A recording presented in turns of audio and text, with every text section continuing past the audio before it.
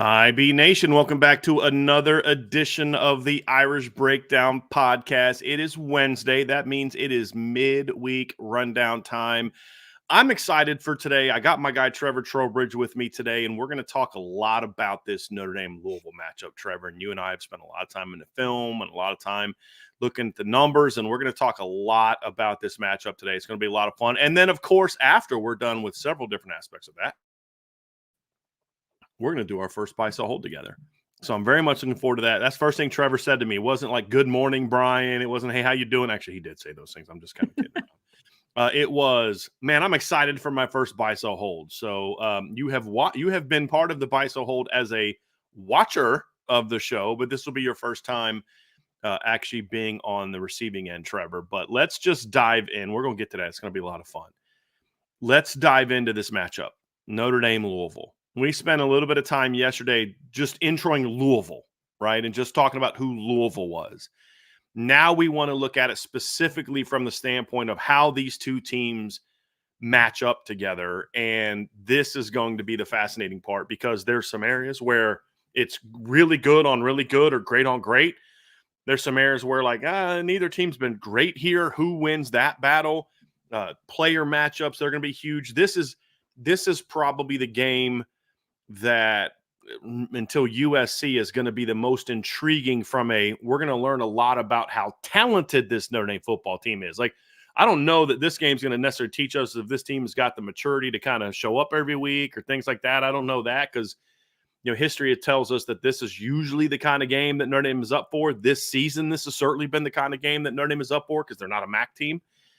So, but this is a Louisville team, Trevor, that we discussed yesterday. Is very well coached and talented, and so we're going to learn a lot about. You ask yourself, like, maybe this team's just not as talented as we thought it was. Maybe this team isn't this, or maybe they are talented but they're not this. You really don't know. But when you watch guys, okay, I know what that guy can do, and I know what that guy can do. Now let's see him play. I think this is going to be a great test for us to really, truly see just how talented this Notre Dame football team is in the trenches and then at the skill positions.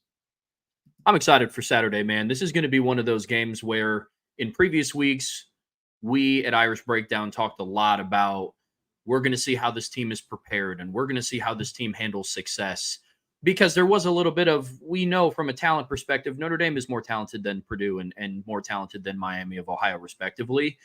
This is going to be one of the first weeks since Texas A&M that we're going to get to say, hey, we're going to go get to see what these guys look like on the field with more of a level playing field at competition, which is what I'm excited about. These are all the games that you talk about. If you love college football, this is going to be one that you're going to want to tune into, man. I'm excited. It's a lot of good on good. And to your point, in the areas where it's not, that's going to kind of be where the game is decided, where we're going to talk a little bit about later. But overall, I'm excited to see where Notre Dame starts to match up from a skill level. And I do think that they are there, but this is going to be the first test, right? Because there's a lot of unanswered questions, which kind of makes me as a fan, because I am also a fan too of the team, kind of puts me a little bit on edge to kind of see where Notre Dame stacks up. But it's going to be a lot of fun to watch it go down on Saturday, man.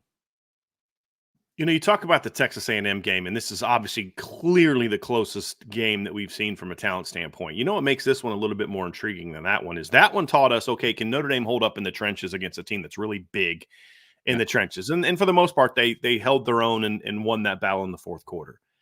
Where I was not overly impressed with Texas A&M, and still am not, is I don't think they have great skill. They have a guy here, a guy there, good running backs that are bigger guys. They have a couple of receivers but they don't have the kind of speed that I believe Louisville has on offense. And this is going to be the first game. Northern Illinois had some good players. They didn't have burners. Purdue, we talked about as well, big physical team, not really a dynamic athlete team. They were just big guys. Their whole mantra is long and physical, not necessarily a lot of speed right now. Then you look at Miami of Ohio, same thing. I mean, outside of Cole McDonald, there were and Reggie Virgil, and Reggie has good speed, but for the MAC, he's got good speed. But for Notre Dame, it's good speed, but it's not special. And you look at it and say, this is going to be the first time where you're literally lining up against guys who are probably as fast as you are, and in some instances, maybe even a touch faster. And I think that's what makes this a little bit of a unique matchup. I don't know that Louisville matches up We'll see. Well, we'll see how well Louisville matches up in the trenches against Notre Dame on one side of the ball. The other side of the ball, we know they match up well because we watched the game last year.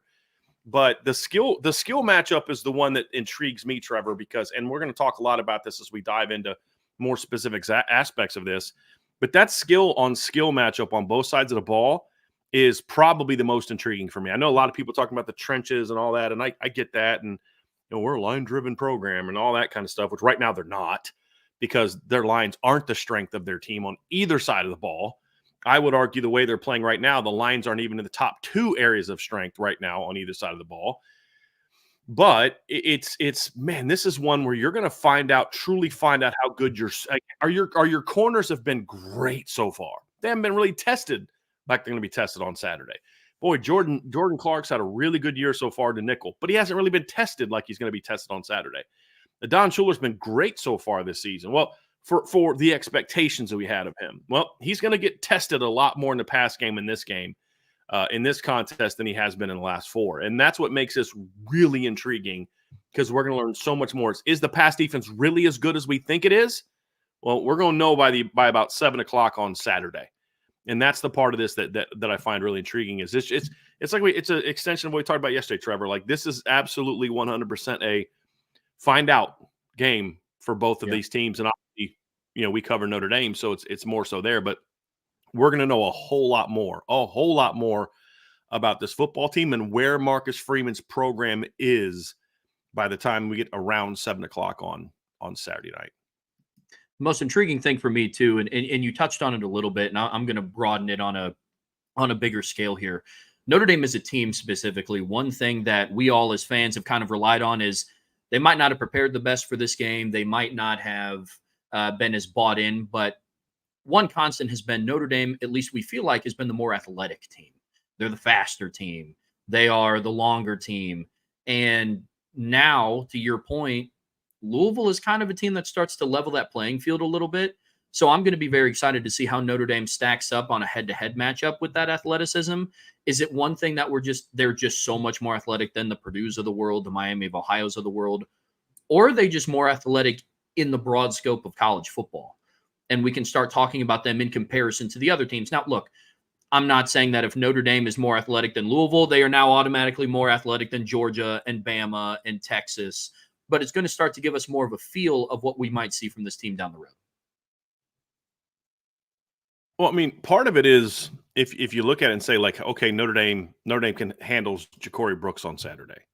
All right, that doesn't necessarily, like you said, tell us that they're going to be able to handle Alabama, whatever. But to a degree, it's a good sign, because we're talking about a guy in Ja'Cory Brooks who, was a little bit in Nick Saban's doghouse last year. But this is a guy that 2 years ago at Alabama had 39 catches for over 600 yards and 8 touchdowns at Alabama.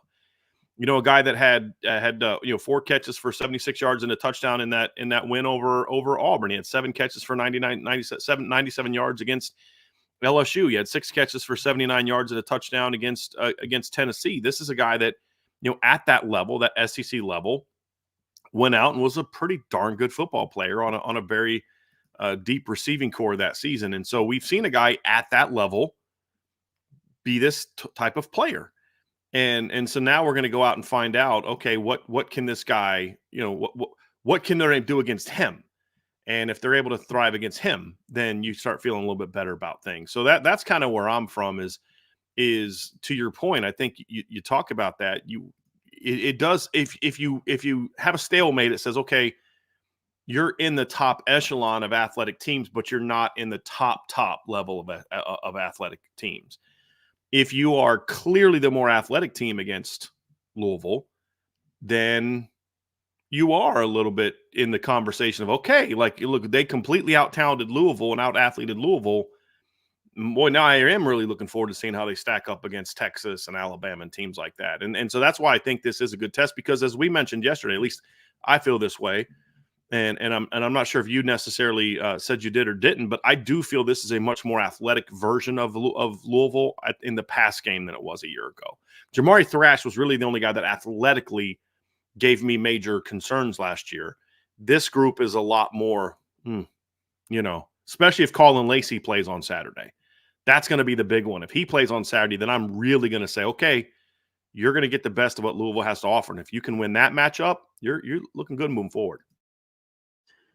Yeah, they're a lot more. Louisville's a lot more athletic throughout. They don't just have that one top end guy, which I think makes them a very dynamic offense. It almost reminds me of previous Notre Dame receiving cores, right? You kind of had that one guy, and then afterwards, not bad, but nothing to write home about. And that's how I feel about Louisville this year. So the athleticism for them is definitely better than where it was at last year, but in comparison, they're not the same team that they were in other areas. So I know all things that we're going to dive into, man. I'm ready to get into it. It's going to be fun to break it down. But yeah, overall, I would just say that my biggest takeaway from this game is going to be comparing where Notre Dame is athletically, and it'll start to give us an idea of where to gauge them with the rest of college football.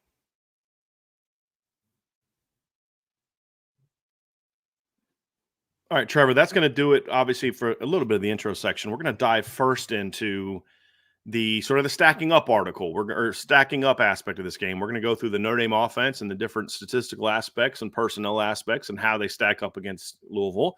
Then we'll talk about the Notre Dame defense and how they stack up against Louisville before we get into our game records conversation. And so this first part's going to be a bit more of a statistical matchup and a results matchup, and then the second part will be more about personnel, just to kind of prepare everybody for that conversation. So, but before we move on to that part of the show, folks, do me a favor: hit that like button, hit the subscribe button, hit the notification bell, share this podcast, give us a 5-star review.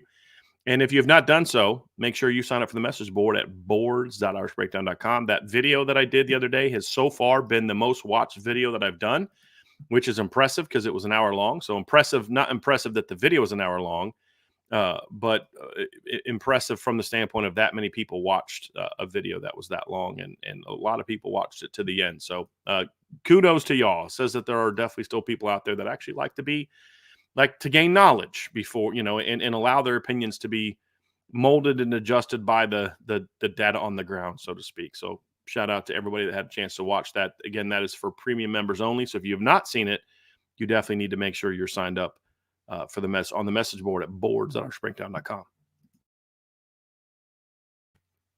So Trevor, when you look at this matchup, it is very intriguing from the standpoint of, we're going to, like you said, we're going to learn so much about both of these teams. And this is true for everybody in college football.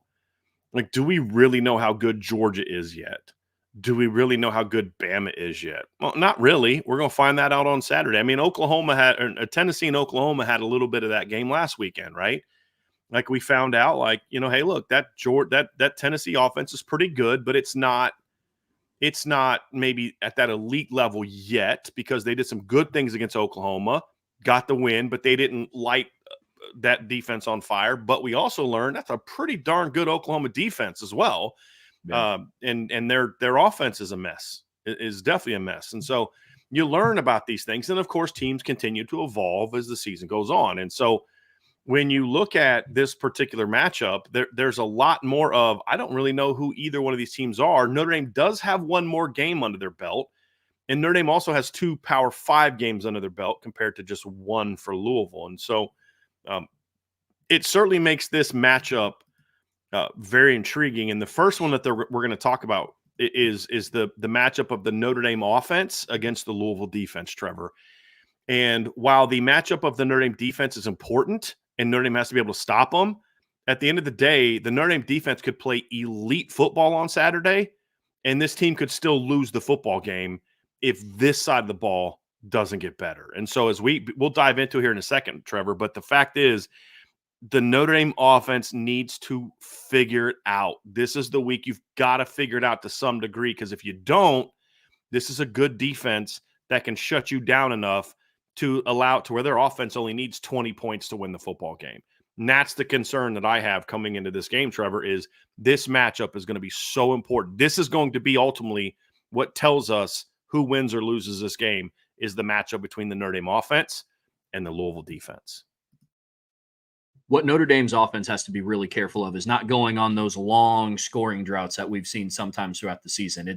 It's preventing yourself from having an entire half where you don't score a touchdown, or scoring on the first drive in the first quarter and you're not sniffing the red zone again until midway through the third. So I think a lot of, and what we're about to dive into here, the numbers, is we've talked a lot about it yesterday, and we're going to continue that conversation today around it is going to be a lot of best on best. Because you look at some teams, I was diving into the stats earlier. You brought up the CFB stats website. And then yesterday after the shows, I spent about 2 hours just messing around on the website. It's fantastic. That is a great website, right? Like it's all the awesome. different ways you can compare data. Yeah, it's a football nerds, like, which you and I both are.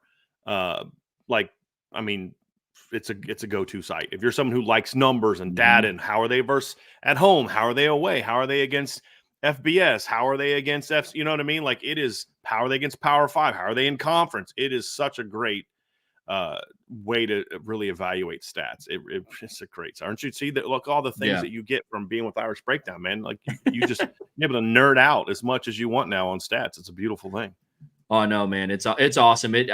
Bryan, you know this about me, and I guess I'll present that now. I'm a big seek to understand person, because I think a lot of times as a college football fan, you kind of get wrapped into, well, how did so and so lose to so and so, and I'm going strictly based off of names of the team and what their reputation has been over the last couple of years.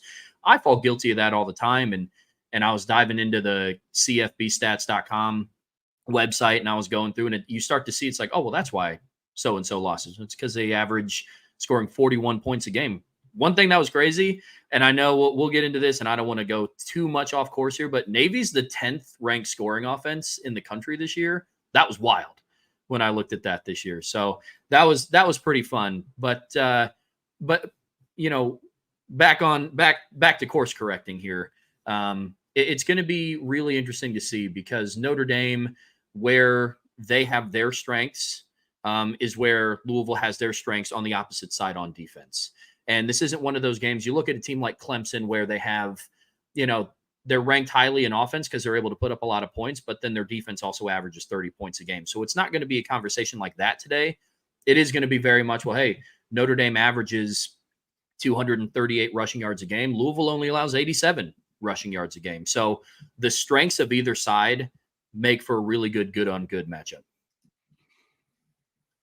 It's funny you brought up Clemson, because I think that's a hilarious one, because you look at Clemson's numbers, and then through 3 games, you're like, man, that defense isn't that good. They're giving up 20, but if actually watch the games, yeah, they actually are.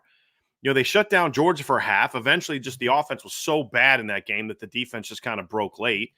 And then NC State scored 35 points, but a ton of that was like second half, with the game was over and backups in the game. I think it was like 45-7 at halftime. NC State scored 21 points in the fourth quarter. So again, there is the aspect of, you've got to really look at context for these numbers to really get a sense of how good a team is.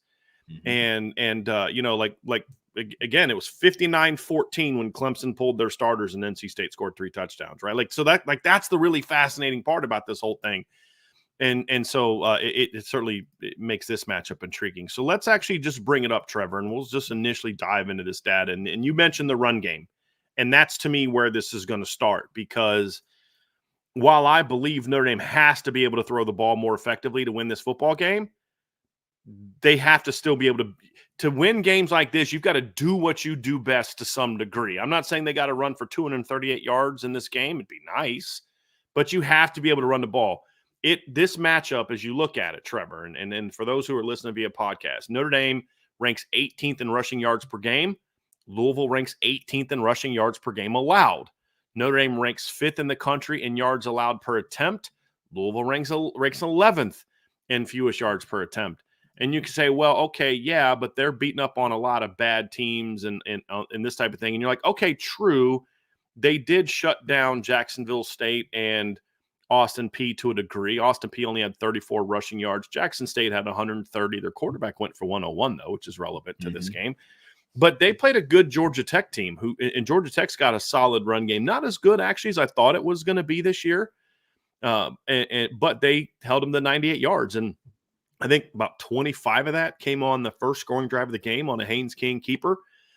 So outside of that run, Georgia Tech didn't do a whole lot. So they were tested by a team that is a good running football team. Not as good as Notre Dame, but a good running football team that is very similar in style to Notre Dame. Mobile quarterback, athletic running backs, that type of thing.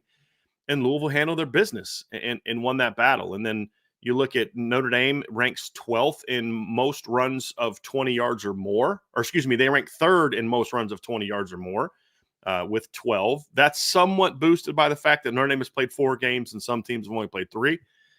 And then Louisville, on the other hand, ranks 55th. They've allowed 4 runs of 20 yards or more in 3 games. I think 2 or 3 of those are by a quarterback. Again, that's kind of relevant to this conversation. But then there's the number that's the advantage to Notre Dame or advantage Louisville. So the raw data here is so like Notre Dame has allowed 17 tackles for loss for minus 69 yards. Louisville has racked up 26 tackles for loss for 100 yards. The ranking, however, is per game because it can really skew. So this one is one of those per game averages. I thought that putting the raw numbers would make the most sense because you could see it, but the ranking is based on what those teams are averaging per game. So Notre Dame ranks 41st in college football in most tackles for loss allowed, which is not good. You're not in the top 40. That's not good. Whereas Louisville, in their first 3 games, ranks 7th in most tackles for loss per game. Now, you want to talk about a little context. They did have 14 in the opener against Austin Peay, which is going to obviously boost their numbers up. They're currently averaging almost 9 per game. Against Jacksonville State and Georgia Tech, they went for 5 and 7. That puts them at 6 per game. Now, if you go and look at it against FBS teams, Louisville right now with 6 ranks 47th in most tackles for loss per game. And then you look at the Notre Dame offense, obviously, and their tackles for loss per game, and they rank 73rd in most tackles for loss per game in games between FBS teams. So both teams, if you put the FBS numbers in they actually go way down. But Louisville still ranks higher than Notre Dame there. That's going to be a big part of it too. So when you look at this matchup, Trevor, obviously this is 2 good-on-good groups. Louisville was very good stopping the run last year as well. So this isn't like oh, wow, what a surprise. Louisville's good at stopping the run. I didn't see that coming. Louisville had the number 10 run defense in the country last year, and they only gave up 99.8 yards per game. So they're right on track with where they were last year. And that's what makes this an intriguing matchup. Now, for context, Notre Dame also played the number 14 team in the country last year in rush defense. That was Texas A&M, and Notre Dame went for almost 200 against them. This is a little bit of a different test, different style of test. So this, to me, in offense versus defense, this is the best matchup. Not the most important, but the best matchup that we're going to see in this game on Saturday. Yeah, the matchup with Texas A&M was a little different because it was about their size, and I know you touched on that a little earlier. This is going to be, how is Notre Dame able to run against a very aggressive, very fast, very long defense? And if they're able to push the ball on the ground, it's going to give me personally a lot of confidence, as it should the rest of you guys, in saying Notre Dame can run the ball against the big physical teams, and they can run the ball against those athletic defenses as well. Obviously, you have to look at these stats and take everything with a little bit of context. One of the things that it shows me is they are very good at creating chaos in the backfield. Obviously, I understand that it was Austin Peay. 14 tackles for a loss in one game is awesome regardless of who you play.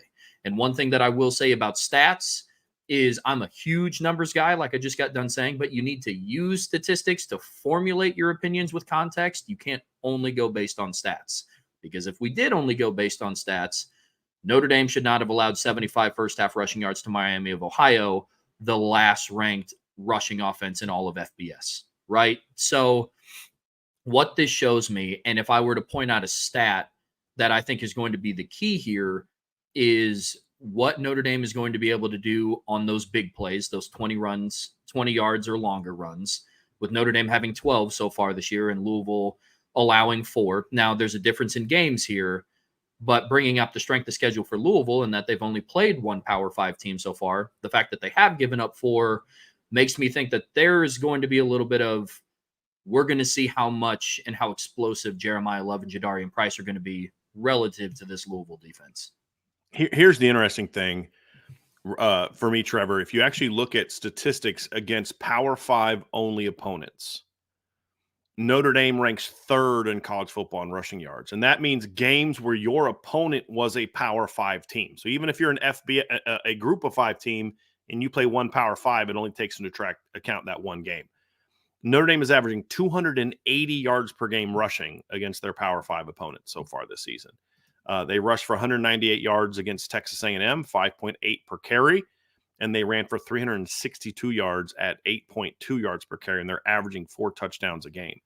If you look at games against Power 5 teams, Louisville's only played 1, Notre Dame has played 2.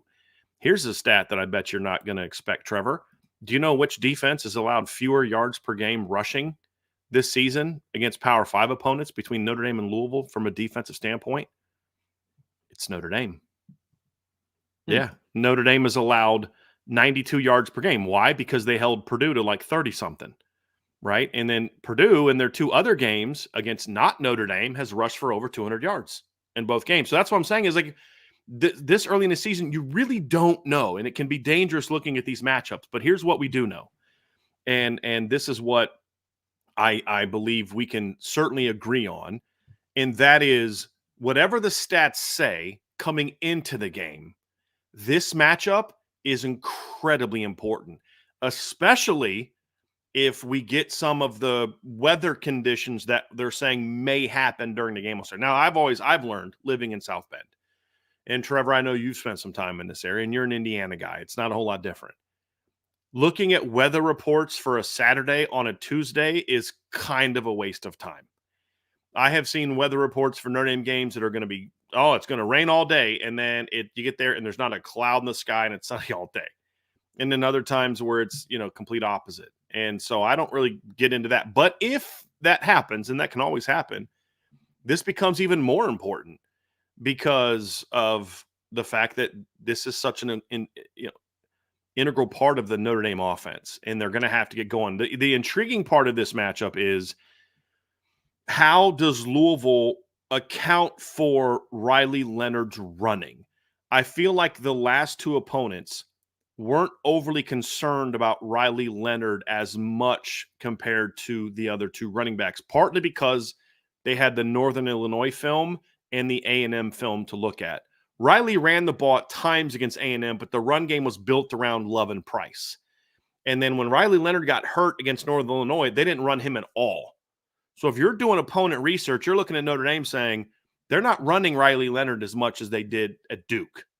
We got to stop number 4, number 24, which honestly, even if Riley Leonard was running well against those 2 teams, that's still probably a smart game plan. And so what we saw from Purdue, Purdue tried a lot of things and none of it worked. Everything kind of worked against Purdue. But against Miami of Ohio, their game plan was almost entirely geared towards, when 4 goes this way, you crash that way hard. When 24 goes this way, you crash that way hard. And it left Riley Leonard wide open on a couple runs. And then we also saw against A&M, where A&M was the one team that really game planned to say, we're going to stop number 13 from running the football. And what happened? Jeremiah Love and Jadarian Price gashed them. What's the sweet spot for Louisville in this matchup, Trevor? That's going to be the interesting thing is, do you try to stop both, running the risk of you may not stop either? Or do you say, hey, listen, we're going to take the running backs out and force Riley Leonard to beat us? Or do you say, we're not going to let Riley Leonard beat us schematically, and then we're going to trust our D-line to win the battle up front, which then shuts down the run game or the running backs? That's going to be an intriguing part to see which direction does Alex English and Mark Hagan go when it comes to the game plan of which of these 2 aspects of the run game do you focus on? Because you can't they're not running the same exact plays. It's not like having 2 great backs, Trevor, where, Jeremiah Love's running inside zone and so is Jadarian Price, and Jeremiah Love's running counter, so is Jadarian Price. Like, it doesn't matter which one's in the game. The run game doesn't change. It's different when you look at the running backs compared to what Notre Dame's doing with Riley Leonard, because you can't always key on one, because a lot of times they're going in completely different directions. And we saw that on Saturday, where there's times when running lanes were opening up for the backs, because on that particular play, a guy was King Riley Leonard, and you look at the Jeremiah Love touchdown run. He's had a couple of those runs this year. We can see the team is king on the quarterback. But then there's a ton of times in the last two games where it's very obvious the teams are king on the running backs, and Riley Leonard makes them pay for it. You're seeing it. I know there's frustrations about the passing, and we'll get into that. But this is a big reason why Notre Dame brought in Riley Leonard this season, is because he forces you to defend Notre Dame's offense very differently than you've defended Notre Dame's offense for quite some time now. And it forces you, a team like Louisville, to say, we got to make some tough decisions, because if you try to stop both, you run the risk of stopping none of it. And if you try to stop one, then the other side could maybe rip you up. And that's the very schematic coaching matchup that's going to be very intriguing in this game, Trevor. Yeah, that's going to be the chess match that I'm going to be paying attention to a lot. And you guys talked about this a lot in the preseason and leading up to the season, is how lethal Riley Leonard is even when he doesn't have the ball, because he's somebody you always have to game plan for, because all it takes is one pull, right? All it takes is one keep on a backside read, and he's taking it 50 yards to the house. You know what I mean? So if I'm a defensive coordinator, that's going to be top of mind for me. I mean, those 20-yard plus runs, I don't know what the breakdown is, but I would have to assume that a good chunk of those belong to Riley Leonard. It's not just the two dynamic running backs that are in the backfield. That's something that I probably should have looked up before we went live today, but that's something that I think is going to be very interesting to watch. Louisville so far this season has given up some good chunks to the quarterbacks in the running game. And this is no disrespect to Jacksonville State's quarterback or no disrespect to Haynes King, but Riley Leonard is an extremely dynamic runner. And I'm willing to put Jeremiah Love and Jadarian Price up against any running back room in the country. So it's going to be really interesting, to your point, to see what they do to try to stop it. And I know we're going to get into the passing game later, but it's not as simple as what some people think is, well, just load the box with 8 to 9 people and stop the run. Because Notre Dame's wide receiving core has shown inklings that they can hurt you down the field. Not consistently, not as much as we as fans would like to see, but it's not as simple as load the box with 8 people and stop all of it. Because to your point, sometimes when you go to stop all of it, you stop none of it.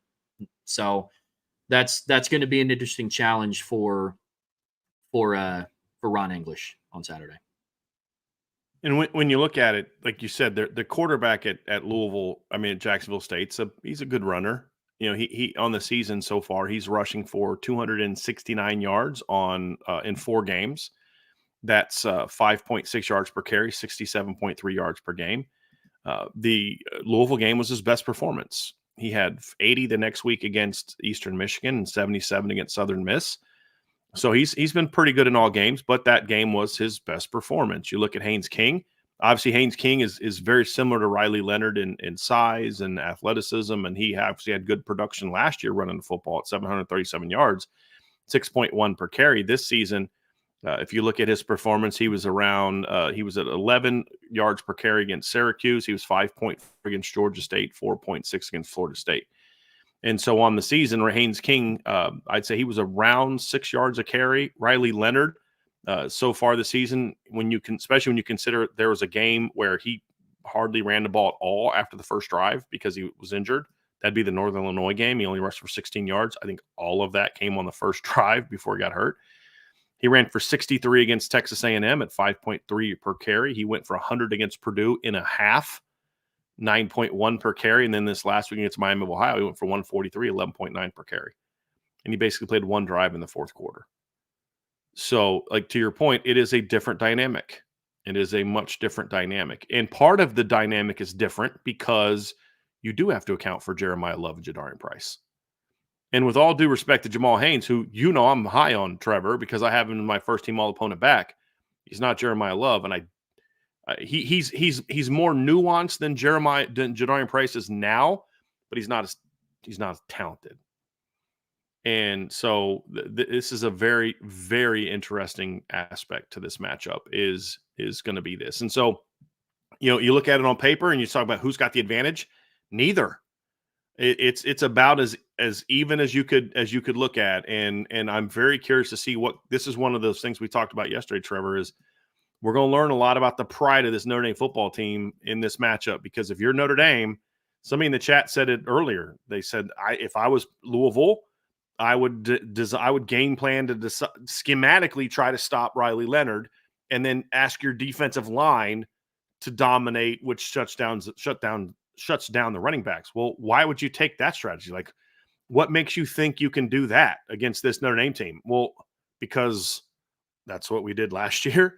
We dominated them up front last year, and were able to shut the Notre Dame running game down. Notre Dame had 44 carries on 28 yards.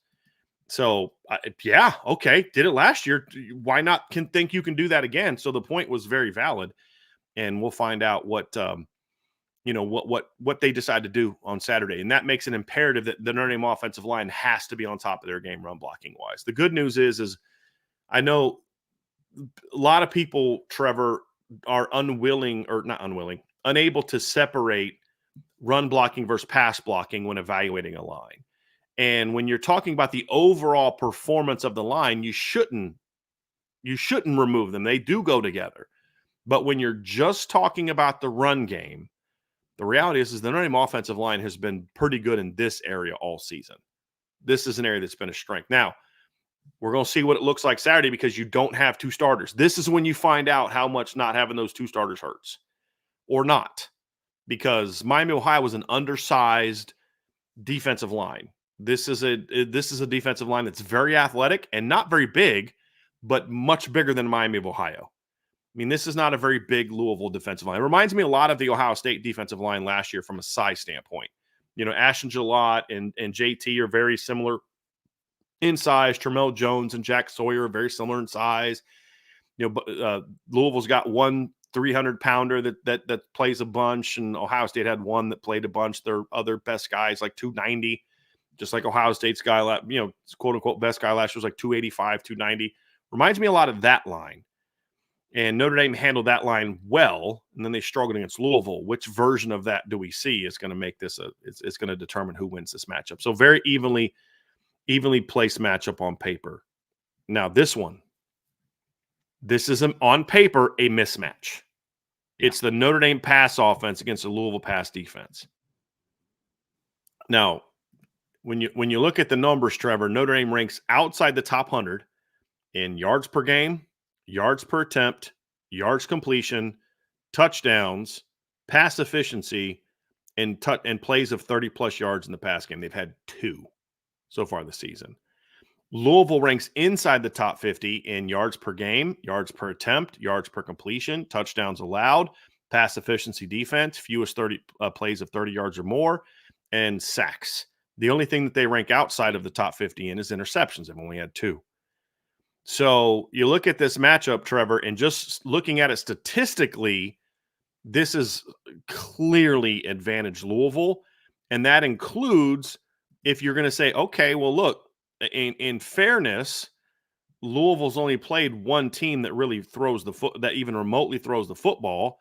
And that team threw for over 300 yards against them, that being Georgia Tech. And that's true. Georgia Tech did throw for over 300 yards against Louisville against Louisville last week and averaged 9.8 yards per attempt. But Georgia Tech so far this season has had a much better passing game than Notre Dame. I mean, that's just the reality of it. It's not like Haynes King has been out there like stinking it up all year and all of a sudden figures it out against Louisville. He's averaged over 9 yards per pass attempt in 4 games this season.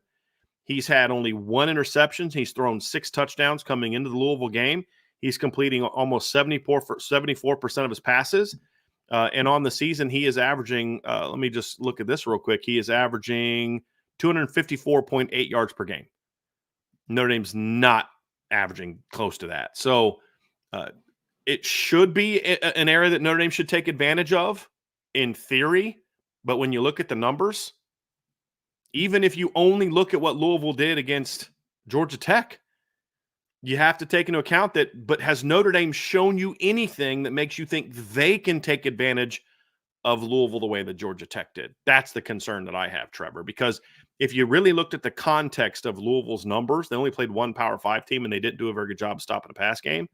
But there's nothing we've seen from Notre Dame this year that makes you think from a protection standpoint, a quarterback standpoint, or receiver standpoint that they can do anything to take advantage of this matchup so far.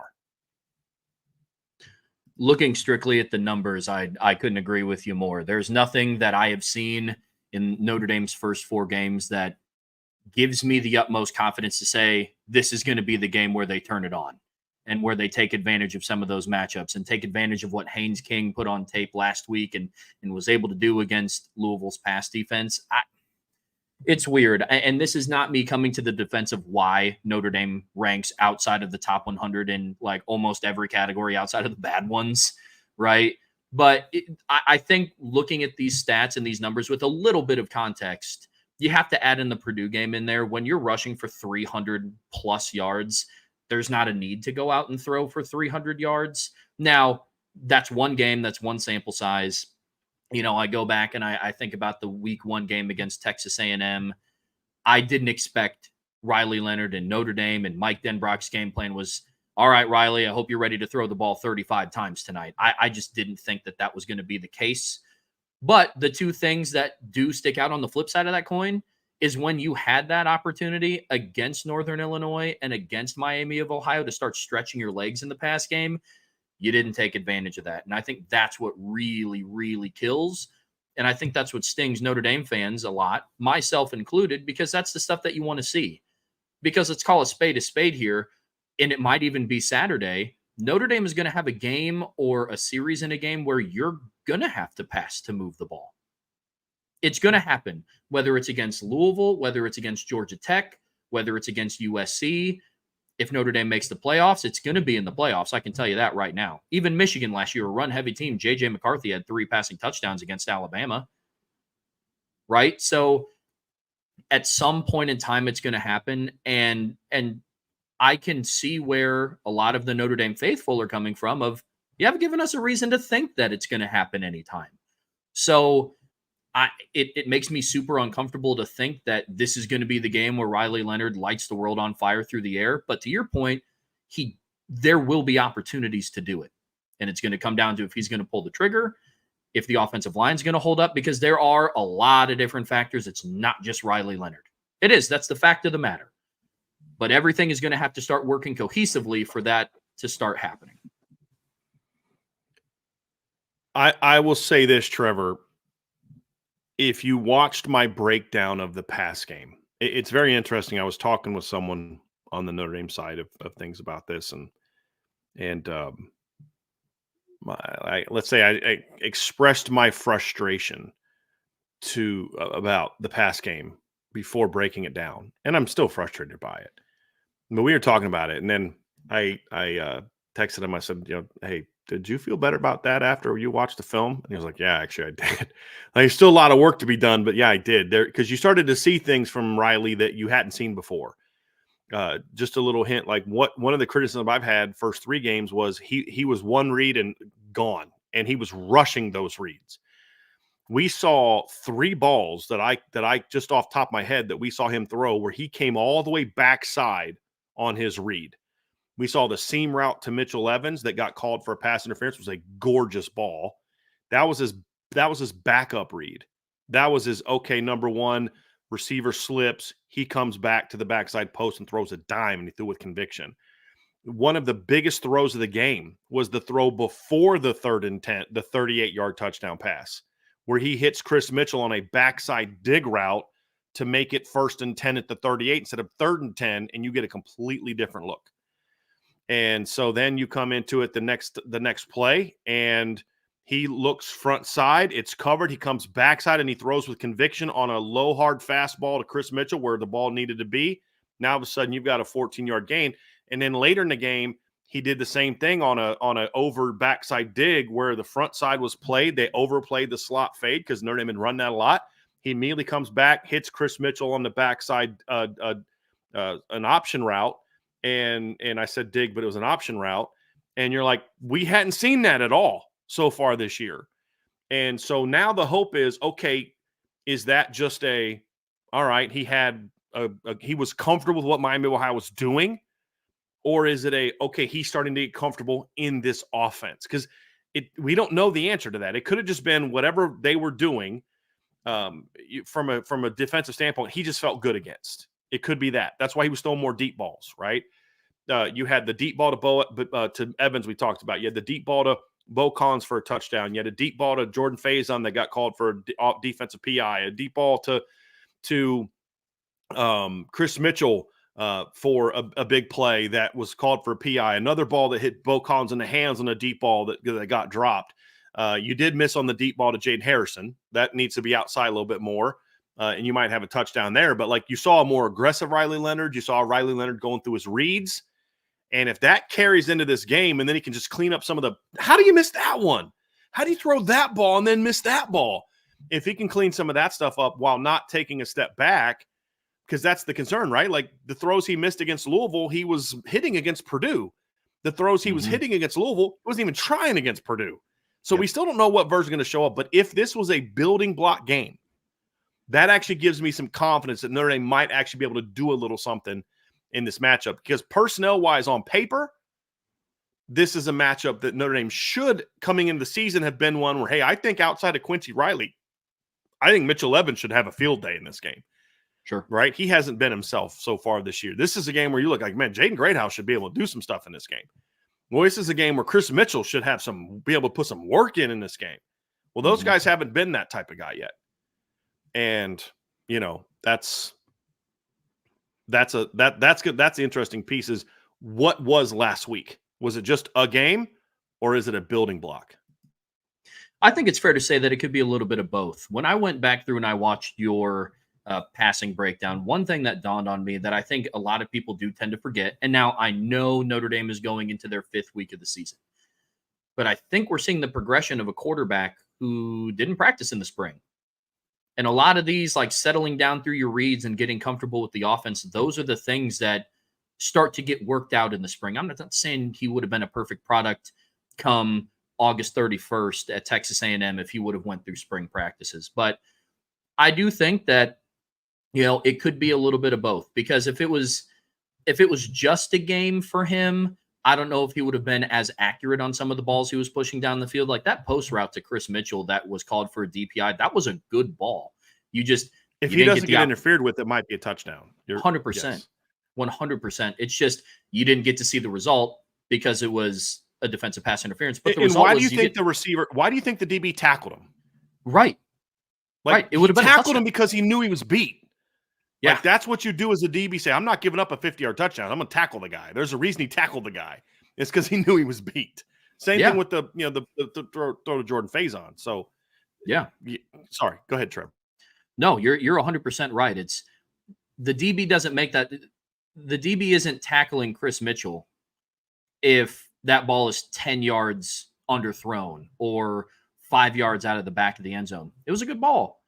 The 38-yard touchdown to Bo Collins, you couldn't have walked it out to Bo better than that. So I think we are starting to see the progression of a quarterback slowly coming into his own, which is why I think there's a little bit of this up and down of, you see him hit the layups in the Purdue game, and then you see him miss some, most arguably, in the Miami of Ohio game of the shorter stuff, but you're starting to see him become more comfortable sitting in the pocket. There was a couple of throws where he even moved up in the pocket, where a couple weeks ago, it was almost like you scan the field real quick, you run through your read progression way too quickly, and he's breaking the pocket outside looking to run because that's what he's the most comfortable with.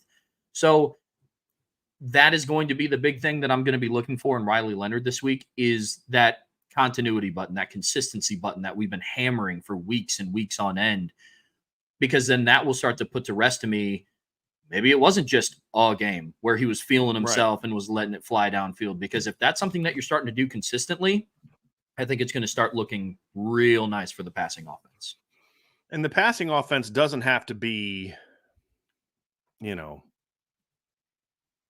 doesn't have to be 300 yards a game. It just has to be efficient and provide some explosiveness. That's it. And you do that, then you got a chance to do some things. And again, they don't have to be great against Louisville. They just have to be balanced.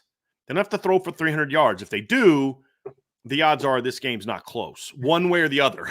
Right? Sure. Because they threw for 300 because they're down 27 at halftime, or they threw for 300 and they're up big, right? Like Totally. it's most likely not going to be a competitive game if they throw for over 300, because if they throw for over 300, I don't think Louisville has any with all due respect to Georgia Tech, they're not Notre Dame when it comes to running the football. Jamal Haynes is a good running back.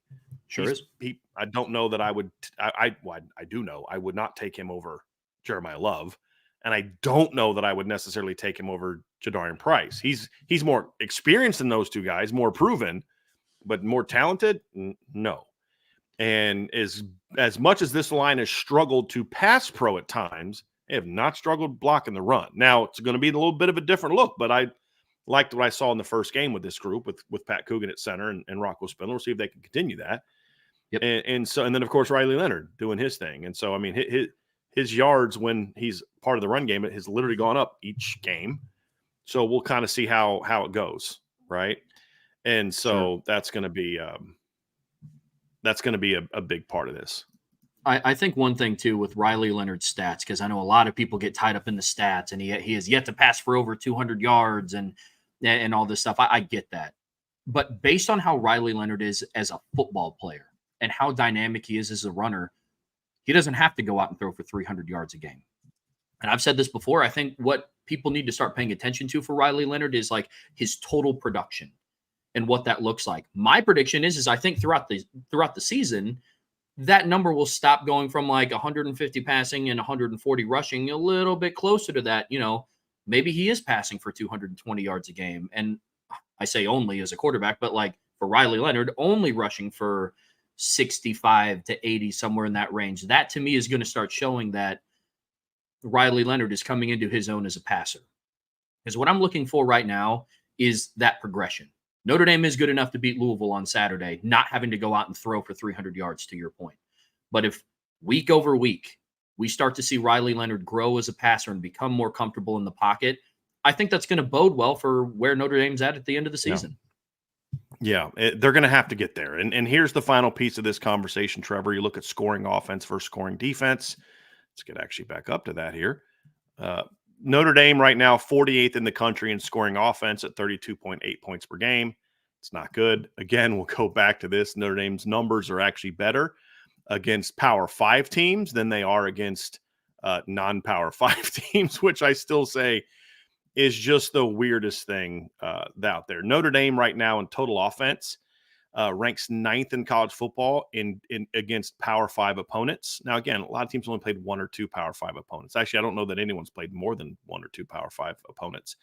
And if you look at Notre Dame's scoring offense, Notre Dame is 4th in college football in scoring against Power 5 teams because they hung a 66th spot on Purdue, right? So think about this.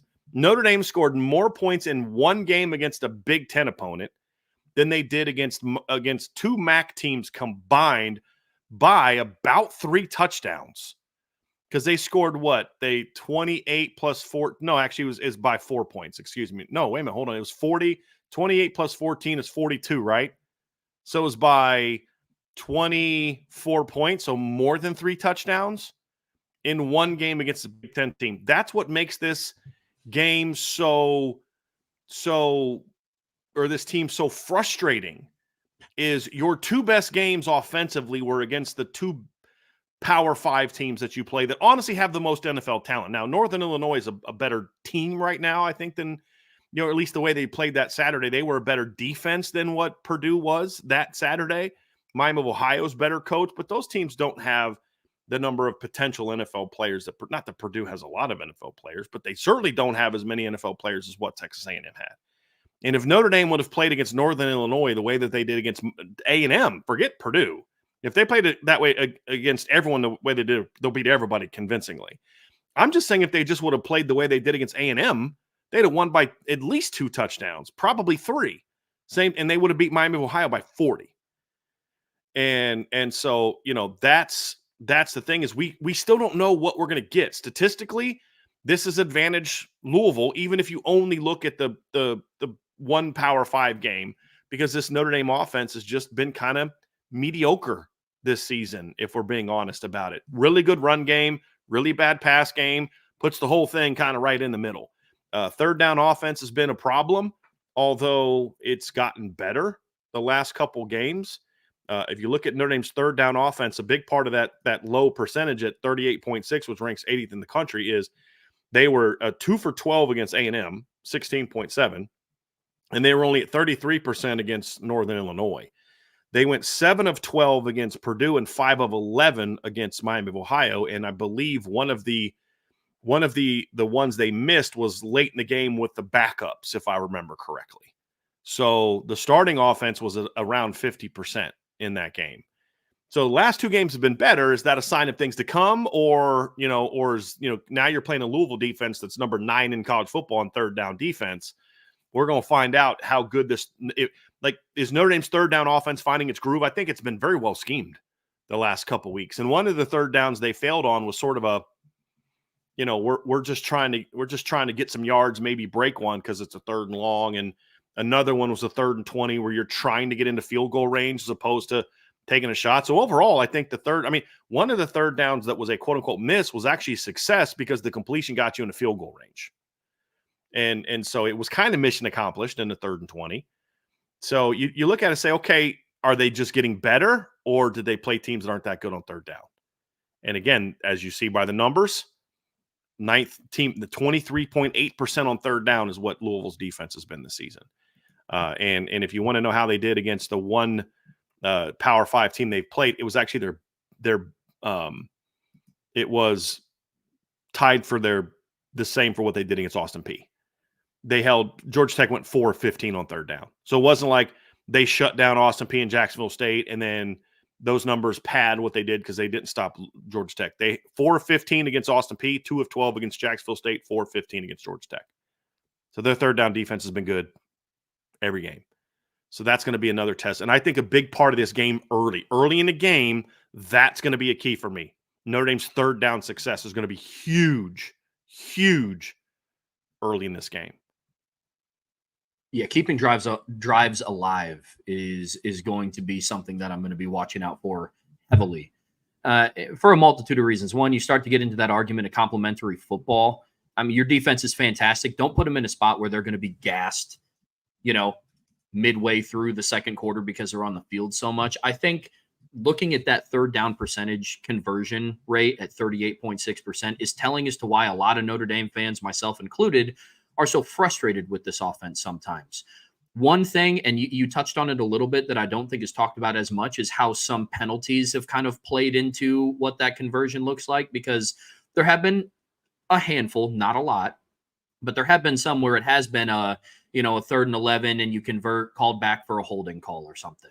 Or, there's a few of those in there that I think contribute to that. But again, it's all the same. I mean, don't have a dumb holding penalty to put yourself into a 3rd and 20 to where you're not looking to compete to get the first down. You're looking to get into field goal range. And then you also have to convert on the field goal, but that's a conversation for a different day. But, that is going to be something that I'm going to be paying attention to a lot, is keeping the drives alive, because in a game like this, and again, I don't want to pull the weather card, but there is a chance that the weather up in South Bend could not be favorable for any passing offense. And you don't want to put your defense in a spot where they just got, realistically 2.5 minutes of real-time rest until they're back out onto the field again. So keeping the drive alive, converting on third down, and keeping the chains moving is going to be huge for Notre Dame on Saturday. One thing I like, the one area where Notre Dame has a statistical advantage, there's one area, actually really 2. Notre Dame has been better at turnover. This is actually they haven't turned it over on offense a ton. One of those 3-4 turnovers was on special teams, and Louisville's not great at forcing turnovers. They had a big one against Georgia Tech, but they haven't produced a ton of turnovers. But the other one, the big one for me, is Notre Dame's red zone offense has been very good this season. It's another reason why it's number 13 is a big reason for that. When you look at how good he is in the red zone as a runner, and then Louisville's red zone defense has been solid this year, but not necessarily elite. And their red zone defense last year was not great, to be honest with you. So I'm actually going to pull that up here real quick. So red zone touchdown percentage last year, Notre Dame ranked 3rd in college football last year. Louisville ranked 42nd. So they weren't a great red zone touchdown defense last year. They're not a great red zone touchdown defense this year. Notre Dame's red zone offense has been pretty good so far this season. And keep in mind, one of those red zone touchdowns they didn't get, I believe, was a where they kneeled at the end of the game. Mhm. Correct? Weren't they in the red zone when they kneeled at the end of the was it the Purdue game, Yeah. right? Yeah, it was. That was CJ Carr's drive, where I remember in the postgame we were talking about every quarterback led a scoring drive, and you can even chalk CJ Carr's up to 1 because I think they were on like the 18. Yeah. That sounds right. Yeah, and would have scored if they would have let him. Yeah, if they would have let him. 100%. Well, I think going back to the third down offense, relating it to the red zone scoring percentage, that's what makes it so frustrating. Is not keeping drives alive, and this might sound super fundamental for some, but not keeping drives alive is not giving your offense enough chances to let your playmakers go be playmakers. Riley Leonard is lethal in the red zone, right? I mean, we all saw it last week on Jeremiah Love's touchdown run where he like fumbled at the goal line and Emil Wagner recovered. They were down in the red zone, and the outside linebacker and the safety both had to crash down hard on Riley Leonard because you have to game plan for him. And that's why they're so lethal in the red zone. But that third down conversion percentage is so frustrating, knowing that they're just not giving themselves enough opportunities to get down there. So that's why it all ties in. That's why it's going to be huge. But if you get Notre Dame to the red zone, more times than not, what the stats are telling us is that they're putting the ball in the end zone. Notre Dame kneeled at the end of the Miami of Ohio game as well, I do believe, but I don't remember it being in the red zone. I'm gonna actually look that up right now. But now that I think about it, I don't know what drive they would have not scored a touchdown in the red zone. I'm trying to remember what drive that would have been, Trevor, because they're 8 of 9 in the red zone, 7 of 9 in touchdowns. Clearly they had to kick a field goal once, but the numbers don't make sense. If they would have kneeled in 2 games, then they would be 7 of 9 overall. So I don't think they were in the red zone against Miami of Ohio, because red zone's 20 yards and in. Yep. I believe they were in Miami territory, but I don't believe that they were in the red zone. I'll go back and look at that. So anyway, Trevor, so this is the matchup: Notre Dame offense against Louisville defense. It's going to be huge. It's going to be a big part of what this matchup's going to be. And it's going to put a lot of the speculation to rest. Over the last couple of weeks, we at Irish Breakdown have heard a lot about, well, when Notre Dame's offense comes and plays against the Louisvilles of the world and the Ohio State or the USCs of the world, this style of offense isn't going to cut it, which to a degree, there is some truth to that. 100%. Like going back to those passing stats, you can't be the 100. Let me see. I mean, you can't be the 108th passing yard per game offense and expect to win these types of football games. But I think Notre Dame's offense has the opportunity to put to bed a lot of what those preconceived notions are about their offense, and that, well, yeah, sure, it worked against Purdue. They're no good. Texas A&M isn't as good as we thought. Once we get to Louisville, it's not going to work. So a lot of opportunity here for Notre Dame. I think establishing the run game is going to be huge, and it's one thing that I don't think stats is going to track. I think it's going to come down to just who wants to push the ball more in the trenches, man. I think it's going to come down to, kind of like the conversation that we talked about yesterday. Is Rocco Spindler and Pat Coogan both play, Pat Coogan played against one of those linemen were injured last year because Billy Schrouth was playing against Louisville, right? No. Billy rotated in at times against Louisville. Right. No, Rocco and Pat were both healthy. That's right. They decided, the O-line coach told the offensive lineman, I was told this by 2 people that were either in the room or know someone in the room. They told them the day of the game that they were going to rotate guys in. Day of the freaking game. Okay. So that factors into why the offensive line mentally wasn't in that game. They were told before the game that, oh, by the way, we're going to do something different today than we practiced all week. Now, Billy got work during the week, but it's one thing to get work. It's nothing to have a plan. Like Harry Heastand, when he was going to rotate Tommy Kramer and Robert Hainsey, they all knew going into the season, this is what we're going to do. This is the plan. Right. This is when Robert's in. This is when Tommy's in. It's rotate every other series except when we're in 4-minute offense, because that's when we're going to put Tommy in no matter what. Or if we're in 2-minute offense, because that's when Robert's going in, no matter what. Everybody knew it. Everybody knew the plan, and they repped that plan every single day. It wasn't show up on Saturday and do that. So when you look at this particular matchup, you look at it and say, okay, well, you got to hope that that's not part of the deal. You also wonder, like, how much did the extra week of preparation? I mean, there's all the different things that can kind of go into why was Notre Dame so unprepared to fight in that game? And you hope that those things don't rear their ugly head again in this game. And we're going to find out if that happens or not. So, yeah, we'll see. We'll see.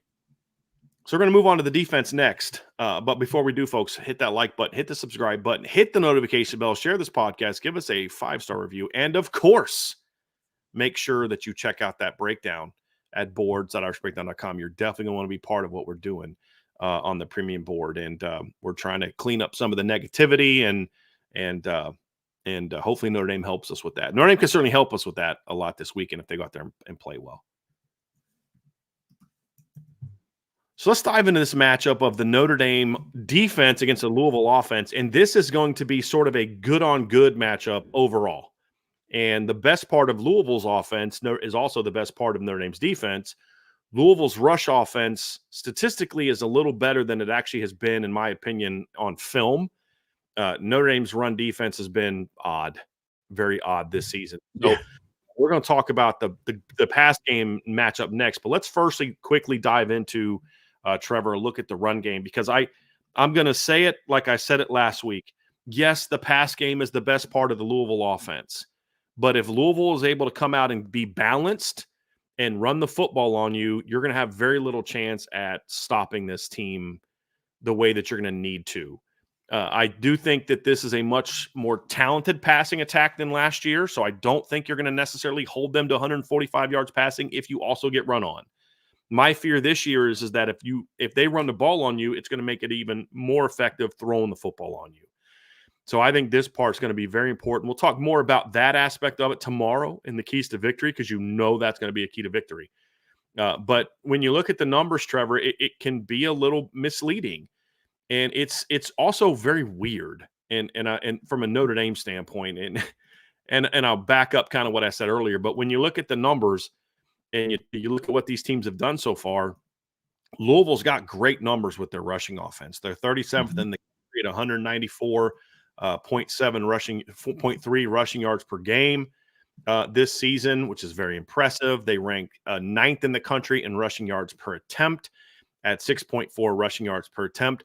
Their top two running backs are also both over 10 yards a carry so far this season. And Isaac Brown, that's the dynamic freshman you were talking about yesterday. And then Duke Watson, who I believe is a redshirt freshman. And then their number 3 leading rusher, Kewan Brown, is averaging over 6.6 yards per carry.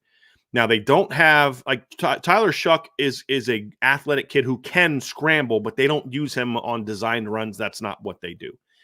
They have very dynamic backs. And on paper, this looks good. However, they ran for 293 yards and 10.5 yards per carry against Austin Peay. And in that game, Isaac Brown carried the ball 5 times for 123 yards and a touchdown. And Duke Watson carried the ball 6 times for 86 yards and a touchdown. Second game of the year against Jacksonville State, they had 233 rushing yards and 5 touchdowns, 6.5 yards per attempt. And in that game, Isaac Brown went 8 for 43, 5.4 per carry. And Duke Watson went 4 for 51, 12.8 yards per carry. Then against Georgia Tech, the first actually good team that they played all year, Georgia Tech held them to 57 rushing yards and only 2.1 yards per rush attempt. And we saw this running game struggle to get anything going. And the entire backfield had a hard time getting going in this game. Now, Maurice Turner didn't play, but the other 3 backs, they were all averaging over 10 yards per carry coming into the game. Isaac Brown had 7 yards on 3 carries. Duke Watson had 4 yards on 2 carries. And then Kewan Brown had 10 yards on 5 carries. And just flat out, they just got beat in the trenches. Georgia Tech beat them in the trenches. Now, it's not a given that Notre Dame can do that, because Notre Dame has not dominated all the teams they've played in the trenches this season, especially the 2 MAC opponents.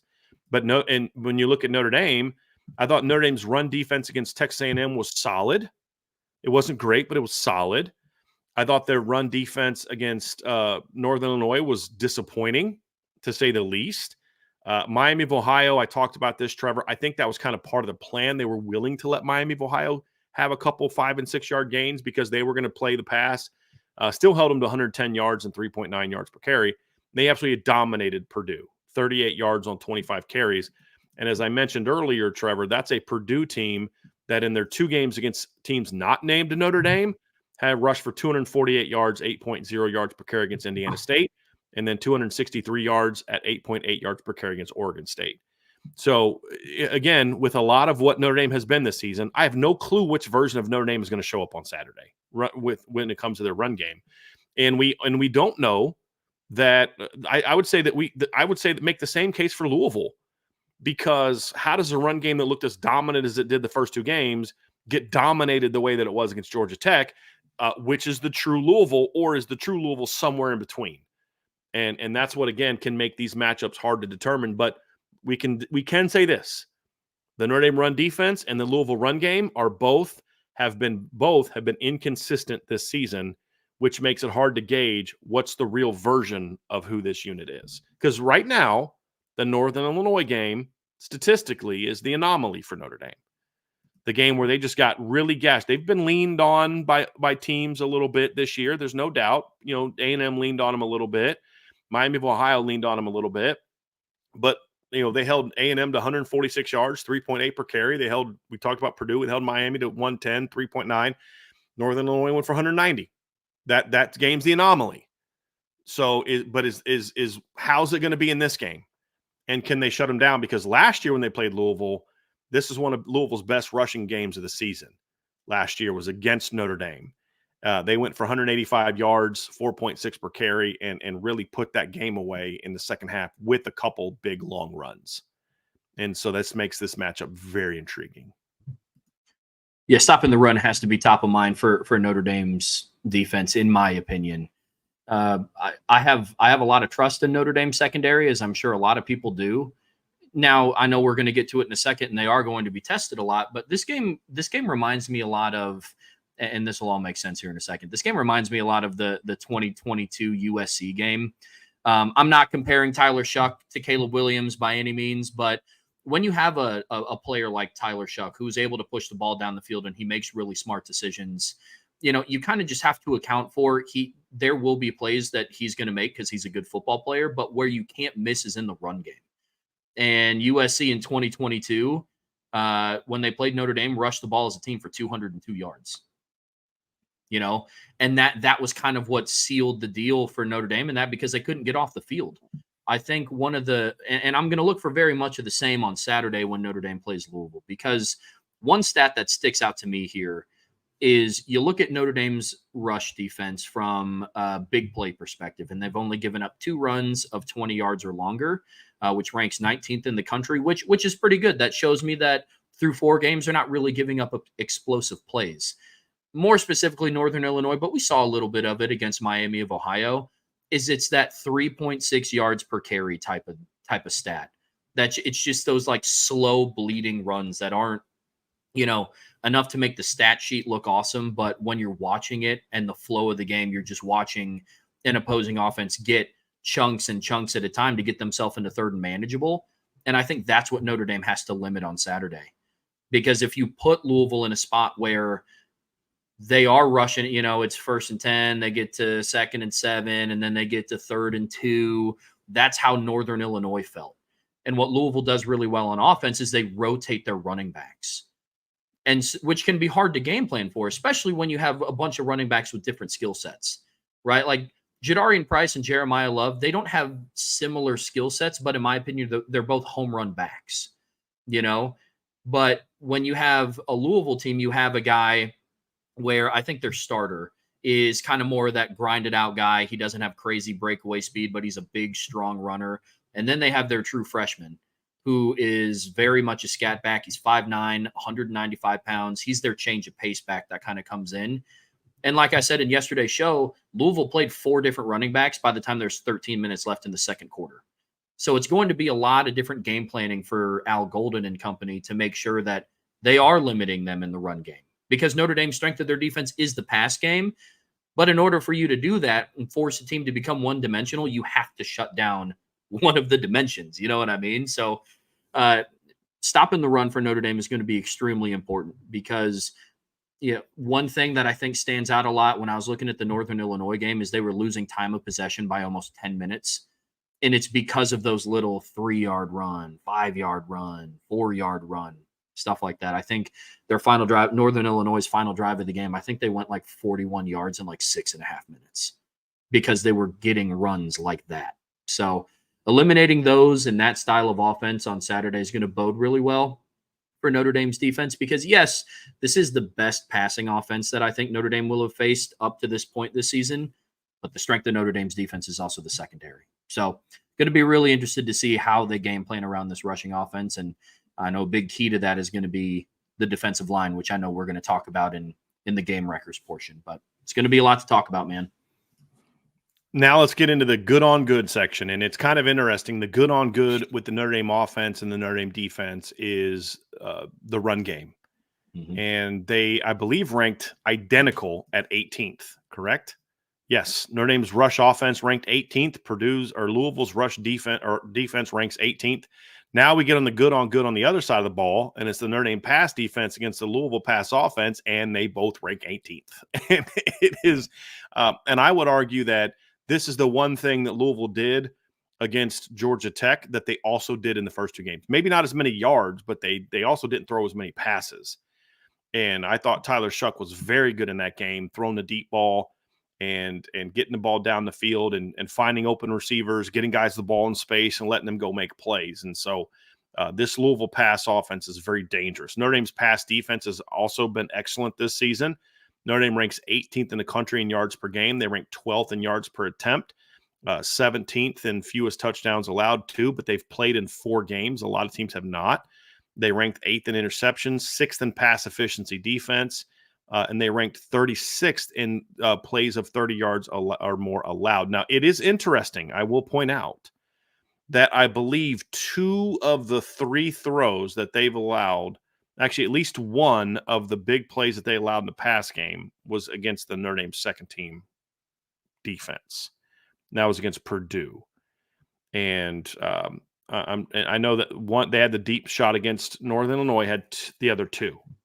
So it's actually one of those 3 was that play. And then, of course, the 52-yard play against Purdue also skews the yards per catch numbers a little bit also this early in the season. But Notre Dame has given up 2 big – they gave up 2 big pass plays against Northern Illinois that were crucial in that game. If they knock that ball down on the seam route instead of giving up an 83-yard touchdown, I think that game turns out very differently. But they did give up that play. Yep. And that's something that they didn't really do last season. So you look at it, this is an offense, Trevor, that's going to want to do some of the things that I think can give Notre Dame some problems, which is they are going to attack your linebackers and they're going to attack your safeties. Not because that's what makes sense against Notre Dame, but that's already part of who Jeff Brom is. Mm-hmm. And so this isn't as simple as if your outside receivers continue to be dominant. Yes, they need to play great. This is a tough matchup for them, going against Ja'Cory Brooks especially. And if they get Colin Lacey back, that's another tough matchup. But even if Notre Dame shuts those 2 guys outside down, which is going to be tough, Trevor, Jeff Brom is going to make sure that his slot receivers and outside receivers with motions and different formations are going to be matched up against the Notre Dame safeties and the Notre Dame linebackers. And that is where Notre Dame has been vulnerable in the pass game so far this season. You saw it against Miami, Ohio. What was the throw that got Miami in position to score in the first quarter? It was their slot receiver matched up against Xavier Watts, right? They've done something. They did some things to get Adon Schuler isolated where they thought he could be taken advantage of. They've gone after the linebackers. Northern Illinois went after Notre Dame's linebackers twice in that game, and both of them resulted in huge plays for them. Jeff Brom is going to see that and say, I'm not going to spend all game going at Christian Gray and Benjamin Morrison. Yeah, we're going to take our shots, and we're not going to be afraid of those guys, but we're going to go after their safeties, and we're going to go after their linebackers. And so Adon Schuler, Xavier Watts, Notre Dame linebackers, they're the ones that are going to determine just how good this Notre Dame pass defense is going to be on Saturday, because you know Jeff Brom is going to find ways to get his players in matchups against those guys for chances to make big plays in this game. He's going to go after Jordan Clark, the safeties, and the linebackers. 100%, we're going to see that. They're going to have to step up and play well. I think you said something that was really key because, yes, I think it's easy for a lot of people, myself included, to hear Notre Dame's pass defense is really good and immediately start talking about the corners. And what we're going to be able to see on Saturday is Notre Dame's secondary as a whole.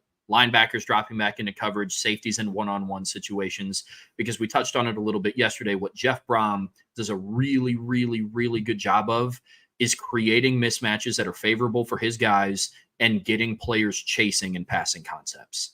And if I were a betting man, which I may or may not be, I would be very confident in saying that they're going to try to get, I think his name's Chris Bell, their slot wide receiver who is really good after the catch, matched up with a linebacker or a safety, to your point, because he is very, very, very dangerous after the catch. They did it in against Georgia Tech. They sent him on a drag route. There was a little crossing route, hit Chris Bell, he takes off, they score a touchdown. So I agree with you absolutely that is going to be the group within the secondary that's going to have to play really well on Saturday. I also believe that he's going to do a lot to get the tight ends involved as well. Yeah, I do. I think because he's got 37 tight ends on scholarship. I mean, not quite. I mean, I'm being hyperbolic, but dude, they got a lot of tight ends, and like they were all transfers. Like almost all were transfers. Yeah, they got a kid in from Kentucky. Like on their depth chart, they listed 5 tight ends. Seriously, 5 tight ends, and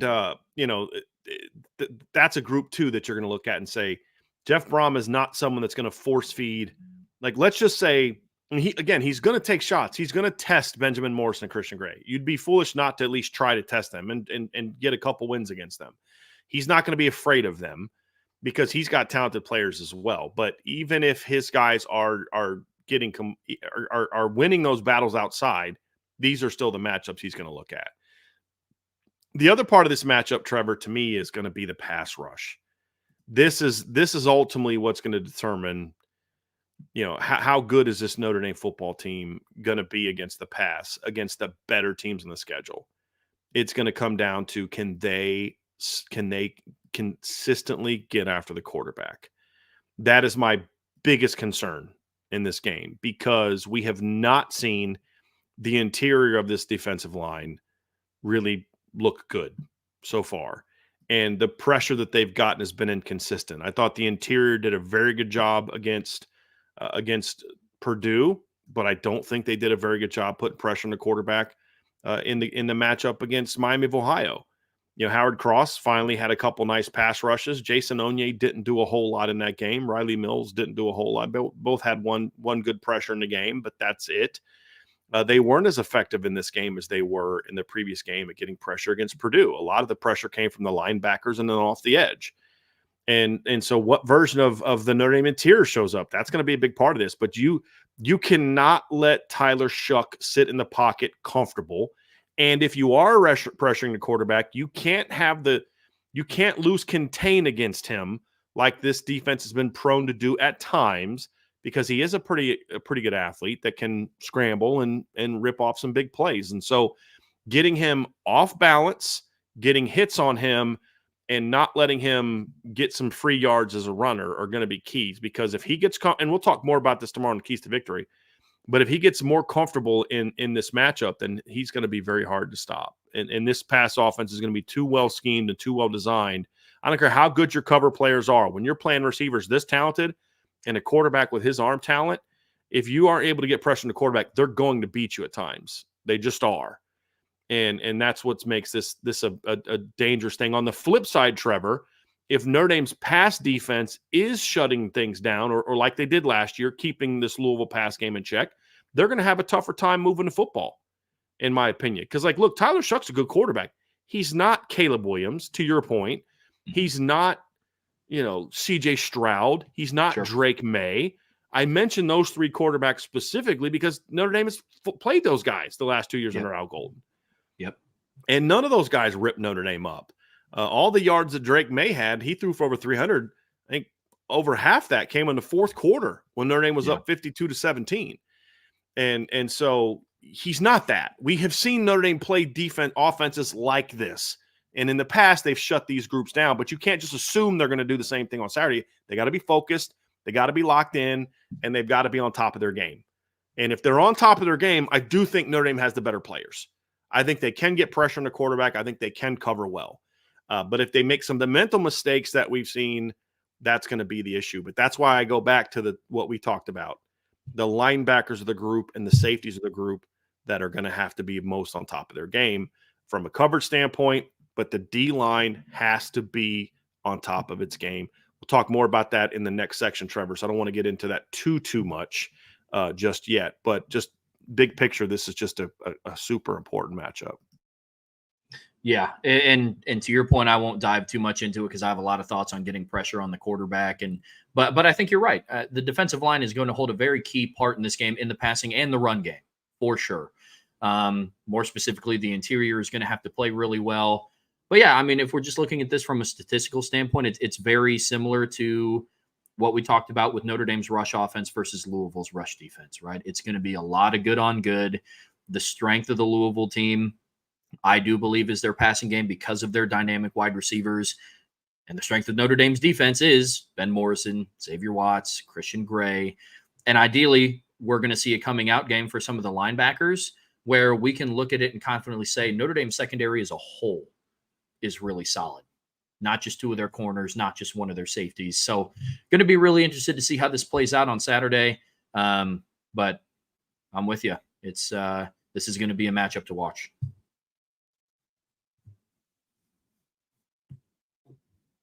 Last part of this matchup, Trevor, is going to be just overall looking at this. And again, this is a good on good type of situation. You look at Notre Dame this season. Goodness gracious. They're going up 9.8 points per game.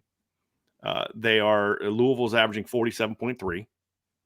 Notre Dame ranks 10th in scoring defense. Louisville ranks 12th in scoring offense. And Louisville did score 31 points against Georgia Tech. Now, I know that two of those scores were not by the offense, but the offense put up good numbers in yards per play. They just didn't have a lot of opportunities because of the fact that they lost two possessions on defensive and a special teams touchdown. So that's gonna factor into that, obviously, when you're making those stats. But yards per game, Louisville is at 502.3. That ranks 14th in the country. Notre Dame is giving up 256.3, which is 16th in the country. The Irish defense ranks 17th in the country in yards allowed per play at 4.2. Louisville ranks 4th in the country at 8.4. And it should be noted that, yes, they are that high partly because of how well they played against Austin Peay at 9.2 yards per play and Jacksonville State at 8.6. But they did go for 7.1 yards per play against Georgia Tech. So it's not like Georgia Tech held them to 4.5 and they just ripped up two really bad teams. They did that against Georgia Tech as well. And it was the most Georgia Tech has given up all season. Now, they also gave up 6.6 to Syracuse, but they gave up 7.1 to Louisville. So they have been good there. Their red zone offense has actually not been good. They have been a big play offense. That's the thing about Louisville. You look down at their number of plays of 30-plus yards. They rank 11th in college football with 12. They've only played 3 games, Trevor. Means they're averaging 4 plays of 30 yards or more per game. And Notre Dame obviously has only allowed 3 all season, which ranks 15th. But that's the thing right there. Like that stat right there, when you look at that and you look at Louisville's red zone offense, you're like, how can a team that ranks 75th in red zone offense and 74th in red zone touchdown offense be averaging 47.3 points per game? Well, they did have 2 non-offensive touchdowns against Georgia Tech. That helps. But the other part of it is they have been a big play offense all season. And that's something that Notre Dame is obviously going to have to be prepared for, is if you can limit the big plays and force Louisville to go on some longer drives, which we're going to talk about, that's going to be important because they have been not that they're a feast or famine offense. I don't think that's accurate, Trevor, but they're an offense that looks to create big plays in the pass game. And if you look on Saturday against Georgia Tech, their longest rushing play was 9 yards, and that was by Tyler Shuck. But they had a 57-yard pass to Ja'Cory Brooks. They had a 45-yard pass to Chris Bell, and Chris Bell also had a 37-yard reception in that game. And Ja'Cory Brooks had a 57-yard catch. So you say, well, yeah, 4 catches for 125 yards. But if you take away his 57-yard catch, Trevor, it's not like he had a bunch of 5-yard catches. He still averaged over 20 yards a catch on his other 3 catches, even if you take the 57-yarder out of it. So this is a team that wants to make big plays. The same thing is true in the Louisville game. Here's the longest reception for the Louisville receivers against Jacksonville State. 27, 48, 51, 31, 29, 19, 24. That's 7 different players that had a catch of 19 yards or more. They had, let's see, 1, 2, 3, 4, 5 receivers with at least one catch of 25 yards or more against Jacksonville State, who's at least an FBS team.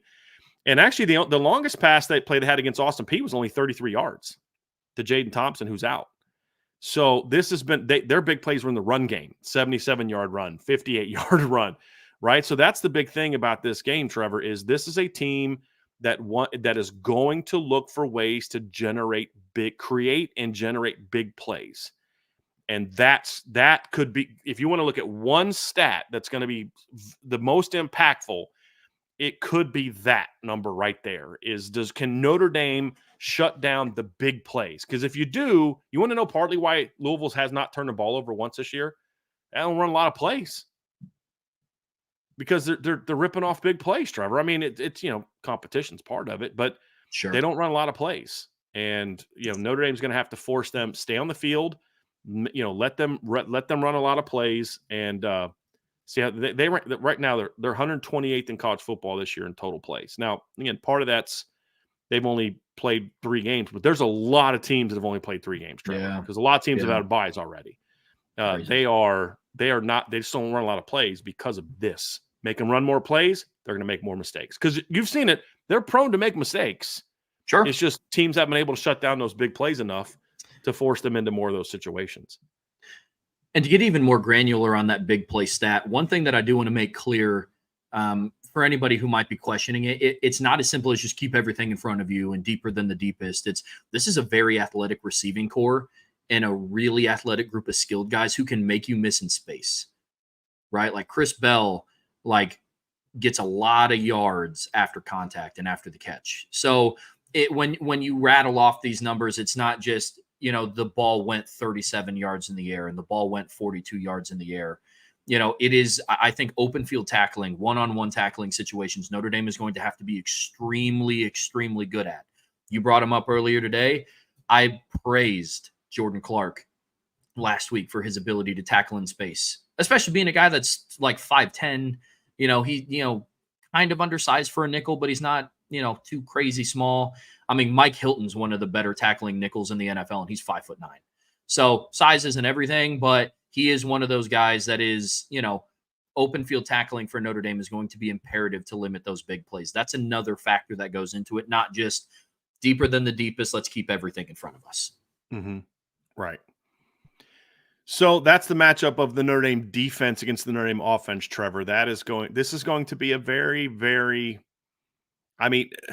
it's going to be we're going to learn something about both of these teams, because this is their strength so far, winning a football game to me is twofold in a matchup like this.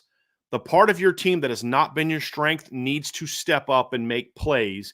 But to really win a game like this, if you really want to win a game like this, what you do best, you have to make sure that side of the ball plays like champions. You need that, because Notre Dame's offense could come out and score 35 points, but the defense lays an egg and you lose 38-35, right? This is the strength of your team. They need to play like it. That's the key. And if Notre Dame is going to be able to get to where they're going to get to, they're going to have to play well there. No question about it. So, Trevor, we're going to move on to the next section here after this, but let's first let's first thank folks for being with us so far today and remind people to hit that like button and subscribe button, the notification bell, and all those type of things, and make sure you've signed up for the message board at boards.irishbreakdown.com. So before we move on to the next section, I can't believe I have to address this again. Folks, I know that we're in an era where everyone wants to believe in every conspiracy known to man. There's certain things I believe in, but you guys have got to get this out of your head. If you think an 11-1 Notre Dame team is not only going to make the playoff but not host, You're just being paranoid and angry and worried for no reason. The only thing you should be worried about is whether or not they will go 11-1. That's it. And again, I've said this a million freaking times. The committee does not care a whole lot about who you lose to. The committee cares about who you beat. Notre Dame went 11-1 in 05 or 2021, and they were the 5 seed. Well, they lost to number 4 Cincinnati. They beat 0 ranked teams that season. Their best win was over a 5-loss Wisconsin team. Well, they lost to number 4 Cincinnati. Okay, so then they dropped from 5 to 6 because they had a worse loss, or 5 to 7. This isn't a situation where they're not going to be in the playoff. Stop with the we have enough things to be focused on as Notre Dame fans, and enough things to say, hey, is this going to be okay? Is that going to be okay? What about this? Like, yeah, let's be concerned about whether or not they can go 11-1. They need to prove that they can play better to go 10-2.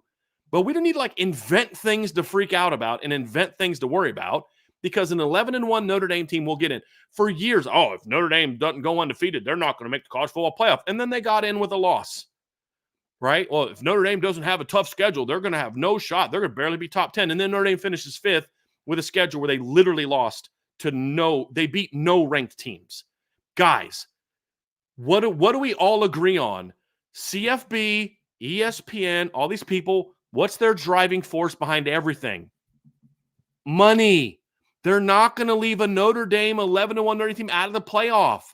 They're not stupid. They want to make money. Plus, an 11-1 Notre Dame team is going to have a road win over Texas A&M, a win over Louisville, and a road win over USC. They're getting in.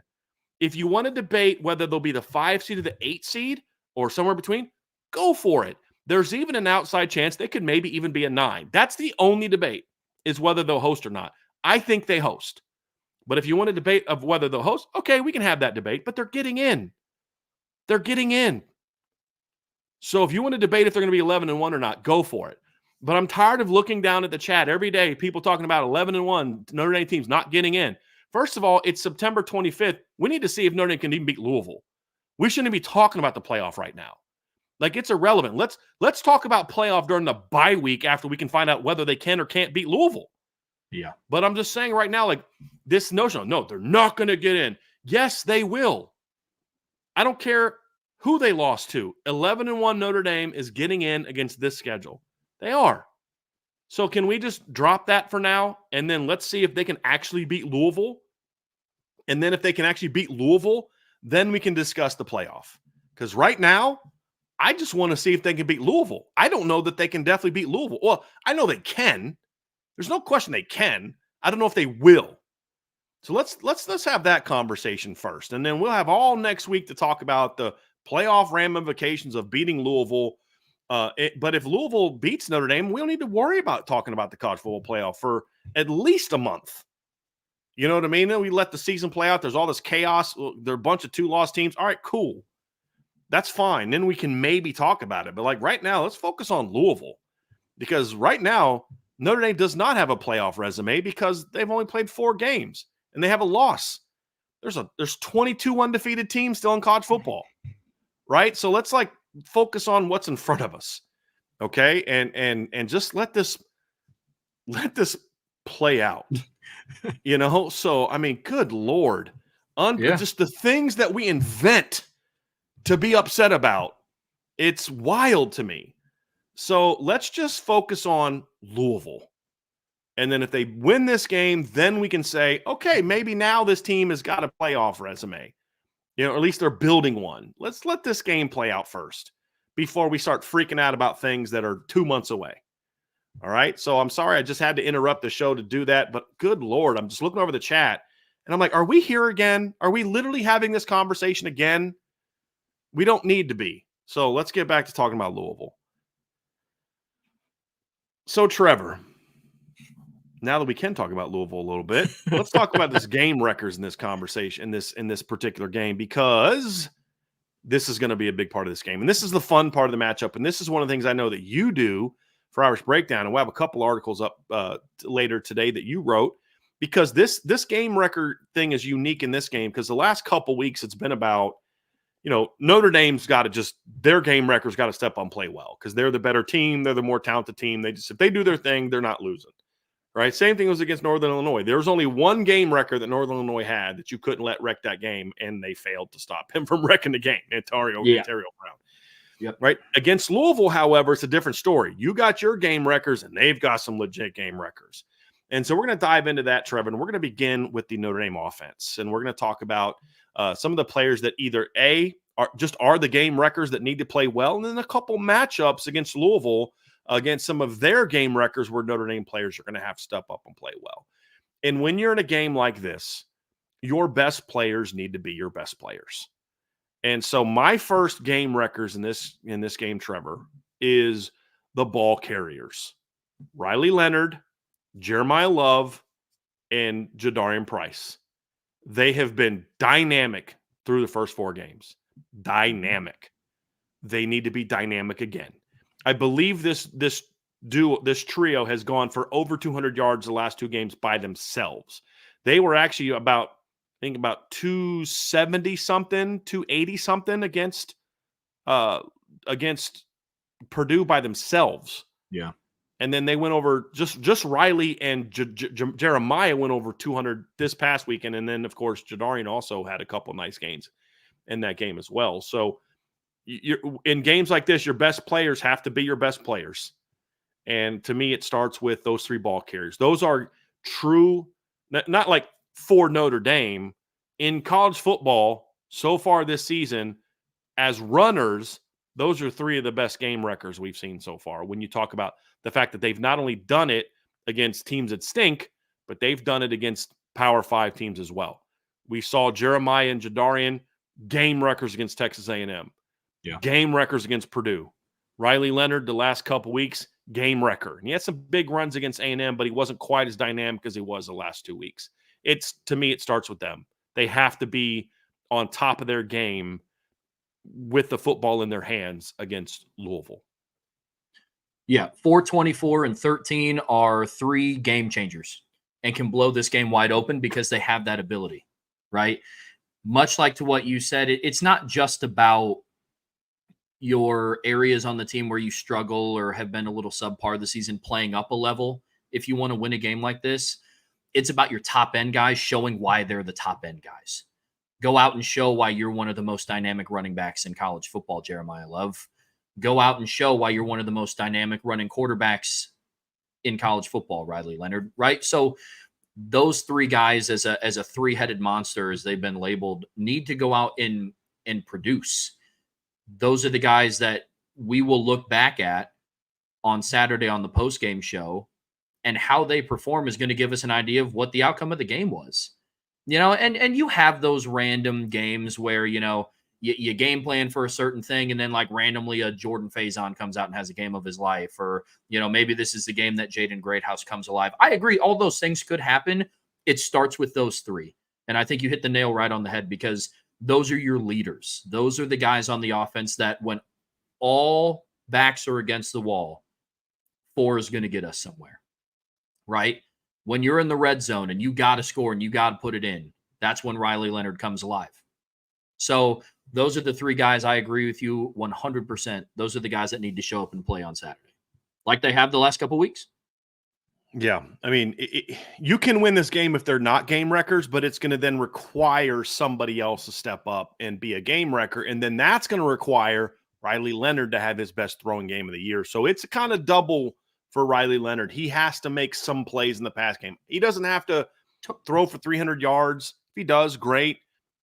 But he's got to make some plays. He's got to make some plays in the pass game. And I'm not talking about as a scrambler.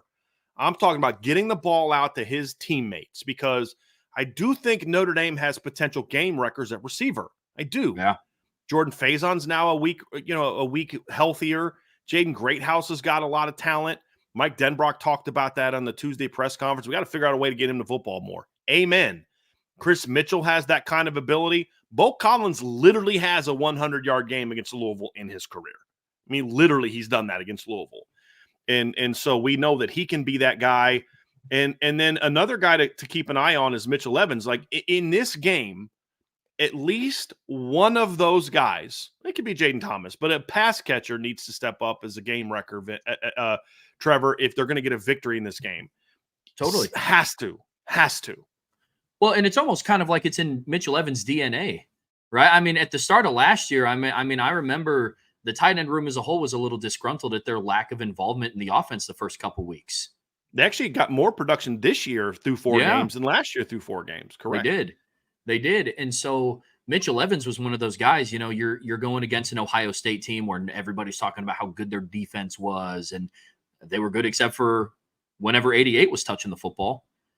You look at what happened. Like even when they covered him, they couldn't stop him. No, he's making these crazy one-handed catches. Yeah. I mean, those are the guys that Riley Leonard in this game. And I think this will make sense to a lot of people. Riley Leonard doesn't have to go out and beat Joe Burrow on Saturday. He needs to go out and be a point guard on Saturday.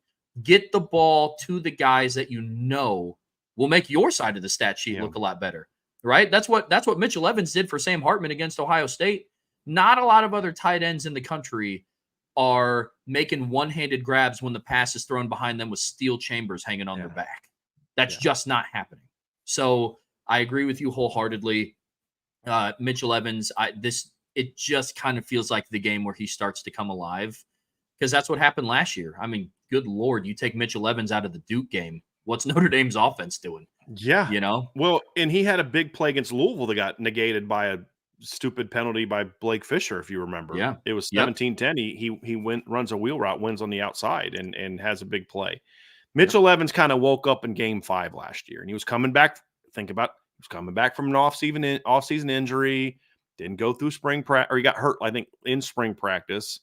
Wasn't 100%, didn't play very well against NC State, if you remember, dropped a pass up the seam.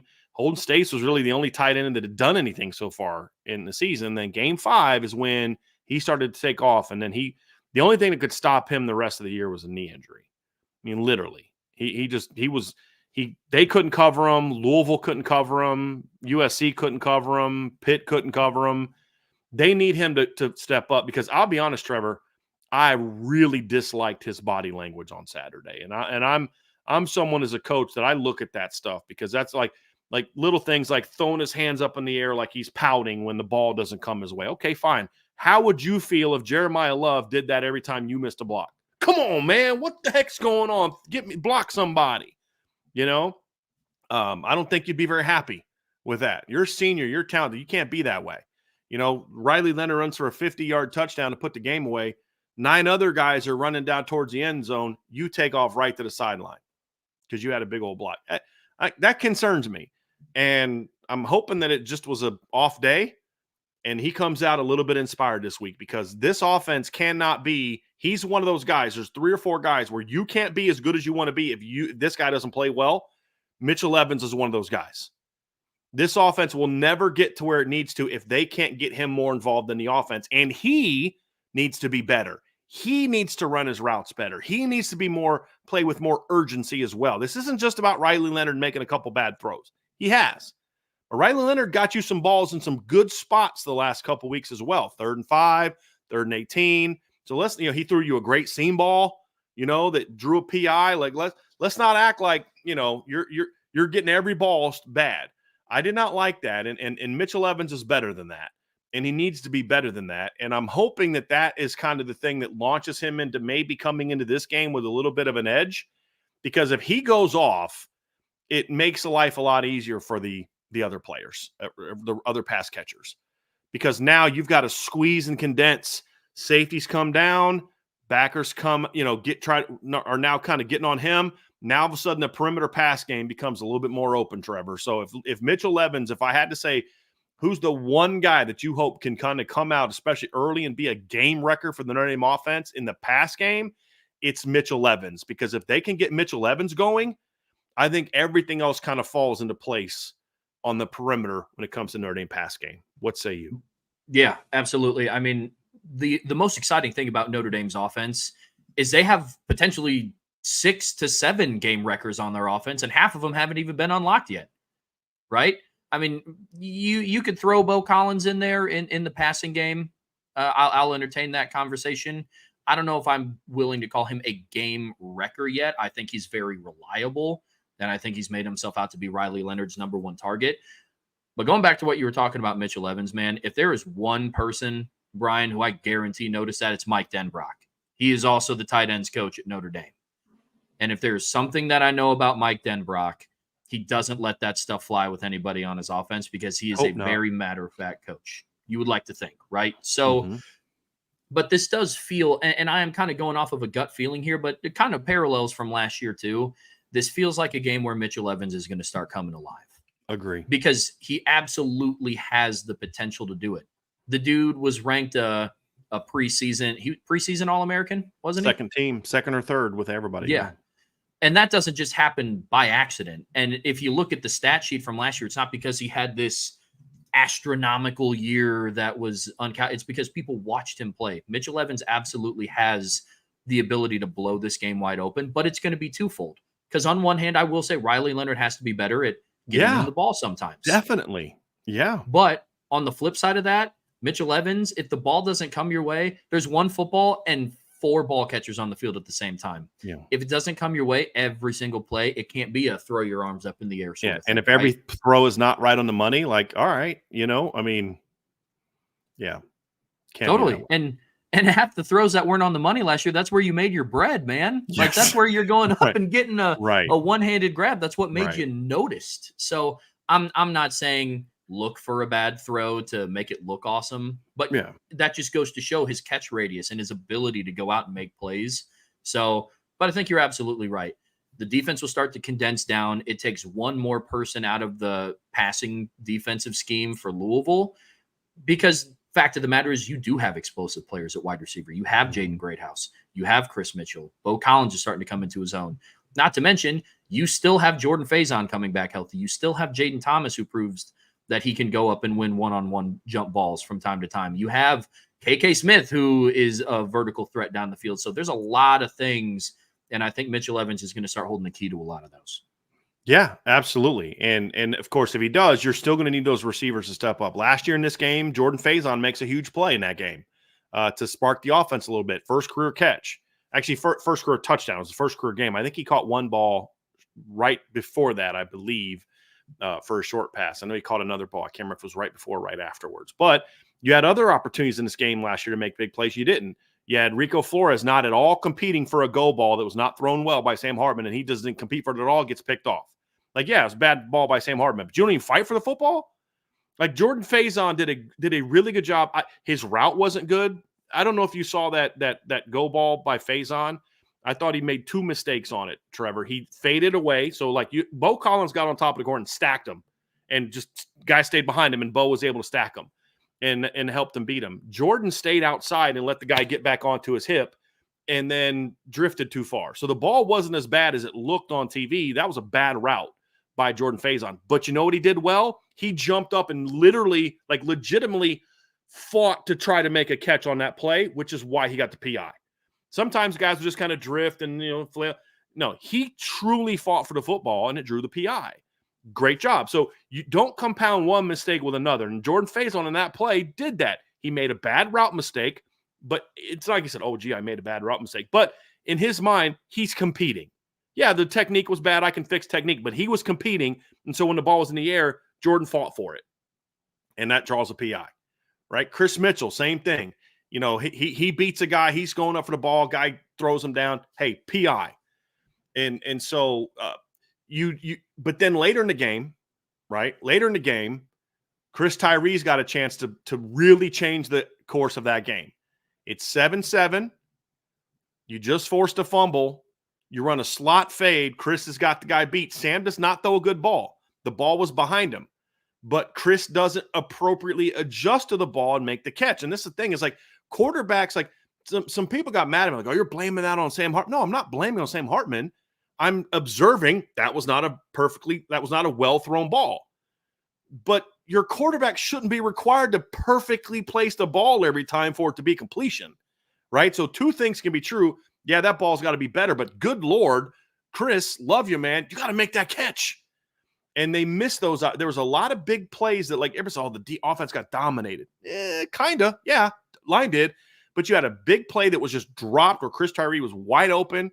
You had Jordan Faison smoked the dude. Mitchell Evans had a big play drawn back by a penalty. And there were some big plays against what I feel was a better secondary last year than what they have this year, slightly. And so the chances are going to be there. Quarterback's got to deliver the ball, number one, right? Meaning read it and throw it, and then throw it accurately. But when those chances are there, these receivers have got to step up and make big plays this weekend. I think the chances will be there. They've got to take advantage, in my opinion. That's going to be a huge part of this game. Who steps up and says, I'm wrecking this game in the pass game? That, to me, ultimately is going to – it could ultimately decide who wins or loses this football game. Yeah, I think one of the overarching themes of this game is just going to be it's riddled with opportunity, right? There's a chance for somebody to emerge as that dude on offense. That is not Jeremiah Love or Jadarian Price, because let's just all agree that they are dudes, right? We all know that. And depending on how they play in the Louisville game, that's not going to show me anything new about Jeremiah Love or Jadarian Price or Riley Leonard as a runner. But there are opportunities. I think a lot of people get confused with like giving your receivers a chance is assuming that they're going to have a 5-yard cushion on a vertical route every single time they throw them the football. But what I would like to see is twofold. One, take more shots, pull the trigger, and give your guys a chance to go up and make a play one-on-one, but also fight for the ball a little bit. I mean, Riley Leonard, Bo Collins had the opportunity to go up and get another deep play in the Miami of Ohio game, but he ran the route and just kind of stuck his arm out, hit his right arm. You know, there's opportunities that you can go up and make different plays. So I agree with you 100%. That is overarching. One of the biggest differences that I've seen from the receiving corps from last year to this year is when they are given the opportunity, and I will say it has not been a lot of them, but when they are given the opportunity to go up and fight for the football, they are doing it more in comparison to what was going on last year.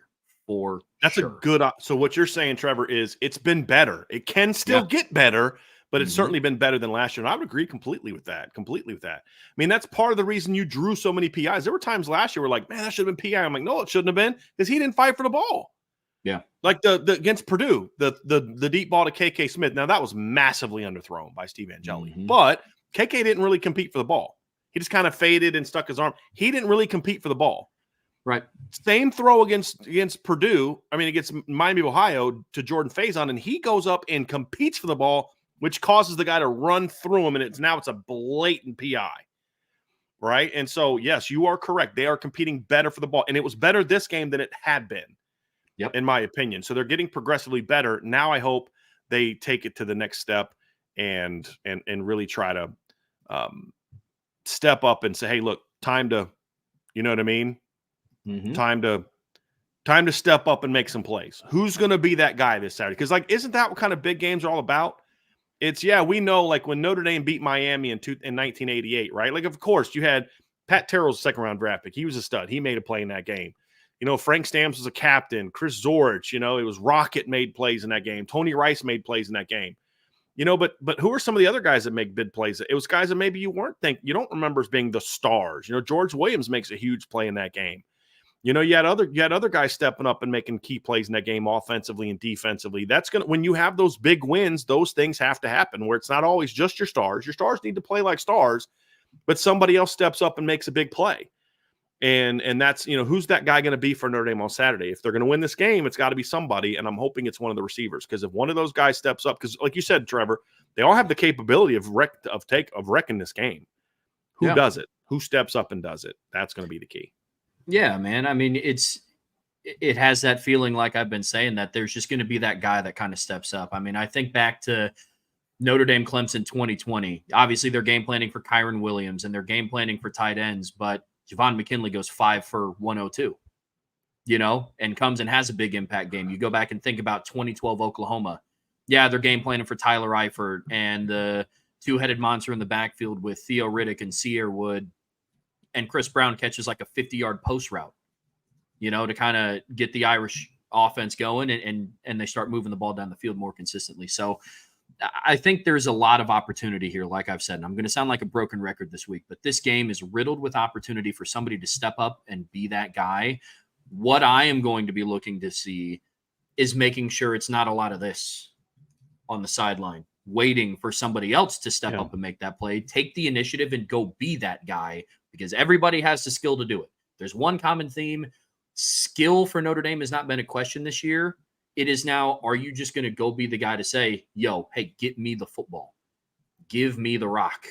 And I hope to see that a lot on Saturday. Let's move over to the defensive side of the ball, Trevor, and get into where this is going to be a big one for me. This is going to be, I'm a big believer in stars got to be stars. We'll start right there, just like we did on offense. Xavier Watts, Benjamin Morrison, you got to be yourselves. You got to be, Totally. Benjamin Morrison needs to. Now, this is the one thing is, could he have a bad game? Sure, he could. The one thing that you can say about Benjamin Morrison in his career, I can't think of a single big game where he wasn't really good. He tends to be one of those guys when it's a big moment, he's at his best. He was very good against USC as a freshman, very good against Clemson as a freshman, very good against Ohio State as a freshman. It was great in the bowl game against Juice Wells and the South Carolina receivers.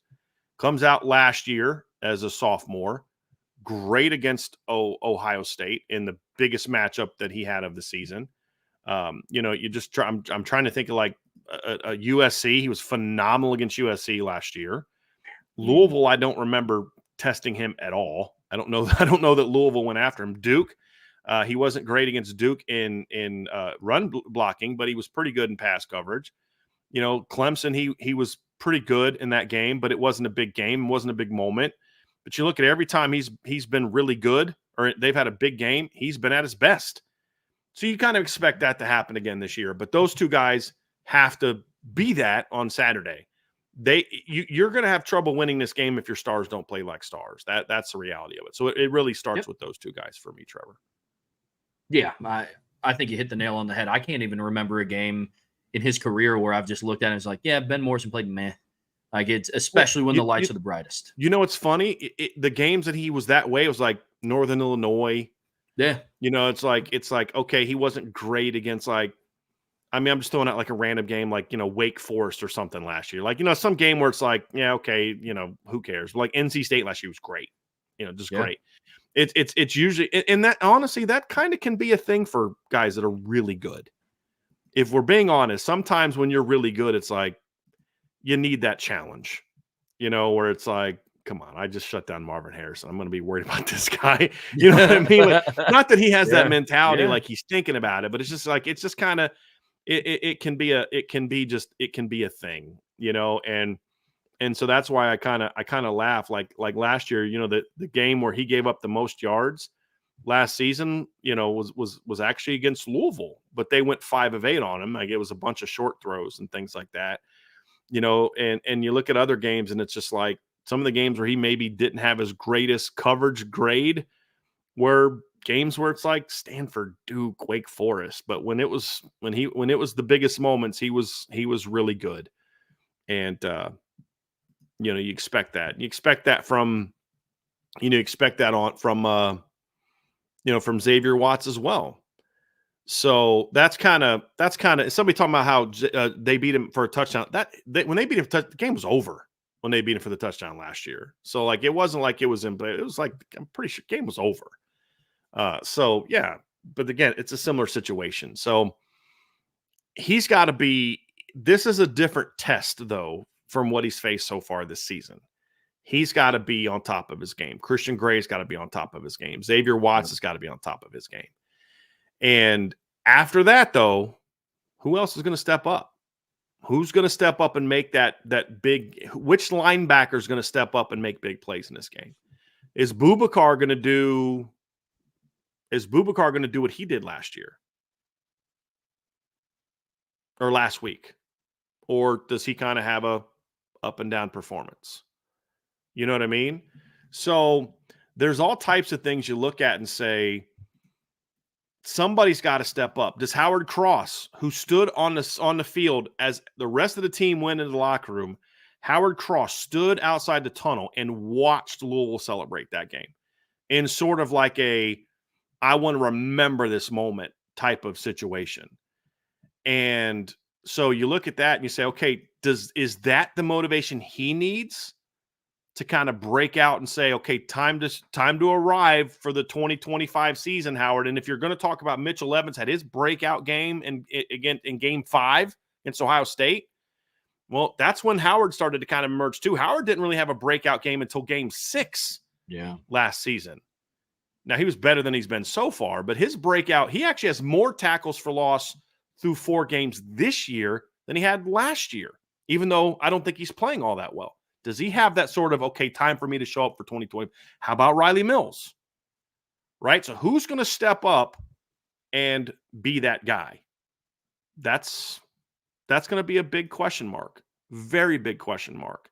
And they're going to need it, because that's how you shut a team like this down, in my opinion, Trevor, is you have guys step up and say, okay, time for me to step up and have that game. This is when you have that game. And yeah, it's going to be big. It's going to be big. I hear you.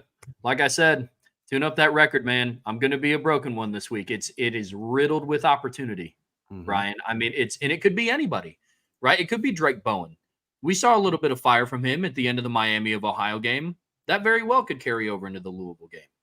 It could be Christian Gray. That guy's been playing phenomenal so far this year. It could be a Don Schuler. You know, it could be anybody that goes and rotates in. Is Josh Burnham playing on Saturday? Was he undecided? Okay. He's still questionable. But regardless, add him to the list, especially if he's active and healthy. There's a lot of people that can go into this game and not only be a game record, but not just for Louisville, but we can start to look at any one of those guys that were aforementioned, that they could be that guy for the rest of the season for Notre Dame. So there is a lot of opportunity for multiple people to step up and say, hey, look, I know what the start of this year's been. I've heard all the noise. I've heard all the talk. It's time to go. It's time to blow somebody up. I mean, the defense is one of the sides of the ball, is the side of the ball that I'm honestly not worried about them showing up from an emotional standpoint. It just feels like that game I feel like the pads are going to be popping, because there's a lot of people on that defense that remember what happened last year. And I feel like there hasn't been a lot of that. The defense has played well this year. Obviously, we just look at the statistical breakdown. But I think this is going to be a game where there's a lot of popping pads, dude.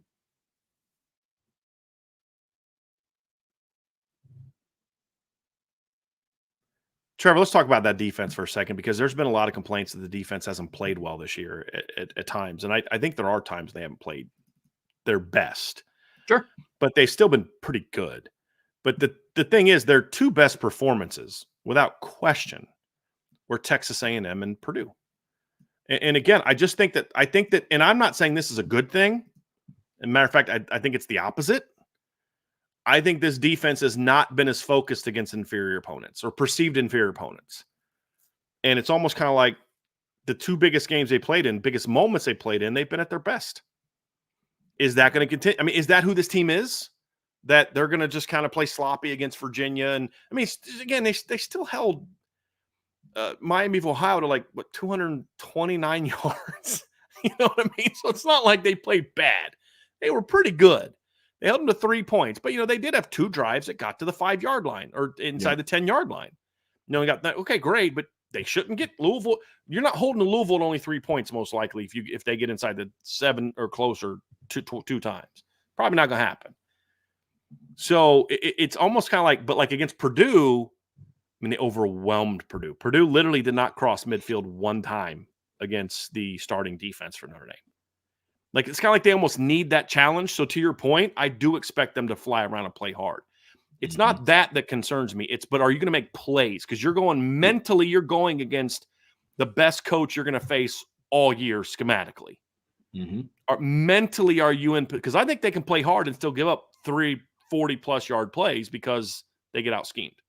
You see what I'm saying? So, like, that's the thing for me. But the side of the aspect of the game, to me, where a game wrecker has to emerge in this battle is when we didn't talk about one matchup on the other side of the ball that I do want to talk about. It's not going to be in that segment of the show, but we'll get to it, and it's kind of the opposite of this matchup. Notre Dame's they need somebody or two to step up and wreck this game up front. Yeah. And that's the thing is like the games we talked about where the Notre Dame pass game was really good and shut down opposing receivers. Ohio State was an example. You talk about the USC game last year. You talk about Clemson 2 years ago. In each of those instances, somebody up front or some bodies up front went off. Yeah. We talk about how great Xavier Watts was last year against USC, and he was. You talk about how good Benjamin Morrison was against USC, and he was. But let's not forget that Howard Cross and Riley Mills combined for 9 pressures in that game. 9. Combined for 9 pressures in that game, and they combined for 3 hits on the quarterback in that game. And let's not forget also that Javonte Jean-Baptiste added 6 more pressures in that game. So 3 of your starting defensive linemen had a combined 15 pressures in that game. That's basically what Notre Dame's been doing per game so far this season. Think about that. And matter of fact, that's what I'm going to do. Game 1, Notre Dame had 18 pressures in week 1. All right. In week 2, Notre Dame had 5 pressures. In week 3, Notre Dame had 18 pressures. In week 4, Notre Dame had 14 pressures. Against USC last year, just their top 3 linemen alone had 15 pressures in that game. And so your defensive line stepped up when they needed when you needed them most. They played well when you needed them most. And that's been true in a lot of games. I mean, last year against Ohio State, Riley Mills, Howard Cross combined for 9 pressures, just the 2 of them, 9 pressures. If Riley Mills and Howard Cross have 9 pressures on Saturday, that's going to be a very good sign for Notre Dame coming out with a victory in this game. Yeah. Because I think Notre Dame's offense will score a little bit more against Louisville than – I mean, this is a really good defense. It's not Ohio State 2023 defensively. They're not. They're still very good. That's no disrespect to them. But that's the thing is Trevor, is like in each of these games we talk about, somebody from the D-line steps up and makes plays, makes big plays. Notre Dame last year against Ohio State had 24 pressures in that game. That played a big role in why Ohio State's offense struggled to get going in that game. And so that's why I say, like, they're going to have to step up. Against NC State last year, they had 28 pressures against NC State last year.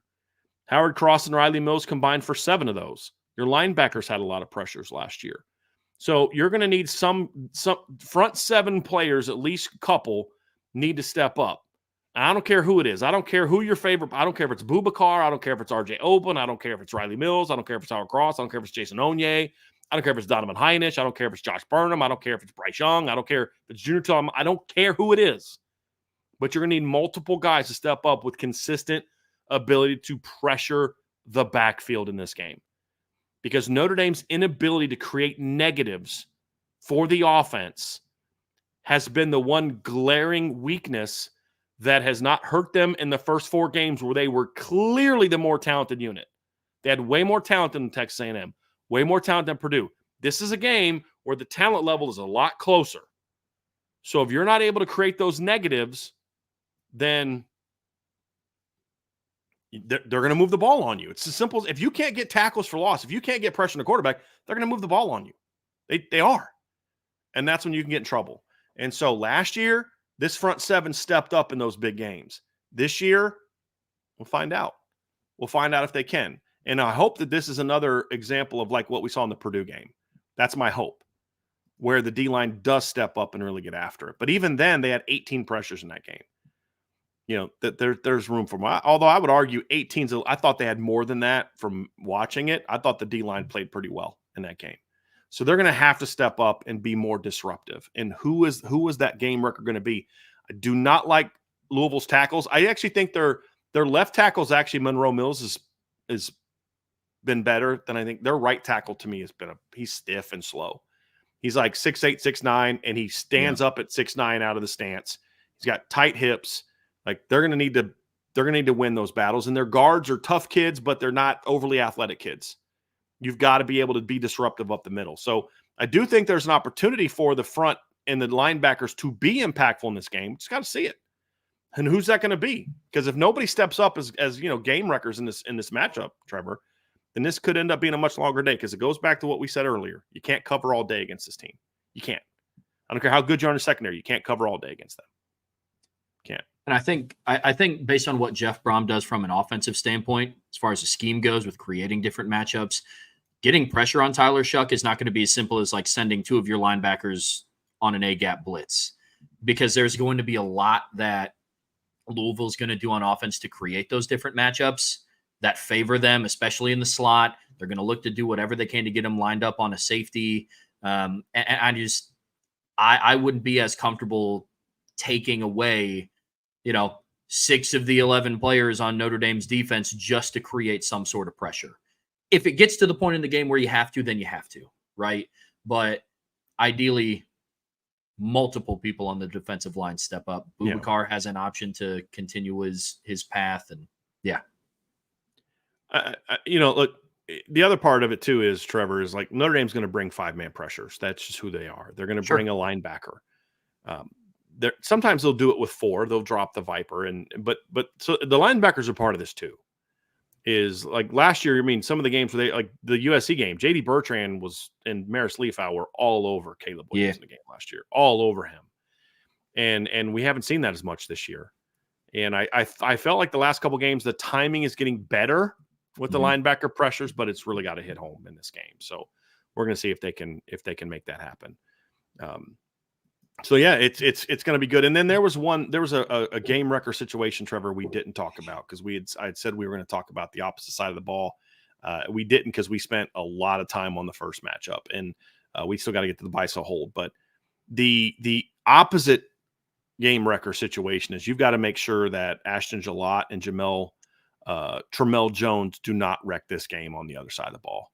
So your D-line's got to step up and play well, but you got to make sure that theirs don't. And if I talked about the matchups on offense or defense. The biggest concern I have in this game is, even if Love and Price and Leonard are ready to roll and the receivers are ready to roll, my biggest concern is their defensive ends against Notre Dame's offensive tackles, primarily thinking about the left tackle. But Emil Wagner, this is going to be his biggest test since the opener as well. And he held his own in the opener. So, he's just got to keep doing what he's doing. But Anthony Knapp, the next game he has where he's good in pass pro will be the first game of his career where he's been good in pass pro. I mean, I'm serious. I'm not being sorry. I'm not trying to take a shot at the kid. He's been a really good run blocker so far, but he has had some major struggles in the pass game so far this season. They desperately need him to step up and be just hold his own. That's all he's got to do in this game, really, just hold his water. Because we've said it before, if you give Riley Leonard time and you get a body on a body in the run game, the offense will move on Louisville. They will. They absolutely will. But the concern is that you're going to give up a lot of pressures. And Riley Leonard can never get into a rhythm in this game. And that's a problem. That's a big problem for me. Yeah, Ashton Gillott was the first person that I wrote about in the matchup article that's coming out later today, because he's a guy that presents a lot of issues for offensive lines as a whole, because he can play anywhere on the defensive line. And I think that is something that is going to be interesting to see, with Notre Dame having a lack of continuity across the board on the offensive line. You have a true freshman at left tackle. You have, I will call them new starters on the offensive line, with Pat Coogan starting at center and Rocco Spindler starting at right guard. And when I mean new, I just mean new to this unit specifically.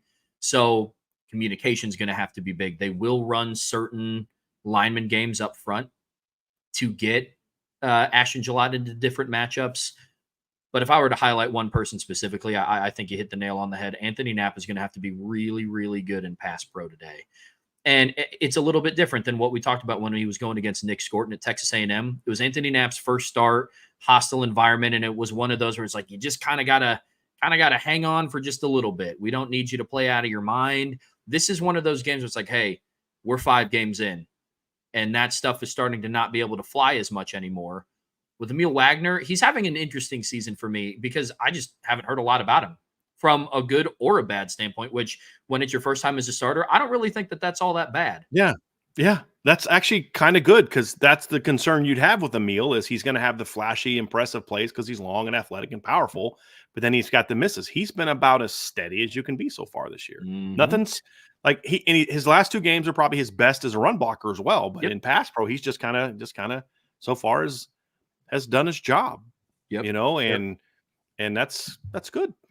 That's a good thing. There hasn't been one play where I've watched Emil Wagner and went, dude, what is that? But there also hasn't been a play where I've been like, yo, do you see Emil Wagner on that play? So, which for a first-year starter, I'm cool with. But Anthony Knapp is going to have a game that is above the standard of just hold on there, buddy. Like we'll get the ball out and we'll be good. This is a game where it's like, yo, you were promoted to be the starting left tackle at the University of Notre Dame over a 5th-year senior.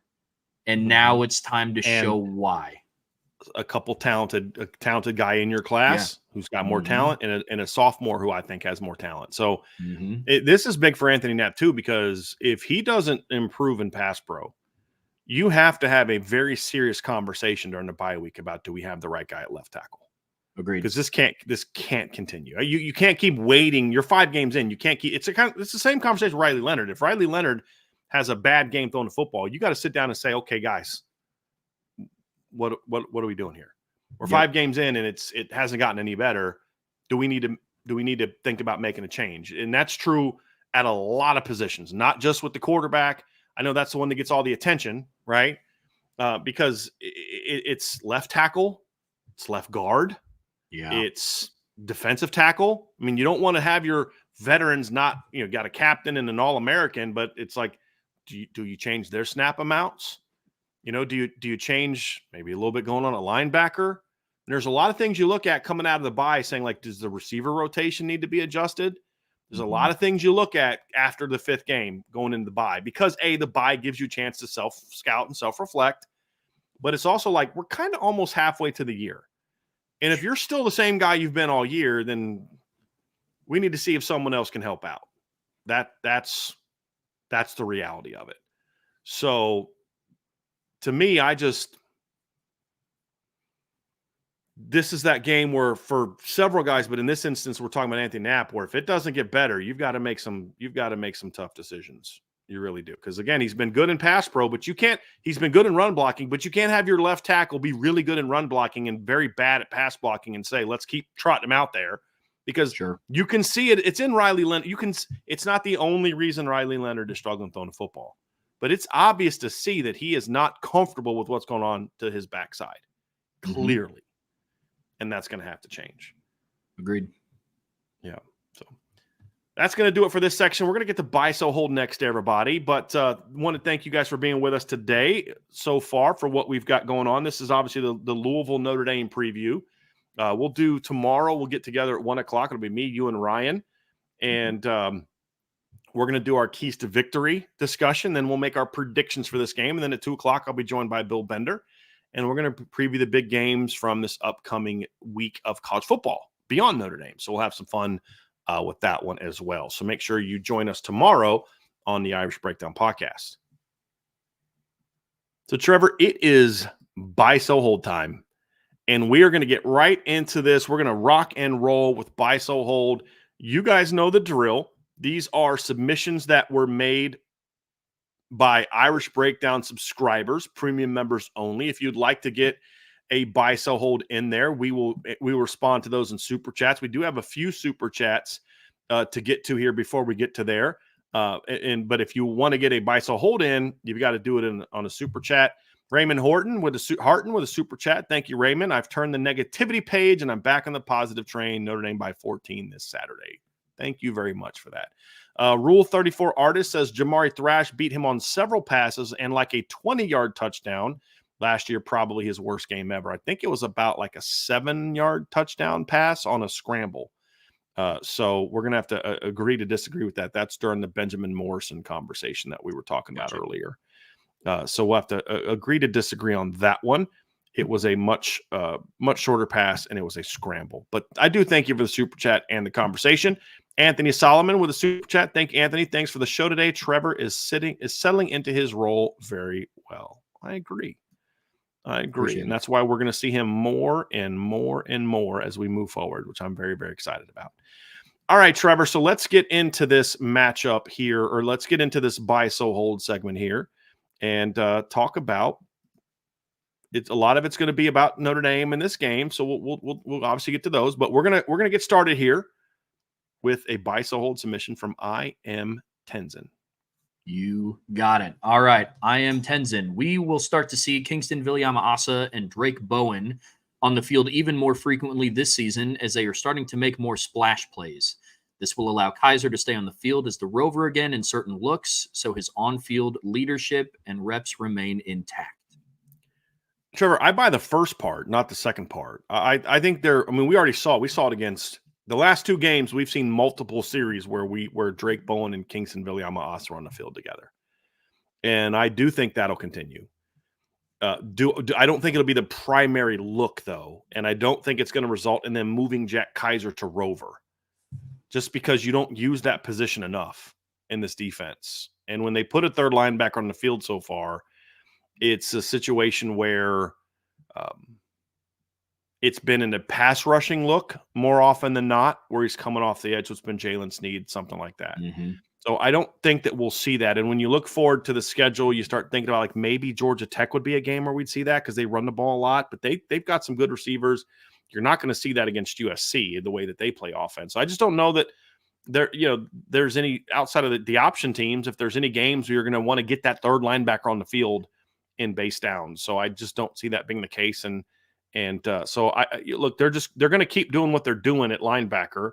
They may mix and match their rotation a little bit as they say, hey, look, when this it's like a hockey line to me, Trevor. Mm-hmm. And like what little I know about hockey is sometimes there's just guys are on a line, not because you're first team, but these guys play well together. Right. And maybe that's just my influence from watching the movie Miracle, right? That could probably be where that comes from. But I do believe that that's there's something to that. Hockey fans can correct me if I'm wrong.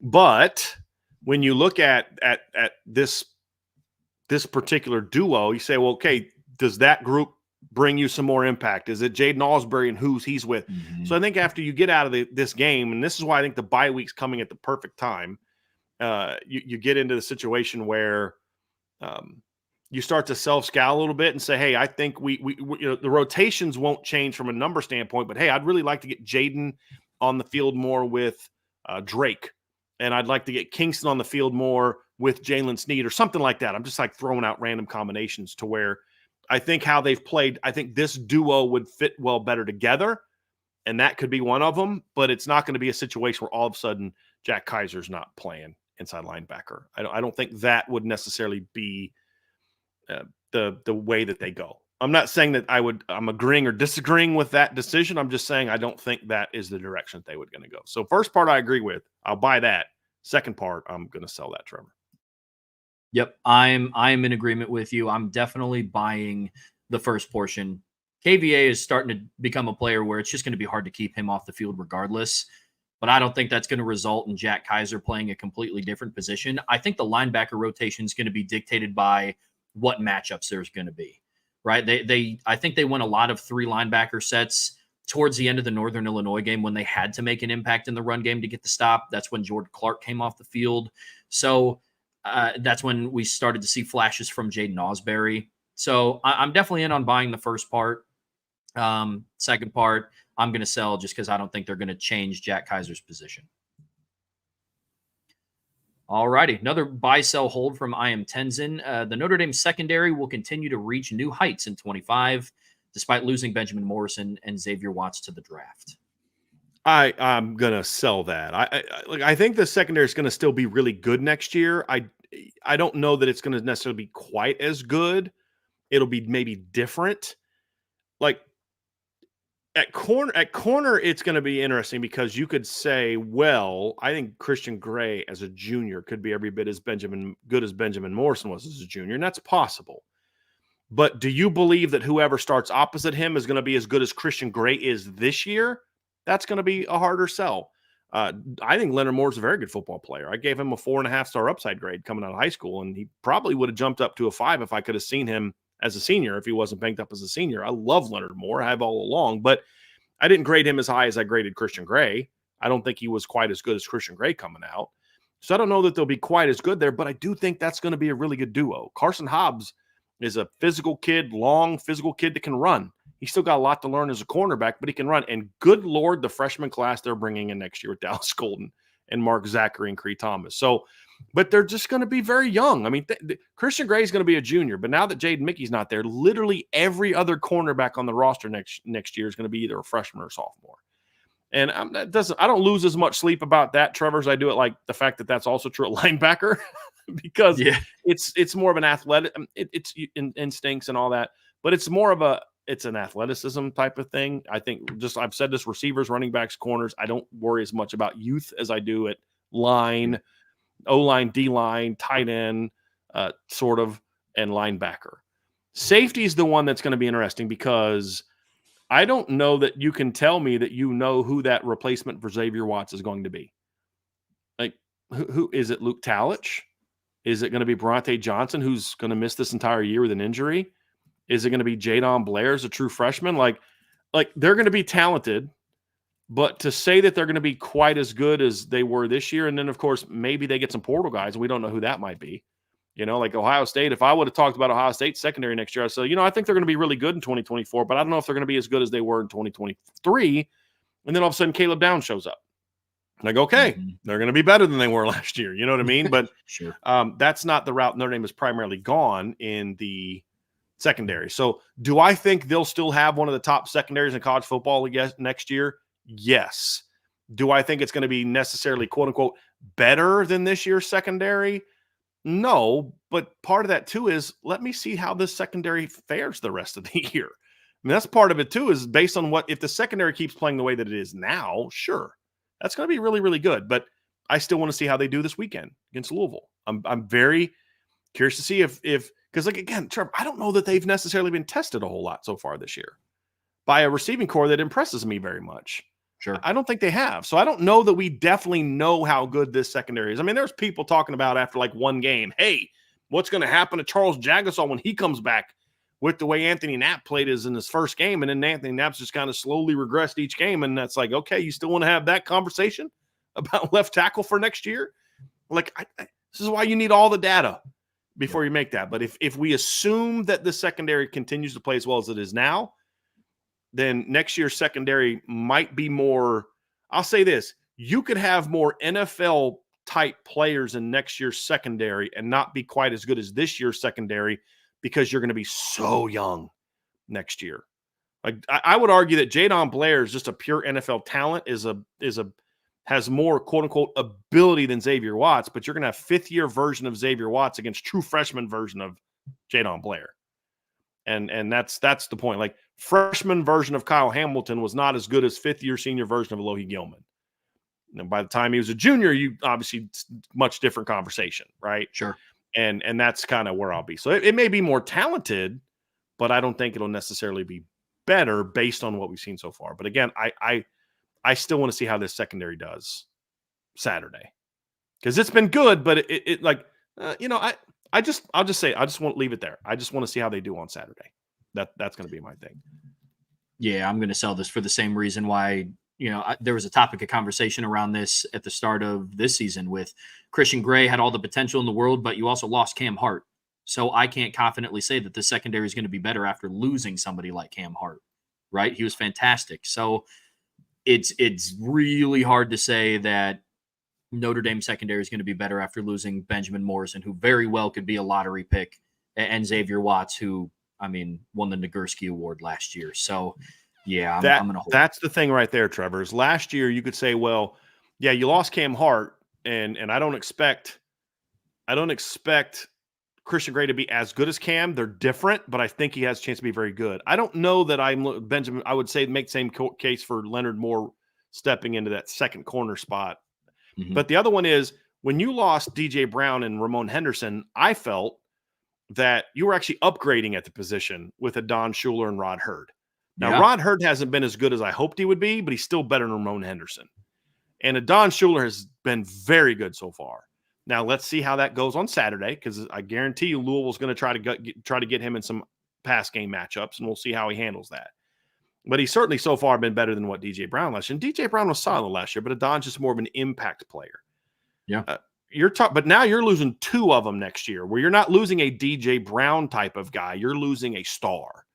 in Zay. So you're losing 2 stars. That's the difference between the last year you lost 1 and the other guy was just a solid, steady veteran.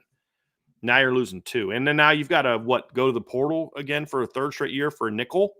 Sure. Hopefully that works out. Or, do you say, hey, let's ride with like a Dallas Golden type of guy and go young there? So again, you may be more talented, but will he be as veteran savvy as what Jordan Clark has been? We'll find out. So yeah, we'll see. All righty. Buy, sell, hold from BA 5083. Riley Leonard's legs help the inexperienced O-line open creases for our talented running backs. That would not be there with any other QB on the roster. That's one of the easiest buys we've had so far. I mean, again, this isn't to say Riley Leonard's been a great quarterback at Notre Dame and all that, and he's clearly got to get a lot better throwing the football. But when it comes to running the football, I don't know how anyone can dispute this. Now, you could argue, well, it's not enough to whatever. That's a different conversation. But when it comes to running the football, you absolutely cannot ignore the fact that, like for example, let's just say what everyone says about Steve Angeli as a passer is correct, and I'm wrong that he actually is a really good passer. Okay? I don't think he is, but let's say that I'm wrong there. One thing you can't dispute is he gets it sacked at least 5 times on Saturday against Miami, Ohio. At least 5 times. And that's probably true of maybe Kenny only gets sacked 3 or 4 times and CJ gets sacked 3 or 4 times, but they're all getting sacked more than Riley Leonard did. And the 1 3rd and 10 where they called the holding, like that should have been twice should have been a sack. And he ends up turning into where he almost converts the freaking first down. You know what I mean? So, and then of course the running threat from Riley Leonard absolutely opens up running lanes. No question. That's why I say if Riley can get the throwing part going, this offense is going to be incredibly hard to stop. I just don't know if he's going to do that or not. Like, we need to see it, but it's if it happens, he's going to be dynamic. But Trevor, this is a very easy buy. And that's not, even if it was a veteran offensive line, it helps the offensive line a ton. But it's even more necessary because of the fact that this offensive line is inexperienced. But the other thing, too, is I don't think this offensive line so far has had a whole lot of issues running the football. I think their issues have been more about throwing pass protection. They weren't great against Northern Illinois, but they were pretty good against Purdue. They were pretty good against Miami of Ohio. They're pretty good against Texas A&M. And so that's the thing for me. The run game part has been good, but when you add that, when you talk about that plus Riley Leonard's legs, that has a big impact. And then, of course, once the backs get in space, they do amazing things. But it certainly helps. Absolutely, certainly helps. Yeah, this is the easiest buy that I've heard in a buy, sell, hold in a very long time. Just because, I mean, not only from it's a great submission. I want to make sure that it's not like this isn't like a down. This isn't. And I think I know where this person's coming from. I think this is intentional. Putting this buy, sell, hold there to make us discuss. Let's not forget that there is some value that's being brought to the table by Riley Leonard. If I'm reading this person correctly, I think there's something to that as well. And that's why I appreciate this submission, because it does remind us that, yes, he needs to get better here, but that doesn't mean that the other part isn't impactful as well. Yeah, that's the part. It's an additional person the defense has to game plan for. You can go back and look at the film. Against Miami of Ohio, they rolled the safety down and moved an outside linebacker out to make sure he wasn't making moves on the backside. So, yes, it's going to be very, long story short, buy 100%. Yep. All righty. Buy, sell, hold from Hesburgh Mafia. Right now, there is only one quarterback in college football worthy of first-round 2025 draft selection, being Quinn Ewers. Buffalo Bulls will win the MAC or at least play for the division championship. So the way that we'll do these next time, Trevor, is when there's a multiple submission, let's go one at a time. Okay. On the first one, I'm not an NFL draft expert, so this is just a fan opinion. Keep that in mind. Fan opinion. There's not a quarterback in the draft that I think is a first-round pick. And here's what I mean by that. Cam Ward has some first-round physical talent, but I don't trust him as a leader, and the character part concerns me. And even if I granted that Quinn Ewers is a first-round talent as a thrower, which I actually believe that he is, he's literally missed games every single season with injury. And that's in college. That would concern me a lot as an NFL team. If I'm going to invest a first-round draft pick on a quarterback, I need to have a guy that I know is going to be there every week. And Quinn Ewers has literally never played an entire season. In this season, he's already missed a game already this season. He's missed games because of injury, and that's not a good thing. So that alone would make me very nervous about investing a first-round pick. Now, in today's era of NFL draft, where if you're just kind of a decent quarterback with a pulse, you got a shot at going in the first round. You know what I mean? Think about some of the first-round picks we've seen in recent years. Christian Ponder, Kenny Pickett. I mean, you know what I mean? Like, there's going to be multiple first-round picks, but like Shedeur Sanders, yeah, he's got a lot of arm talent, but again, a quarterback's got to be the face of your franchise and the leader of your team. And I don't see a lot of those guys in this draft. That's just again, as a fan, that's my opinion. So I just don't see it. And Quinn Ewers is not transferring anywhere. I don't know where that question. He's literally banged up, and he will be the starter when he gets back. And I believe this is probably going to be his last year. And before he goes to the draft, I don't think he'll transfer. I think he'll just go to the NFL draft. Oh, J.J. McCarthy is another one. J.J. McCarthy is a top 10 pick last year. It's like, seriously? Really? Like, that's what passes for a top 10 pick? We're going to go Trey Lance number 2? Okay. You know, Zach Wilson number 2? Okay. Mitch Trubisky number 2 over Pat Mahomes and Deshaun. Like, the NFL does not, as an entity, sucks at drafting quarterbacks. Sucks at it. But so there'll be 3 or 4 first-round draft picks in a quarterback at least, but it doesn't mean that they're actually that type of player. So that's my fan opinion. So I'm selling that because I don't think there's any. But if we're going to talk about arm talent, I think there's multiple. Like, if we take character out of the equation, I think Quinn Ewers is a first-round arm talent guy. I think Cam Ward's I think Shedeur Sanders is a first-round arm talent kind of guy. Now, late first round, because he's not a real big guy and he doesn't have a cannon. He's got a good arm. I mean, but to me, quarterback play is a whole lot more than having a big arm. A whole lot more, especially in the NFL. So, yeah, that's my 2 cents. I'm going to hold on that because there are some players that throughout the season I think might start to make a name for themselves a little bit.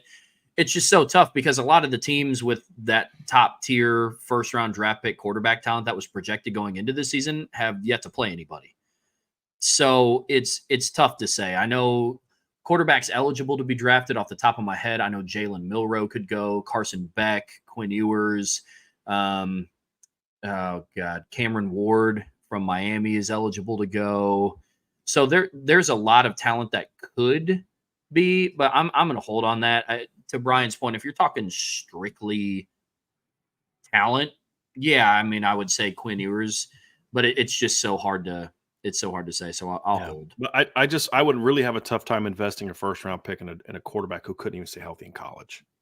Yeah, 100%. I love the arm talent. I think he's grown up a lot as a young man, but now you're going to be playing minimum 17 games a year, and you've got to win 3-4 playoff games, games in the postseason to win a championship, and you can't even stay healthy in the regular season of college football for 3 straight years. Right. That's a bit of a concern for me. And that's not a shot on the kid. Buffalo Bulls will win the MAC or at least play for the division championship.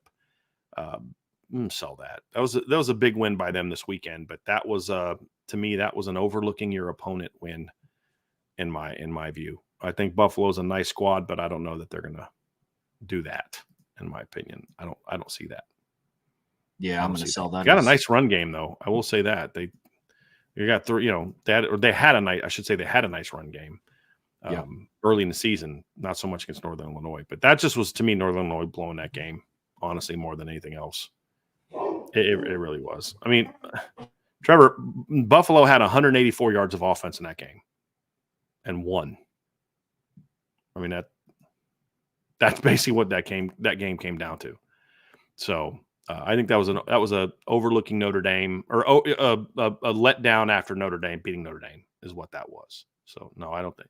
I still think the 3 best teams in the MAC that I've seen so far is still Northern Illinois, Toledo, and Miami, Ohio. Now, let's not forget Miami, Ohio's 0-3, but they lost to 3 Power 5 teams. Power 4 teams so far. I mean, really, if you count Notre Dame. So, pass on that. Yeah. Pass on that. Yeah. So I'll sell that one. I'm going to sell that as well. Just because I understand that Northern Illinois beat Notre Dame, Buffalo beat Northern Illinois. Transitive property doesn't work like that in college football. So I'm going to sell that. I think Toledo and Northern Illinois are still the two teams to beat in the MAC. I'm with you. Yep. I got another one from Hesburgh Mafia. Sure do. Buy, sell, hold. The culture problem at Notre Dame is so deeply rooted that it doesn't matter who the coach is. It cannot be fixed. Selling the heck out of this. I think Notre Dame's got some culture problems, but they're not like these dramatic, oh my God, this team is terrible and it's never going to get fixed. It's not that at all. I mean, so no, I'm not going to spend a lot of time on that. I think that's a hard sell. I think there's aspects of Notre Dame that will never be fixed, but I don't think they're about culture problem. Like, they're never going to get certain kids into school. They're never going to lower their academic standards to get certain players in school. They're never going to, or never should lower the standard of character and background to let certain kids get into school. I'm not even talking about like the Randy Moss type of thing. Kid had a bad incident, but overall not a bad kid. I'm talking about there's just some kids you're like, nah, that's you can't bring that kid to Notre Dame. But that's always been true. That was true when they were winning championships. So no, I absolutely think the culture problem, quote unquote culture problem, can be fixed in Notre Dame, and I think it's already being fixed because we're complaining about a lot of the not showing up moments, but that's a lot of that's come from the veterans. We talked about this in the Northern Illinois game. Who were the guys that played the best in that game? It was the young kids. And by playing so many young players, you're not doing what Brian Kelly did in his tenure, which is young guys sit and then they quote unquote learn, from the veteran players about how we do things in Notre Dame. Marcus Freeman is letting the young players be themselves because that's the culture he wants at Notre Dame ultimately when we get down to it. And that's why you're seeing so many young players step in and step up and play well. I mean, if you take the sophomores off the field against Northern Illinois, that game is probably not close and not in a good way. You know what I mean? Take Christian Gray and Jaden Osbury and Jeremiah Love and guys like that off the field on Saturday, on that Saturday against Northern Illinois. That game's probably not close. And so, yeah. Give me. Yeah. So I'm selling that. Yeah, I'm selling it too. The thing that throws me off here with this one is deeply rooted. Alumni from Notre Dame in the masses come through and talk about how great of a program that it was, and they were happy to be a part of it. It wasn't, I might feel a little bit differently if there were just mass amounts of football alum who were just, happy to be out of that program. But no, I don't think it's so deeply rooted. I don't think it has anything to do with the coach. But to Brian's point, there's just some standards at Notre Dame that will never waver. And that's just something that's going to be a fact for the end of time. So, But no, I'm selling this one too. I'll say this. Marcus Freeman, I believe, in general, recruits a different type of personality than Brian Kelly recruited. And it's not a shot at Brian Kelly. It's just a different type of kid where there's a little bit more. Brian Kelly tended to shy away from a lot of guys that had sort of that edge to them. And I don't mean as like simply, like the Alan Pinkett comment and some things. That's not what I'm talking about. Edge. I'm not talking about edge where you're a borderline criminal. Like that, a lot of people say that, and I think that's just absurd and ridiculous and racist and ignorant and every other thing you can think of. I'm talking about guys like Manti. Brian Kelly didn't recruit a lot of guys like that. And that's why guys like him, like Alohi Gilman, stood out so much because they were so different than what a lot of what you recruited to the table was. And the guys that had that early, they would kind of beat that out of them at Notre Dame. Marcus Freeman and his staff look for guys that have Jadon Blair has a different type of personality than a lot of guys Notre Dame has recruited to that position over the years. Boubacar does. Christian Gray does. Benjamin Morrison does. Yeah. And that needs to be fostered. And I think to a degree it is, because you're going to have a big roster turnover next year where it's going to be entirely Marcus Freeman's deal. And we're going to find out for sure. But I think that's part of why you're seeing a difference between the vets who learned the example of the Brian Kelly way early in their careers and why we're seeing young players not have that same attitude. And I think that factors into it. So that alone to me makes it not necessarily a Notre Dame problem. It's a culture problem that was created internally from the football standpoint, not from any sort of institutional standpoint. And I think that's especially true now because some things that I've heard, Trevor, from some people that are pretty good sources is that the new leadership at Notre Dame absolutely understands how important it is for the football team to be successful. And they're going to support the football team as much as they can without sacrificing what makes Notre Dame unique, which is, again, we're not going to let a kid with 2.1 and an 850 into school because he runs a 4.3. You know what I mean? Or he can throw a football 80 yards. Like, we're just not. So like, we're not going to let this kid that's been arrested 5 times in high school and transferred 4 different high schools, and that happens. Like, this isn't even a made up an example into our school just because he happens to be able to play football at a high level. Not going to happen. But you don't need to sacrifice there. That's not what it's taught. It's more about, hey, you need $2 million a year to go get this top offensive coordinator. We're going to do it. You need a brand new state-of-the-art indoor facility. We're going to go raise the money for that. You need this. We'll do that. That's what's needed. You know, hey, we're not going to change our academic standards, but you need us to change our process for evaluating academic standards. So that way it makes it easier for you to know earlier that you can or can't get a kid in, or, you know, letting a kid know earlier what he needs to do to get in. That will work with you on. And that's how they should do it, in my opinion. And, you know, it's those type of things that are going to say, hey, look, can you get those kids in? And then if you win more, then you have a shot to get more of these kids in, right? So we have an Ohio State fan in our chat, Archer, right? And they got a freshman that's a stud named Jeremiah Smith. From everything I've heard about Jeremiah Smith as a young man, he's the type of kid that, in my view, is, I mean, as a personality, as a player, as a person, him from being a Notre Dame type of kid, and Notre Dame can compete with him, with schools financially and NIL and different things, but it's more about, you're a kid like that. You're looking at these schools that develop receivers, and this school doesn't. As soon as you start producing those type of players, then kids like Jeremiah Smith start looking at you more. And so I've said this all along. You start all of a sudden Notre Dame starts putting out, you know, developing a good secondary, and all of a sudden top corners want to come to Notre Dame.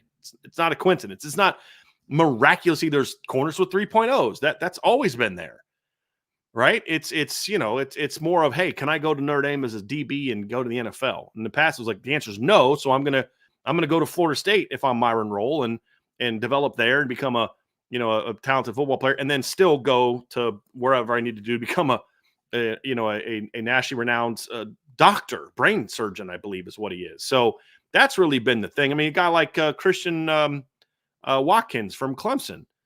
Kid graduates from Clemson with 2 degrees. Great student. Why did he pick Clemson over Notre Dame? Because he wanted to go win. You know, he wanted to be developed in the first-round draft pick, not because he couldn't get into school at Notre Dame or he went to a private school in Connecticut, had great grades, and I think in 5 years left Clemson with multiple degrees, but football was his major. And so he's going to go somewhere that's going to develop him the best that they can in that regard. And so that's where Notre Dame has to be, is start doing those things. And the school is now investing a lot of money in a lot of different ways to make this thing better. So that part's there. A few years ago, I might have said, you know, the culture at the school is such that I don't know that they're ever going to truly invest in the football program the way they need to. I might have said that 15, 20 years ago. I'm not saying that now. If the football team doesn't succeed, it's going to primarily be because of decisions made by the football program or mistakes made by the football program. So yeah, I wholeheartedly reject that.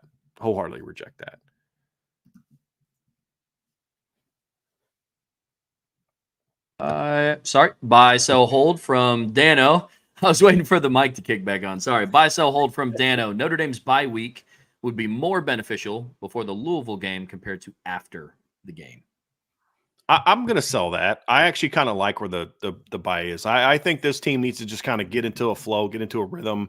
I don't want extra time to think about this game. I want to play this game. Plus, if you were to put a bye week now and then next week, you know, maybe Clemson has, or maybe Louisville then puts their bye week this week as well. I like let's go play this game. Let's see who this team is. Let's do all this. And then now you've got an extra week to kind of see who we are.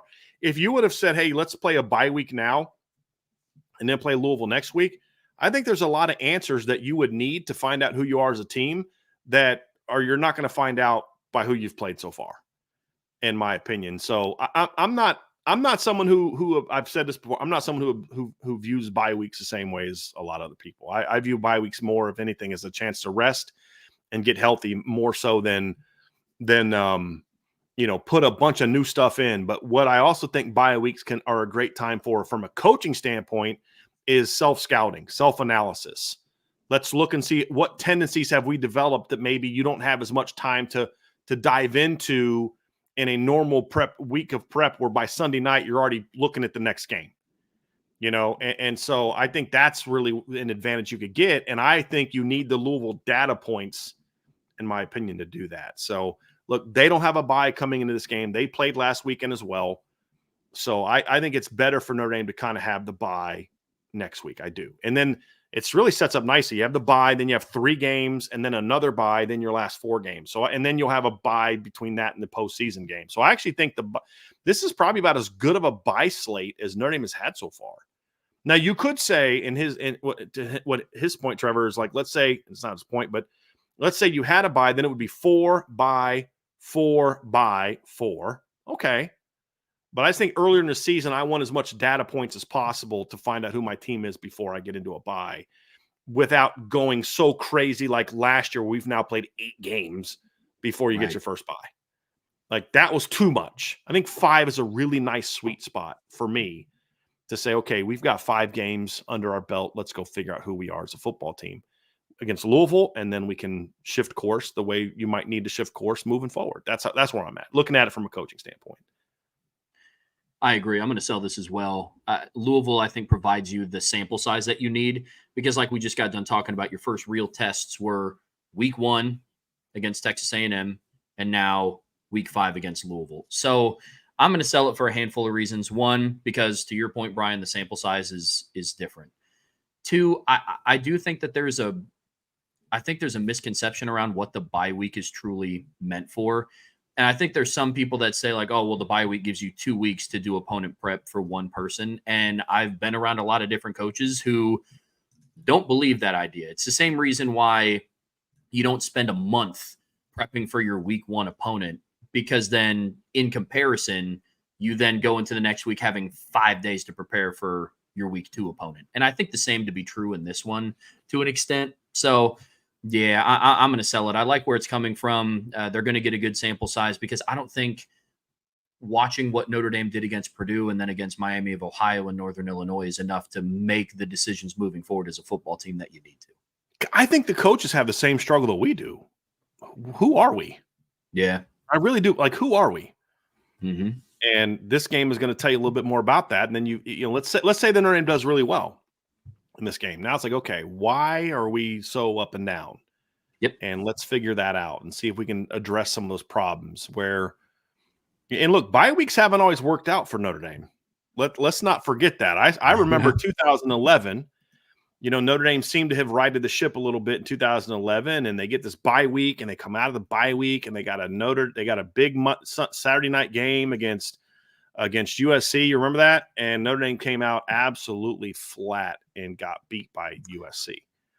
And that was the year they started the year off 0-2 and won their next 4 games, blew out Purdue, blew out Air Force, beat a really good, highly ranked Michigan State team by 18, and then they just lay an egg against USC coming out of a bye week. So I'm not saying they did that because of the bye week. What I'm saying is bye weeks are not like, they don't determine that you're going to be good. I mean, didn't Notre Dame have a bye week last year before Clemson? Mm-hmm. Yeah. No, they didn't. They had a bye week after Clemson. When was their bye? Their first bye was after USC. And they played Pitt. And yeah, then they did Pitt, Clemson, and then another bye. And then another bye. So bye weeks have not always been great for Notre Dame. They really haven't. Some of the best games that Notre Dame has played in recent season came, with no bye. I mean, Clemson in 2022, there was no bye before that game. I think Clemson had a bye before that game, if I remember correctly. Mm-hmm. So I'm not a big fan of like, oh, bye weeks allow you to do it. Bye weeks are a good chance to rest, and I would much rather get and really get some self-scouting and some data breakdown. So that's my thing is I want to see how they do in this game before we kind of get too far get too far down the road, and it's a little harder to change things. Oh, this was the game they had a bye week before Michigan in 2019. Remember that? That game turned out real well. I do. They only lost by 35, they only lost by 31 in that game. So clearly the bye helped them not lose by 50. Kept it close. So yeah, kept it close. There you go. So anyway, so that's where I'm at on that. All right, let's get to the next one here, Trevor. You got it. All righty. Buy, sell, hold from. Sorry, I'm probably going to butcher this, but PHMLTN 16. I think it's P Hamilton 16, as I believe. Okay. Okay. Well, there the we new go. guy. It's the new. I'm sorry. I should have helped you out with that one. Sorry. No worries. Well, buy, sell, hold from P Hamilton 16. Notre Dame is very similar to Oklahoma as a team this year. That'll be the first buy, sell, hold. I'm selling the heck out of that. I think they're complete opposite of Oklahoma last year. I mean, like Oklahoma last year had a pretty good offense and a sort of a mediocre defense. I mean, they gave up over 20 points 1, 2, 3, 4, 5, 6, 7, 8, 9, 10 times last season. 9 times last season. I mean, they held Arkansas State, SMU, Tulsa, and Cincinnati to less than 20 points, and then literally every team on the remainder of their schedule scored at least 20 points on them. Their offense was pretty good. I just felt like that team wasn't a very incredibly well-coached team. I thought Oklahoma was overrated last year. So, no, I don't think Notre Dame is anything like this Oklahoma team. And I'm not saying that this Notre Dame team is great, but there's nothing about this team that reminds me of Oklahoma last year at all. Yeah, I'm going to sell that one as well. I think the only comparison is they both have head coaches that were former defensive coordinators.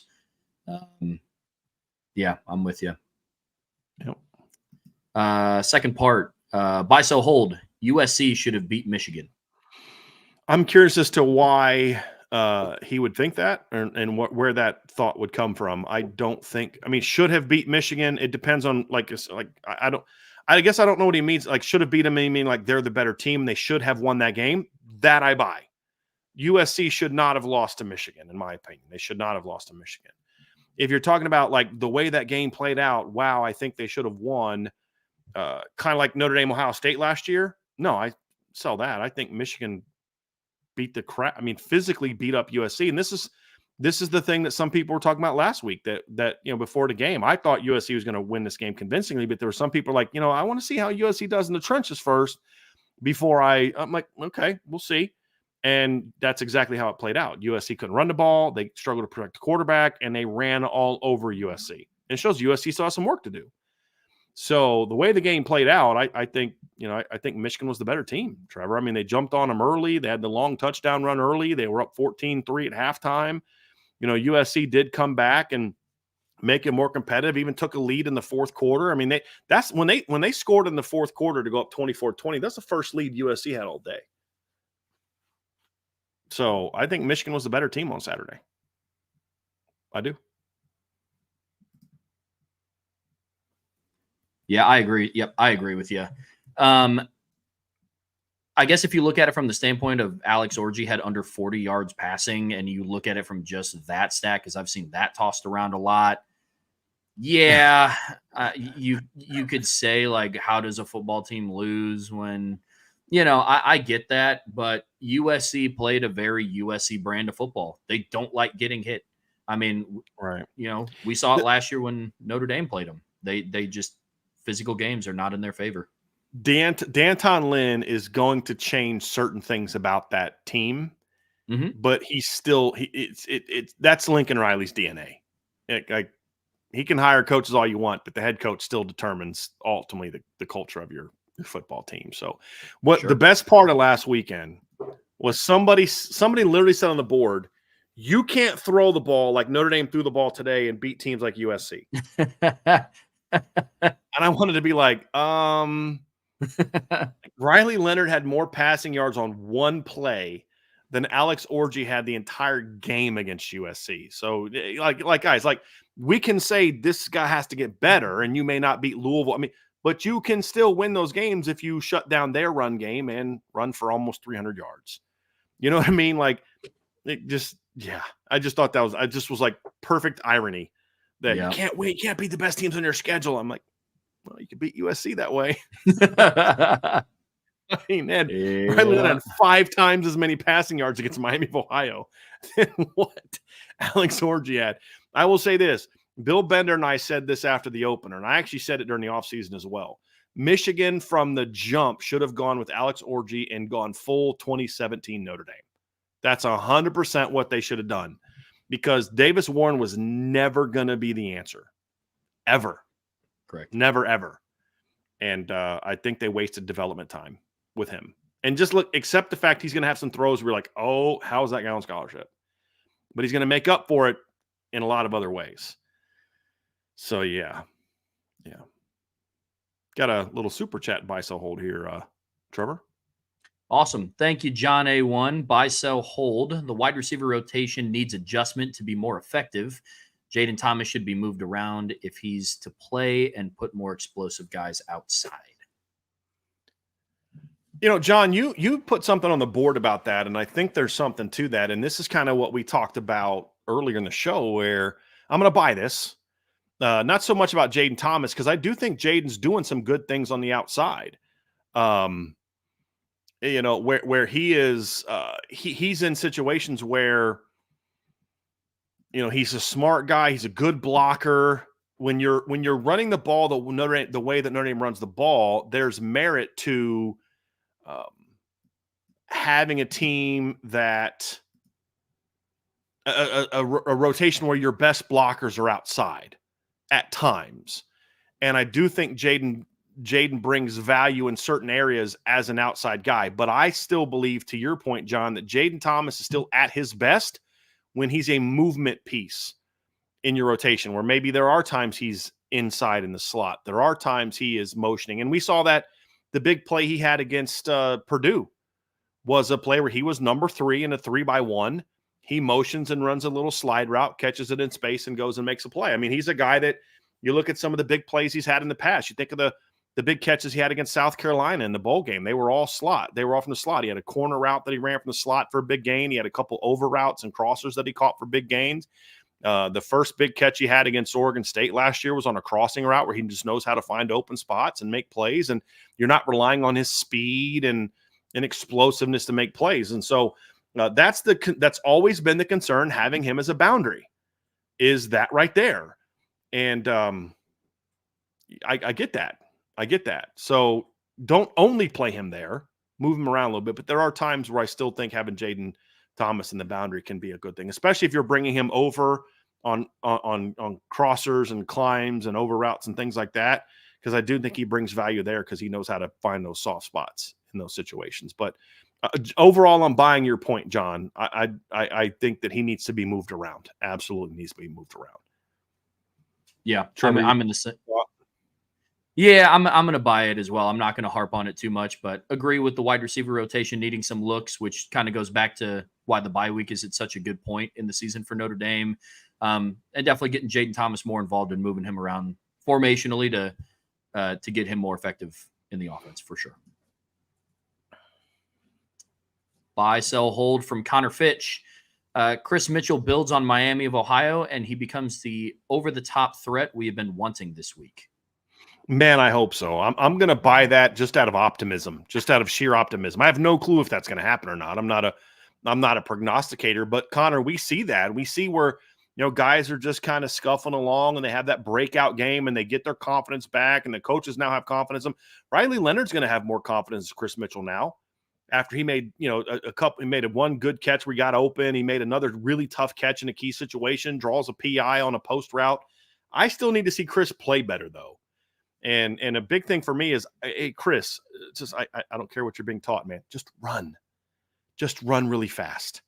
Stop thinking about telegram. He's so deliberate in his route running right now that he's just thinking so much that he's just not playing fast. And I hope that this game kind of sparks him a little bit, because if he could emerge as an over-the-top deep threat, that changes this offense dramatically, in my opinion. And so I'm going to buy that just out of optimism. I'm going to buy that as well, because we talked a lot today and we will throughout the week about a lot of players having the opportunity to come in and start to prove a name for themselves.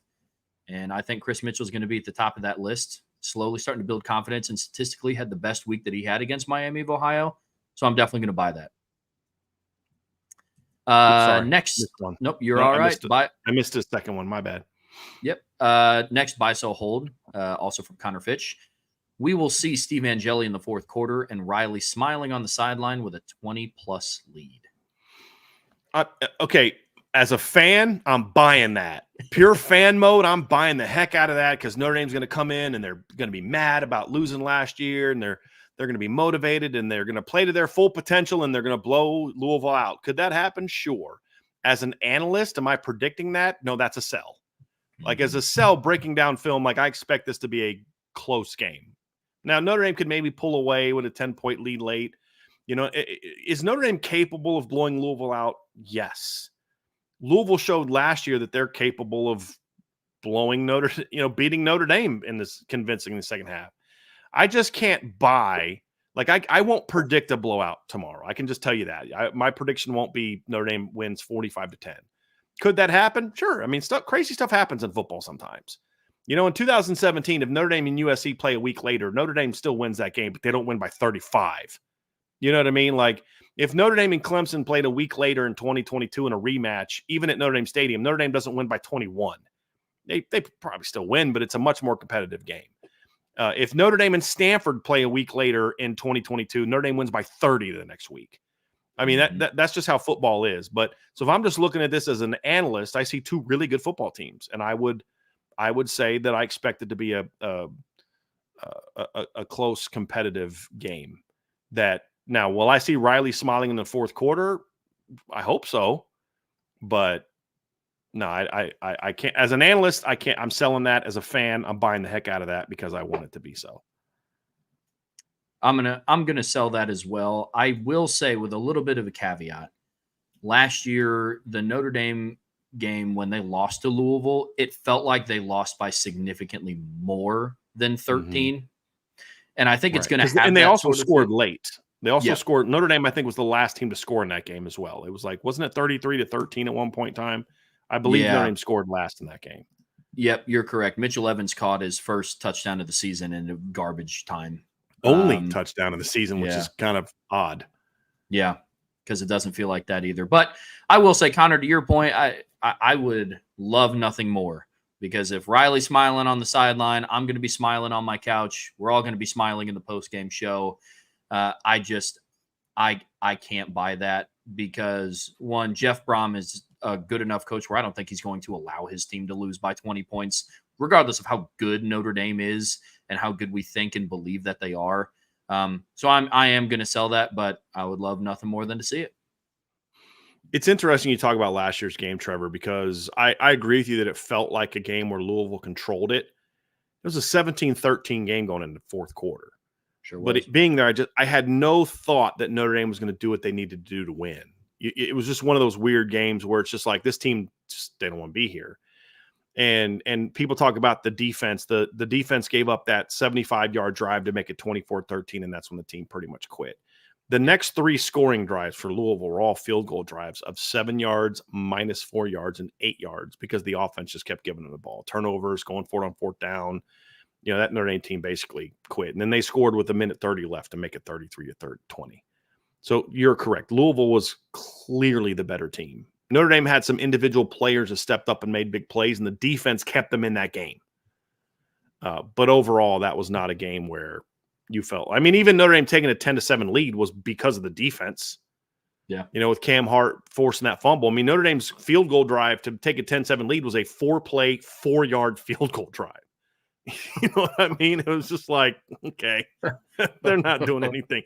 Their other field goal drive was a 7-play, 27-yard drive. You know, so it was just like, yeah, they weren't doing anything in that game. So. And this is D Masak 2. Perfect. This is. All righty. Buy, sell, hold from D Masak 2. Notre Dame will finally come out starting quickly by remembering their loss to Louisville last year, similar to how we started playing against Southern Cal last year while avenging the year's prior loss. Again, I'm going to buy that as a fan, right? I mean, this team needs to prove to me that they can do that. And we're going to talk a lot about starting quickly tomorrow, Trevor, but can they do that? I mean, they're capable of it. They show. What's funny is this Miami game was the first time all year that Notre Dame had not scored in their opening drive. They scored a field goal against A&M on their opening drive. They scored a touchdown on their opening drive against Northern Illinois, and they scored a touchdown on their opening drive against Purdue. The problem is they haven't followed up those drives with scoring drives. They have not scored. They have yet to score twice. They have yet to score in the first two possessions, because even against Purdue, they went touchdown, 3 and out, touchdown, 3 and out, touchdown. So as an analyst, based on what we've seen, I have to sell that. But as a hope thing, as far as what's going to be key to victory, I hope it's a bye, because I think that's something that they're going to need, in my opinion. And I like that he talks about USC, but like, that's the thing about this Notre Dame team is when they show up like that and they come out with that kind of fire, like we saw against USC last year, this team that's how this team beats Louisville convincingly. I still think a convincing win over Louisville's 14 to 17 points. A 30-point win requires just it being like the USC game last year. It's just a total USC fell apart. If Notre Dame and USC play a week later next year, I still think Notre Dame wins, because USC, they were a bad matchup for USC, because they could cover your receivers but still dominate you in the trenches. Not many other teams could cover their receivers like that. So that's why when USC lost other games, they were higher scoring games, sure, where Notre Dame just completely shut them down. And if it wasn't for Zachariah Branch kicking along, taking a pump back, they don't even get to 20 in that game last year. But when this Notre Dame team shows up motivated, they can win. The only way you blow Louisville out is if Louisville just has a really bad game. Like if you play your A game and they play just their B game, that's a 10 to 17 point win. Yeah. They'd have to play like below standard to blow them out. And that's how Louisville blew up Notre Dame last year. It wasn't that they were that much better than Notre Dame. It's that day Notre Dame just kind of just didn't show up and play bad football. And then Louisville took advantage. That's normally what happens when a good team blows out another good team. If both of these teams play good football, this will be a 4-quarter competitive football game that I think Notre Dame wins. But this is a good Louisville team, in my opinion, Trevor. It is. I'm going to hold here just because I was not aware. I mean, if I were to sit down and think about it, it would have came to me. But the refresher on Notre Dame scoring on all of their opening drives so far this season was a little refreshing, and it is exciting for me. I'm holding because I think starting quickly they have done relatively well. It's staying consistent is where the fall apart is. Like we talked about earlier, you can't go on long scoring droughts of a quarter and a half and not sniffing the red zone. So I'm gonna hold it for now, just because I think Notre Dame is going to come out and start fast and score on their opening possession and keep that streak alive. It's what are you doing on possessions 2 through 4 and go from there. So I'm holding. And you're gonna need big plays on this too, Trevor, because Louisville is not a team like I say this about Notre Dame. They're not a team you're just going to consistently put 8 to 10, 7, 8, 9 play drives together and score a bunch of points on. And I think the same thing is true of Louisville. You're not going to just come out and just ground and pound this team into submission where you go on 8, 9 play drives. You're not going to do that to Louisville. You're going to need big plays. Now you still put drives together, but if you're really going to score in a point to where you're going to get the points you need, then you need to have some big plays. Louisville has shown they can do that. Notre Dame has not this season, and they're going to have to find that answer on Saturday. And if they do that, then I think this could become that to me will be the key to this coming true, is that they come out early and have some big plays. That's going to be the key. Yep, 100%. D. Masak 2. Riley Leonard passes for another touchdown against Louisville. Buy, sell, hold. Buy. I mean, he'll at least have one, I think, on Saturday. Yeah, I'll buy that. Yep, buying it. Not a whole lot of explanation behind it. Yep. All righty. Buy, sell, hold from BK Last Brain Cell. After Louisville, Onye will split snaps 50-50 with Mills for the remainder of the season.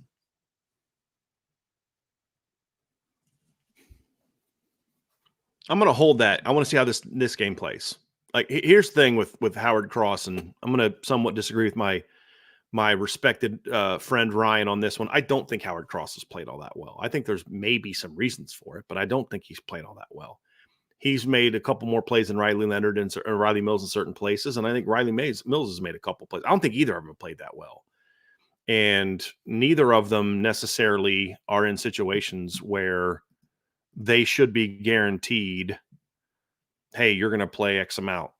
Look, I know you're a captain and I know you're a veteran, but at the same time, football is not about seniority. It's about meritocracy. And right now, the best game we've seen from a 3 technique this season is not from Riley Mills. It's from Jason. I mean, even the game where Riley Mills made the biggest play of the season so far, Purdue, where he actually knocks the ball out and into Boubacar Traore's hands for the interception, wasn't a throw. Riley knocked it out. He still got outplayed that game consistently by Jason Onye. So I'm a believer, Trevor, in that I don't care who you are, what your reputation was, your snaps are earned by what you're doing now, not what you did last year. Them playing as much as they have, to me, is still about what we think they should be. If they don't play, if Jason Onye has another big game and Riley Mills keeps doing what he's doing, you have to spend some time in the bye week thinking about who gives us the best chance to be the defense we need to be. And if that's not Riley Mills, then you need to adjust the snaps accordingly. I mean, that's the harsh reality of football at this level. That's the harsh reality of football at any level, in my opinion. Mm-hmm. Those are decisions we had to make at the FCS and D3 level. It should definitely be true at Notre Dame. Now, if Riley steps up and plays well, then that changes. And because ideally, you still want Jason Onye to be a rotation guy where he's, lower snaps and he can play with a crazy high motor. But in order to do that, you need Riley Mills to play better. Mm-hmm. And Riley's got to Riley and Howard both need to justify that their play now is why they're dominating the reps, not what the play that they've done in the past. And I think we're going to actually see that. That's one thing I actually am kind of confident. I think at least one of them breaks out. And if I had to break, which one am I more confident breaks out? It'd be Howard, because I think Howard's had a few more flashy plays. And I think Howard's still a little pissed off about this game from last year. I do. So that would be my prediction, but hopefully they both break out. But this is true everywhere. You go into this bye week after 5 games, with the exception of, even running back room, I'm reevaluating things. Do I need to maybe have Aeneas be more involved on 3rd down than Devin Ford? Do we need to do more 20 and 21 personnel? Do we need to maybe have a role for Kedra? Even that position I'm reevaluating to some degree, not so much Jeremiah and Jadarian that they've, but like, what's the rest of it? Do we need to have the option on 3rd down of having Jeremiah and Jadarian on the field? My answer is yes, where it's not only Devin and Aeneas, those type of things. And even if it's as a decoy, there's things that you can do with those guys. Because an empty set on 3rd down and 5 is going to be a lot more, you're going to defend it a lot differently when Jeremiah Love is the empty back than when Devin Ford is. Because when Devin Ford is, you're not worried about that. You put a linebacker on him and you're still going to play the quarterback draw. You see what I'm saying? So that would be kind of where I would look on that. But yeah, I'm just a big believer that you get to this bye week after 5 games. You're looking at everything, and not a lot's going to change. But some things need to change, and not even if you win by 30, some things need to change if certain players are outplaying other players. Yep, that's what I mean. So it's not like if this is terrible again thing. No, you're always evolving as a football team, and who you thought was going to be your dude isn't always your dude. Who you thought was playing well is maybe a guy that's played well in the first couple games is playing really poorly now, and you look at him in practice and his head's not in a good space, and you need to make some changes. Every team does that, even good teams.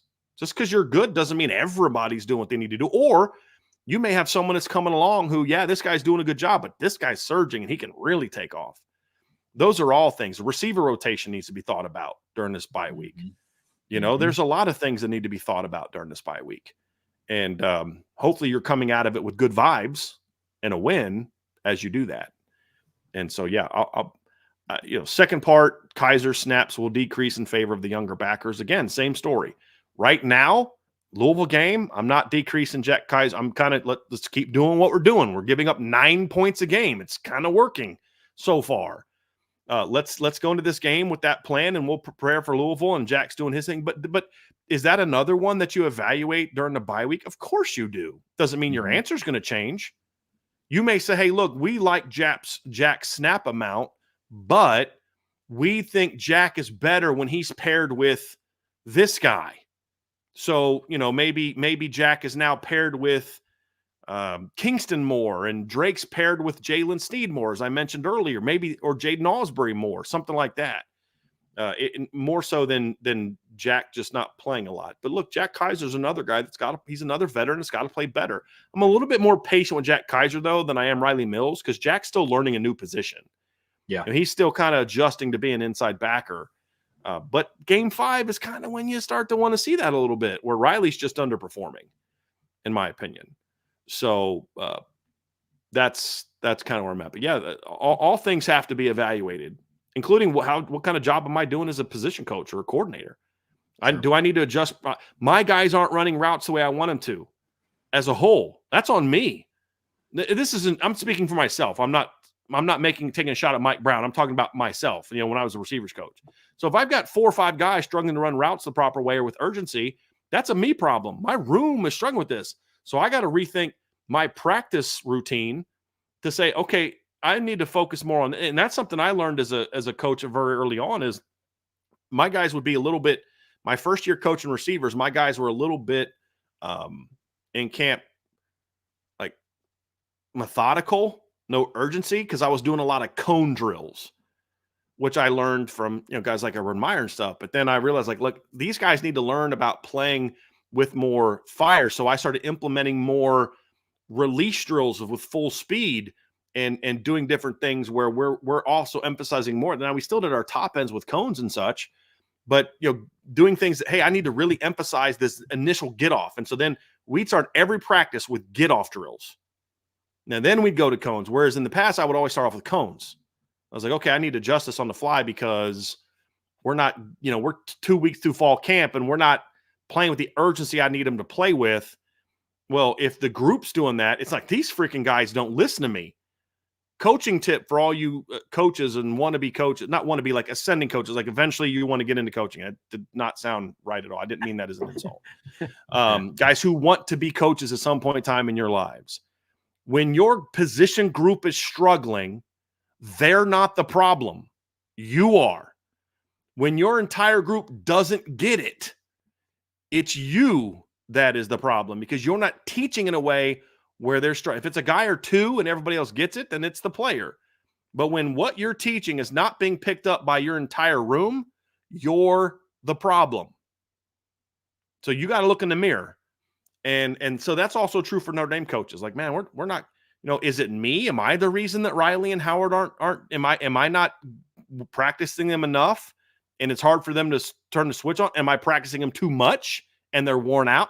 Who knows? I don't know the answer to that. But every coach that's a championship coach is willing to look in the mirror and say, if my group's not performing to the level they need to, first place I'm looking is in the mirror and making sure that our practice plan and what we're doing to prepare them is getting them ready to play. And if you feel comfortable with that, and you talk to other coaches too, sit down with them. Hey, here's what we're doing.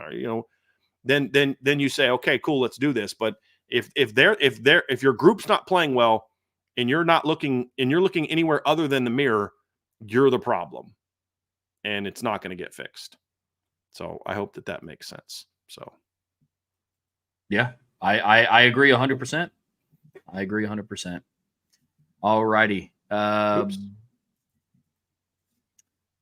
so hold from BK last brain cell. Marcus Freeman should not be asked, forced, allowed, or permitted, or given the opportunity to speak to the media before games due to him oversharing and being way too honest. I am not going to criticize a football coach for being honest. And here's the thing. If Marcus Freeman's not allowed to be honest, it doesn't change the fact that that's the mentality that the football team has. It's not like he speaks it into existence when he's talking to, what's her name? Stevenson. What's her first name? Zora Stevenson. Zora Yeah. Stevenson. It's not like his team was ready to go and Riley Leonard was going to come out and throw 50 bombs against Northern Illinois. But as soon as Marcus Freeman said it, it's like, I heard coach what he said to the NBC lady. Guess I can't throw the ball down the field now. No, that was a problem in preparation and mentality. That needs a change. Whether he says it or not doesn't matter. So it's not like, hey, we got to be methodical against Miami of Ohio. And Mike Denbrock was like, well, we had this really aggressive game plan, but Coach Freeman just told the NBC people that we need to be methodical, so let's be methodical. No, that's how you prepared all week. So that's the problem. I will always respect Marcus Freeman for being honest. And he is a very honest coach because when he says it, that's just coach speak. Well, if it's coach speak, and they go out and do that, it's no longer coach speak. Coach speak is when you just say things that you're just saying to appease people and give people things to write about. It's not really what's going on. I'm not going to go out there in an interview. And I think Al Golden's great about this. He's like, look, guys, I'm not going to talk too much about this because, we're game playing. I'm not going to answer that question.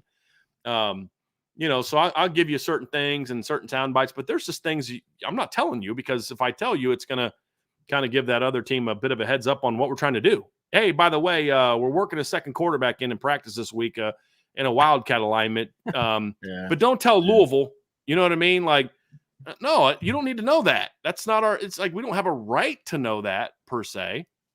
And so, I'm good in being honest. I'm more concerned about the fact that he was honest. That the honesty is what they were doing. Like, it's one of the things I respect most about Marcus Freeman is you know when he's given some coach speak answers because he can't talk about that. Like, you know what I mean? Like, hey, coach, is your team looking for revenge against Louisville? Even if the answer's in his mind is yes, he can't say that. I want to beat the freaking crap out of Louisville. Okay, Bullen, and now Bullen. So there's times when it's like he's wisely judicious, and it's not like he lies and says no, we're not excited about this game. He's just like he's not going to say yes, we want to crush this team because how they played us last year. He's going to say, look, it's a big game, and we're going to go out there. This is a good team, and we're going to prepare hard and go out there and do the best we can. That's true. He's not lying. He's just leaving some stuff out. Like, yes, we are super pissed about last year's game, and assuming he feels that way, right? And but I'm never going to criticize him being honest. I'm going to be critical of the fact that the honesty is like I would rather him be lying about those things. You know what I mean? And then the team is actually going to come out aggressively and all that kind of stuff. Like so, or I'd rather him just if they are aggressive, hey, we're going to come out and attack and we're going to be aggressive because it's not like Miami of Ohio was like, oh crap, we thought they're going to be methodical, and Freeman just told the lady at NBC that they're going to come out and be aggressive. So let's change our game plan that we practice on all week. By that point in time, you are what you are. Say whatever the heck you want to say.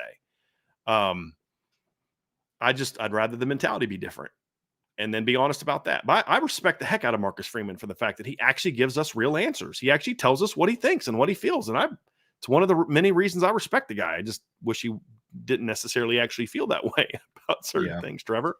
I'm with you. I'm going to sell that for that reason specifically. I think it's frustrating because he is an honest person and he's very authentic with everything that he does.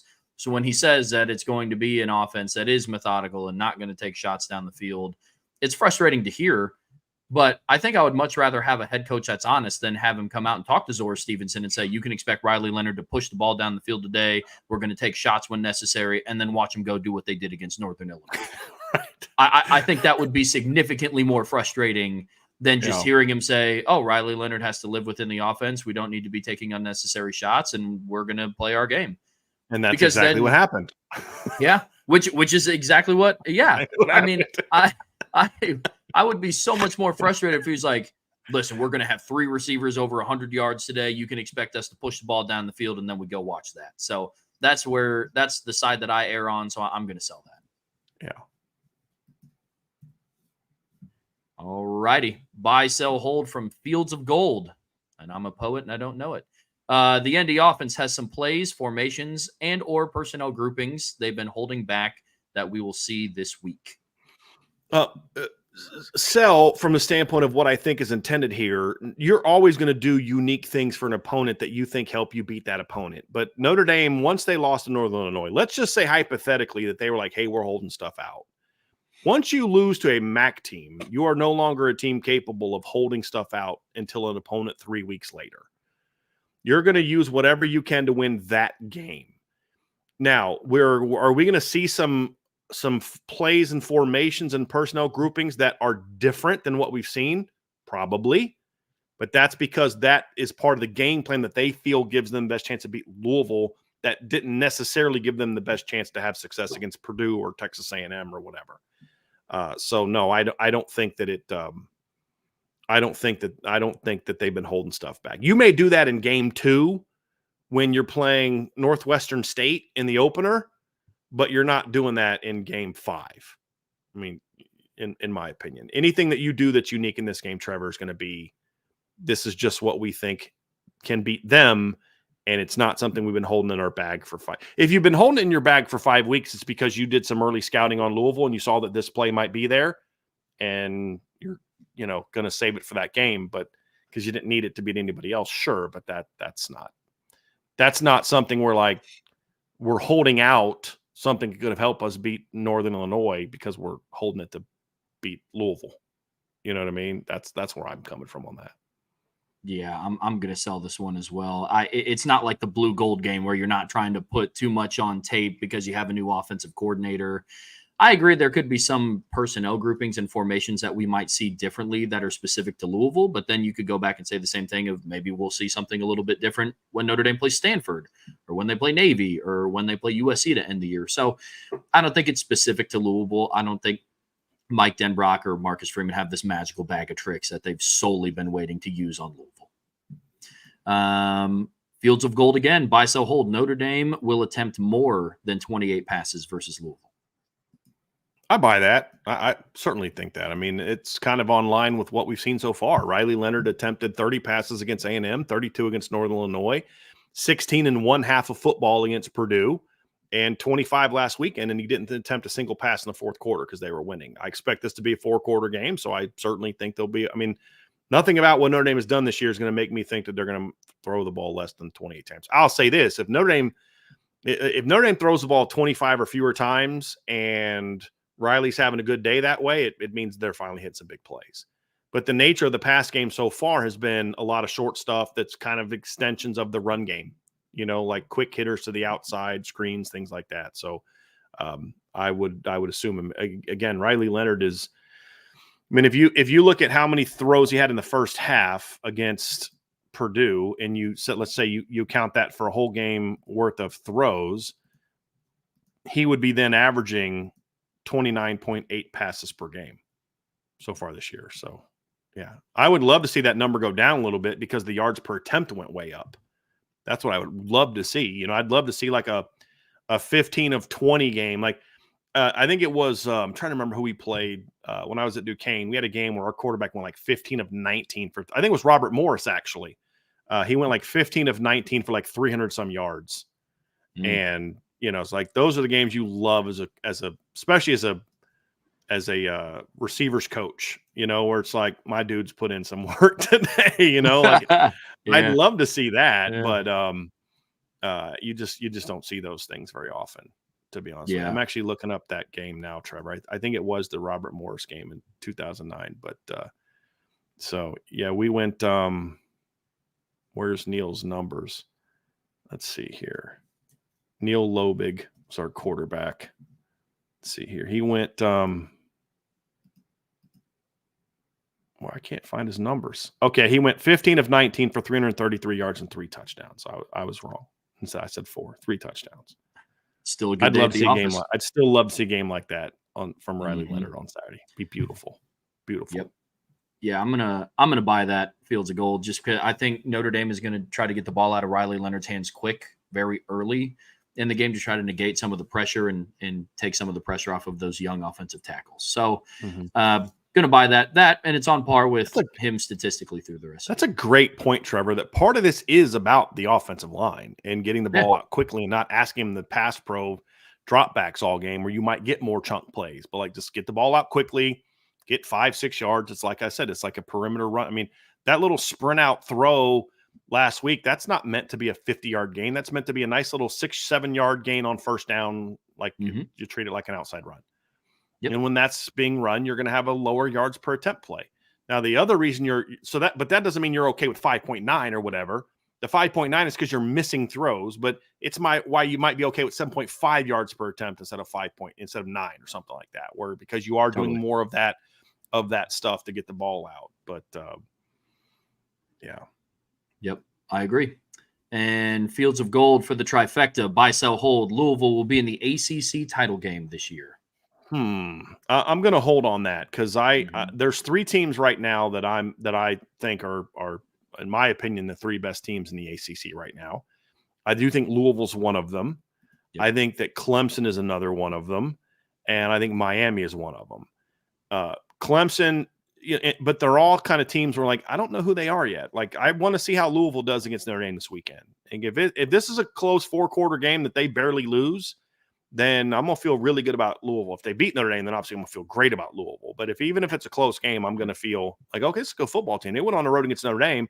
They get Miami at home. They got to play at Clemson. Like, okay, they split those two games and avoid upsets at Virginia, at Stanford, home at BC. Then sure, like, don't know pit letdown games like they had last year. I think they got a shot at it. But I also want to see Clemson. You know, I mean, like, they smacked NC State, but I've been saying all offseason NC State was very overrated. And that's exactly what they are. So let's see how they are, in a couple weeks against Florida State, like how they play in that game. Are they fired up? And then, of course, the Louisville game. And then, Miami's the one that I think I probably know the least amount about. They're smashing people, but they have not played anybody with, like, that's really any good so far. We'll learn a little bit more about Miami Friday night against Virginia Tech. I expect them to win, but, like, if it's a convincing win, you're like, okay, this Miami team's legit. And now it's a legit 3-horse race. But I think all of those teams, we're still learning about all those teams, and I'm going to have to push back. I don't think BC is one of the 3 best teams in the ACC, and I think that's going to get proven to be true here pretty soon. Look, BC's better than I thought they were going to be. I was flat out wrong on BC. I'm not even going to pretend like, no, they're not as good. They've already won as many games as I thought they'd win all season. And I think they're going to beat Western Kentucky this weekend. But they got to play at Virginia Tech, at SMU, and they also get Louisville at home, which isn't going to be easy. But their schedule's looking a lot cleaner now that that win at Florida State, because they don't got to play Miami. And they get Syracuse at home, Carolina at home. Pitt's been a surprise team in the ACC so far this year that nobody's talking about. Pitt's 4-0, and they've got 2 Power 5 wins already. Yep. Over West Virginia and Cincinnati. But, the ACC's, it's an interesting league for sure. But I still think Miami, Clemson, and Louisville are the cream of the crop so far. Yeah, I'm going to sell it as well. I just think it's too early to see if anybody's going to be playing in the title game across any conference. It's just there's so much unknown. There are some stronger favorites. Just based on how the teams are put together. Like, I look at an Ohio State team in the Big Ten. I mean, on paper, they should be playing in the Big Ten championship game, but it's still too early. And they've played better than anyone else outside of maybe Penn. But even Penn State, I mean, Penn State's probably been the second best team in the Big Ten so far, but Ohio State's just been way better than everybody else so far, to your point. Yep, 100%. So, I mean, I'm going to sell it just because there's a lot to be figured out here, especially with what everybody's schedules look like throughout the rest of the season. So early, but I think Louisville could be. So, yeah. Yep. All right. Give me 1 second, Trevor, because we have this thing that happens in the middle of the show where randomly the thing doesn't want to let me scroll through anymore. So I got to move it and then I got to minimize it, then do that and then bring it back up. But now we're ready to roll. Sounds great. Buy, sell, hold. Bayside Tiger 6. The Irish defense puts points on the board and forces a turnover to set up the offense in the red zone. Points on the board. I'm going to sell that one. I will say forces a turnover to set up the offense in the red zone. Louisville has yet to turn the ball over this year, and that's just not sustainable. I mean, I don't care how good you are. That's just not really sustainable. And they haven't faced a defense that has the kind of speed and swarming the ability that Notre Dame has, that they've had in the big games they've had this year. So I do think that they'll force a turnover in this game. I do. And Notre Dame has forced 2 turnovers in every game except the Northern Illinois game. And that's just because they ran the football. But teams that want to throw the football just turn the ball over against Notre Dame. That's just kind of what they do. And if you go back and look at it, Notre Dame, before the Notre Dame game, the last time Notre Dame had not forced a turnover was all the way back against Ohio State last year. Wow. They'd forced at least 1 turnover in every game, and they had 2 games last year. They forced 5. So, I think they'll force a turnover, and I could see one being one that sets up points. So that's a bit of an optimistic buy because, again, I'm not a fortune teller, but yeah, I could see something like that happening and hope something like that happens. And again, it's like, how it goes, man. I don't care who you are, you're gonna have turnovers, and just the law of averages is such that you're going to turn the ball. I mean, lowest teams in the country last year in turnovers were Ole Miss and Oregon. They had 7. So you're going to turn the ball over. It's just hopefully this is the week where you get your first one for Notre Dame. If you're looking at it from Notre Dame standpoint. Yep. I'm gonna hold on the first part, buy the second part. Yeah.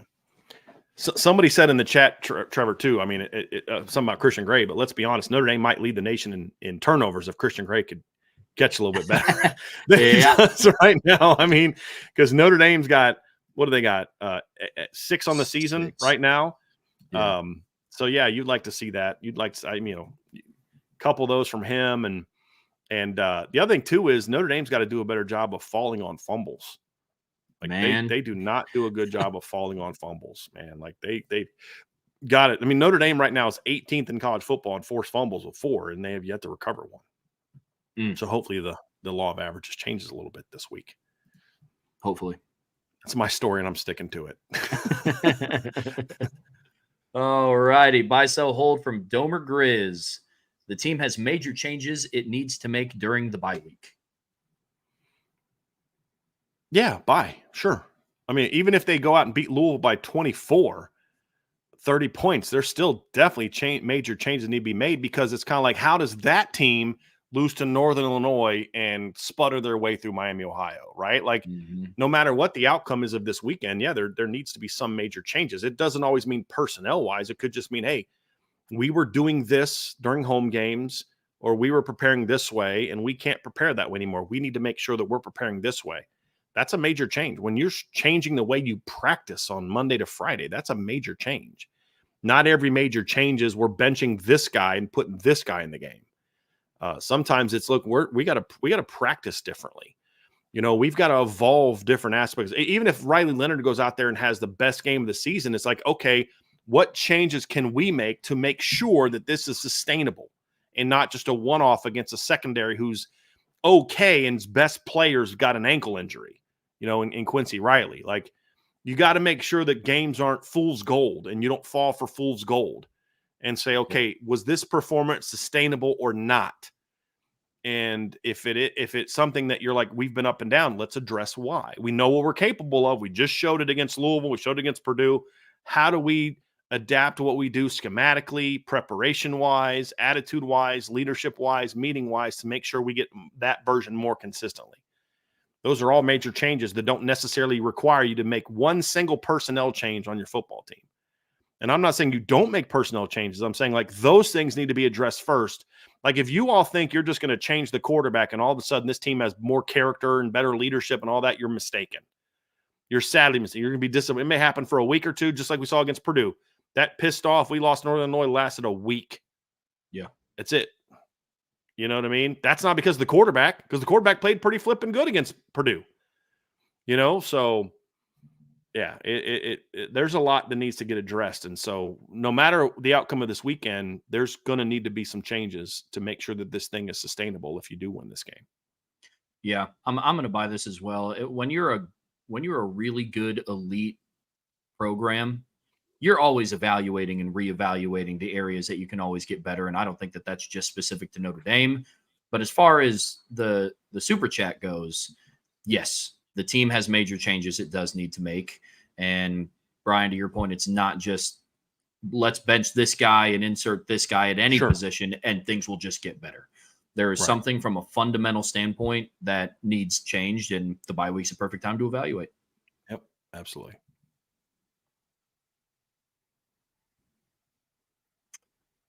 Buy, sell, hold from AFMOS.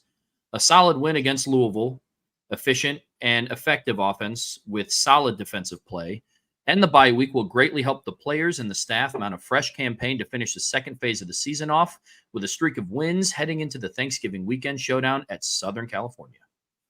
Buy. I mean, he literally nailed, I don't even have to explain it. He nailed all the explanation necessary of why a win in this game that way.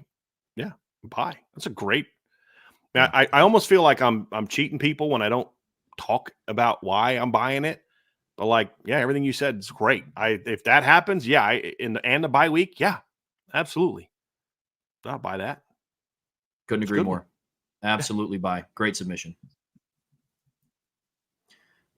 All righty. Buy, sell, hold from RamCray75.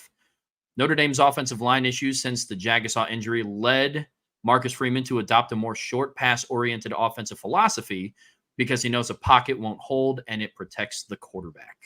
I sell that because there's been a lot of deep pass plays called. The problem early in the year is they just weren't throwing them. I mean, there's a lot of deep shots called against Texas A&M that Riley didn't throw. He would come back to something different or run. And we had plenty of deep shots. We saw plenty of deep shot opportunities against Purdue. He just got to throw the football. I mean, I broke the film down. I showed you those opportunities. And then last week they were throwing the ball down the field. So I think that there's an element to where some of the quick game stuff is meant to somewhat protect the offensive line, but I don't think it was more of you're changing your entire philosophy because of that injury. I think you're adapting certain aspects to protect your left tackle, but I don't think that's the reason we're seeing what we're seeing. I don't think that's I'm going to sell that to the degree. I do think that there has been the scheme has been impacted to a degree by the fact that you don't have Charles Jagasaw. And I'll be honest, that injury has hurt this team more than I thought it would. Yeah. Initially. Because I thought initially you'd see a different Anthony Knapp stepping in at left tackle was not one of the things I thought they were going to go with. And so I thought either Baker steps in, who can at least be solid and be a big guy, or they would consider making some kind of move with Emil or Gerby or somebody or Sullivan or somebody like just more talented. And they didn't. So I'm going to sell this as well. It's such a tough pill to swallow for a lot of fans, and I've kind of had to come to terms with this myself. There is no one answer to why the passing game is why it is.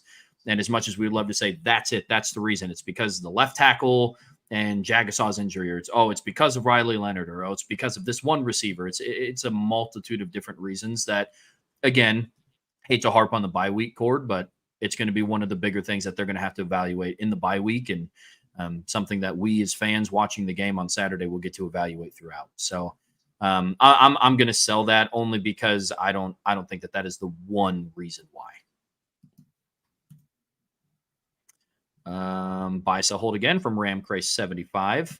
Assuming the above is true, Riley Leonard's issues so far stem from him missing spring practice and being behind in terms of number of reps than the rest of the team, sort of evidenced by how different the production has been on the ground versus in the air.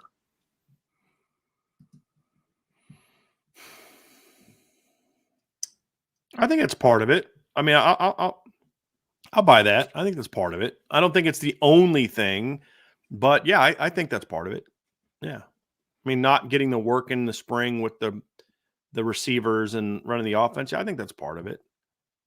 Yeah. Cause this comes back from the last question, which we kind of sold this, right? So it comes down to this. We sold that. But he says, if you look at that, just get rid of that part. Say Riley issues so far stem from him missing spring practice and being behind in terms of number of reps than the rest of the team. I think that's part of it. Yeah. Because it's not about him getting less reps than the rest of the team. Benjamin Morrison didn't have spring ball when he came in as a true freshman, and he was fine. But for a quarterback, it's about getting on the same page with your teammates. It's about building confidence in them building confidence with you, comfort level, in the offense, where to go, where to work through. I mean, mental reps are great, but they only take you so far. You got to run it. And I think that's part of it. It's not him missing spring isn't why he's been as ineffective as he has, but it certainly led to part of it, I would say. There's a lot of things that factor into that, and that's one of them. I would say it's not the only one. Like if he was here in the spring, he's not averaging 295 yards passing a game. I don't think. Right. I think he'd be a little bit better than he was, though, than he has been for sure. Yep. Or just better. I don't know how much, but better. I agree. I'll buy it, especially the first part. Taking out, assuming the above is true. Yeah, I'll buy it. It's a contributing factor. All righty. Buy, sell, hold from JM2362. When Billy Schrouth comes back, Rocco Spindler should move to left guard. Well, a couple things. Number one, it depends on when does Billy Schrouth come back. I'm going to hold on this for a couple reasons. Number one is I want to see how Rocco does this weekend against Louisville. That's a big one for me. If Rocco plays well this weekend, then I would strongly consider keeping him in the starting lineup when Billy gets back. Here's why I'm going to sell this overall, though. I would actually move Billy to left guard instead of Rocco. I do not want Rocco Spindler and Anthony Knapp protecting the blind side of my quarterback. I don't think that plays into Rocco. I think Rocco's better at right guard, where he is a power player in the face of the quarterback. I would move Billy to left guard and consider maybe someone else a left tackle, but I would go with that. I would move. I think where he's coming from is he's coming from a place that I agree with. I just would move Billy there instead of Rocco. That's because, and I'll still say I would love to see Charles Jagasol and Billy Schrouth next to each other next season. Yeah. I'd love to see that. It's your most athletic guard and your stud young left tackle. Like, I'd love to see that. Yeah. I'd love to see that. I would too. I think another thing too, it also depends on how well Sam Pendleton plays at left guard on Saturday too. Because if he comes out and has a really good game, it's going to beg the question. I mean, do you pull a guy? I mean, ideally Notre Dame is left with a situation of champagne problems where they have a guy in Billy Schrouth who started the season who's coming back off of an injury, but is a very capable starter and your most athletic offensive lineman guard. Mm-hmm. And then Rocco Spindler ideally plays fantastic against Louisville and starts to solidify himself as a starter. And Sam Pendleton continues to improve. So I'd rather have that be the issue than, oh my goodness, we need Billy Schrouth to come back because the O-line is struggling that bad. But lots to evaluate on Saturday for sure. Mm-hmm. Christopher Crosby, buy, sell, hold. Jason Onye should be starting at 3 tech over Riley Mills. Not yet, no. I mean, look, Jason Onye had a great game against Purdue. He's flashed a little bit. He also has to be more consistent. Mm-hmm. I'm not ready to make that move yet. But as I've said before, this is a game where how this game goes is gonna be a big data point for how we evaluate. If I'm talking about if I'm putting myself in a coach's shoes, right? Because that's who's going to make that decision. I need this game is going to, if Jason Onye comes out and balls out in this game like he did against Purdue and Riley struggles again, then that's a conversation we need to have. The other thing you need to think about is is Jason better off coming in off the bench where he's getting a fewer snaps and he can play with a high motor? That's something else you got, because not everybody gets more reps and all of a sudden they play. Some guys, they get more reps and all of a sudden they don't play as well. That's something you got to think about. I'm not saying yes or no. I'm just saying you got to think about that. Right. And you got to get out of your feelings about how you feel about Riley Mills and look at it. What is the best thing for this team as a whole? And if you think Jason Onye outplays him again, and you think Jason Onye is capable of 15, 20 extra snaps, then maybe that's a move you make. If for one of two reasons, one is Riley's just is what he is this season and Jason can help us more, or B, maybe a move like that snaps Riley Mills out of it and gets his head on straight. And then all of a sudden he comes back playing with a fire we haven't seen this year. Mm-hmm. But either way, you've got to consider, there's very few guys in this football team that right now are so good that you shouldn't at least have a conversation about, do we have the right guy there coming out of the break? There aren't that many going into this game. Now that could change after this game. And that's why this game is huge in a lot of ways. So those are all things that you look at, is what's the best way to, you're going to play Jason Onye every game. You're going to play Riley Mills every game. What's the best usage of those two that gets the most out of both of them? I don't know the answer to that. I don't. But after this game, you got to think about it. Is it adding a third guy into the mix where you don't ramp up Jason's snaps as much, but there's a younger guy that you think could play there? Or maybe you say, hey, look, we're going to stop putting Donovan Heinisch at nose tackle and maybe use him more at 3 technique, and he's going to take a little bit out of Riley's, and we're going to ramp up our Momukum for some nose tackles. I don't know the answer to that. Maybe it's, hey, listen, we're not getting what we want. We're going to get Gabriel Rubio back in a couple games, so we're going to put Howard Cross at 3 technique and see if that gets Howard Cross going, and then maybe put Riley at nose. Because if Riley's just going to eat up space, then put him at nose and let Howard play 3 technique. Maybe, I mean, there's a lot of things you got to look at to say, how can you get more out of this interior? And unless the interior steps up and dominates on Saturday against Louisville, all options are on the table going into the bye week, in my opinion. So I'm going to hold on that, and let's talk about that again after this game. But like, I don't care if you're a captain or a preseason All-American. You're judged by how you're playing now. And the reality is the interior, nobody's playing well enough to say, oh, yeah, you're definitely going to start for us the rest of the year. I don't think anybody's playing that well. At least at 3 technique, you have another option where I don't know that you have an option that's better than Howard Cross. At least Jason has at times played better than Riley Mills this season. So that was something that you'd be foolish not to at least have a conversation. And I hope that after this game, we're like, all right, Riley's good. He finally showed up. They're going to be fine. We'll see. We'll see. But so far, I don't know if you agree with that, Trevor. So far, the interior of the defensive line has not played such that, like, I'm not like benching Riley Mills, like he's not going to play anymore. But as far as who starts, what the rotation split is like, that needs to be up for debate if he doesn't step up and play better in this game. This is a money game. If you're not fired up and ready to be at your best in this game, something's wrong. Something's wrong. I agree. The interior play of the defensive line has been very underwhelming to start the year, especially with the level of expectation that they had coming in. I'm gonna look at this with a little bit of a different light. I'm gonna sell that, to be honest with you, just because I don't think it's as simple as benching somebody and starting a different person. Because regardless, there's still going to have to be some sort of rotation, and you touched on it actually. I think the workload management is going to have to be a little different, not just Jason Onye is going to be the starter now, and he's going to trot out there with first-team defense, and everything is going to be better. Because Riley Mills is a person that can still contribute to your defense. I just think it needs to be looked at a little differently, how much of the like snap shares that he is seeing. That's how I look at it.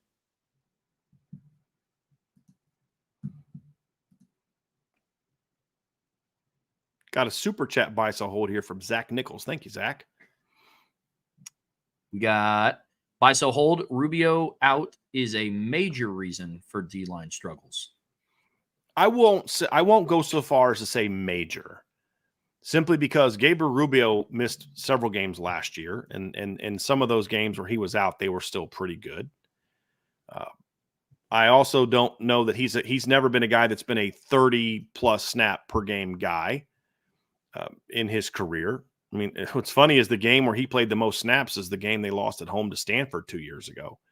But, Gabriel being out is a contributing factor to why the D-line's not better up the middle, especially against the run. No doubt. I think he's their best run stuffer.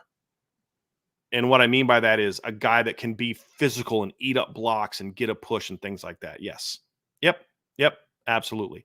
Zach Nichols also said, I'm emphasizing the major to make it a more interesting buy so hold. I get that. And that makes it a great buy so hold, because if you just say he's a reason, that's an easy buy. No discussion needed. Of course, you're missing one of your top 4 guys. Major reason, that creates more discussion and makes you think. So Zach, you nailed the spirit of buy so hold. Absolutely. I just don't know that it's a major reason, but I think it's certainly a reason why their run defense isn't quite as good as it needs to be. Like, again, they're never going to be an elite 80 yards a game run defense. Al Golden has literally admitted he doesn't care about that, and that's fine. But it still needs to be better than what it is, and that's going to be the key. But I think if they can get Rubio back, it helps, but it doesn't fix everything, because it doesn't mean Riley Mills is going to play better. Doesn't mean that Howard Cross is going to play better. Doesn't mean Jason Onye is going to be more consistent. It just means that at least you got one good player back that can give you 20. And the other thing too is when he does come back, and this isn't to this point, when he does come back, he's not going to be a 30 snap a game guy right away. No. But having Gabriel Rubio for 20 snaps a game, especially against Northern Illinois, I think it helps. Absolutely helps. That's what I was going to say. I think major reason for D-line struggles in the run game against Northern Illinois. I know we're getting pretty granular there, but I would agree, because in that game, you're asking Donnie Heinisch, who is not as big as Gabriel Rubio, to do the job that Gabriel Rubio would normally do. So I would agree with you, Brian. He is definitely a reason. Major, again, like we talked about with the offensive line, with the passing game, insert whatever issues Notre Dame is having so far here. There is not just one reason. That's where I'm at. Yeah. I think it's a good observation, Zach. Very good observation. Mm-hmm. Buy, sell, hold from Christopher Crosby. Sorry, I don't know why that did that. No worries. All right. Buy, sell, hold. Christopher Crosby. If Alabama beats Georgia this weekend, they will win the SEC. Well, I have Alabama. I have predicted Alabama to play to win the SEC anyway. So yeah, I'll buy it. I mean but that's confirmation bias for me. You know what I mean, Trevor?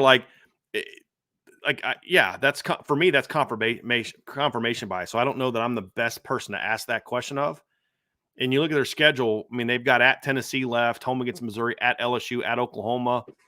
I mean, they could drop one of those games. If they beat Georgia, they can still drop the Tennessee game and still be playing for the SEC title.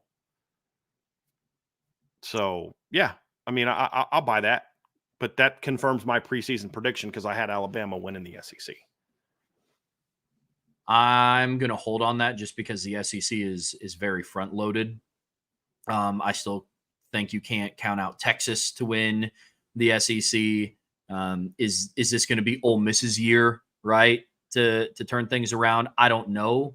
I haven't really followed them as closely. I know their offense can put up an insane amount of points, but they're just another one of those teams that just hasn't played anybody yet, so you don't really know what they are. Sure.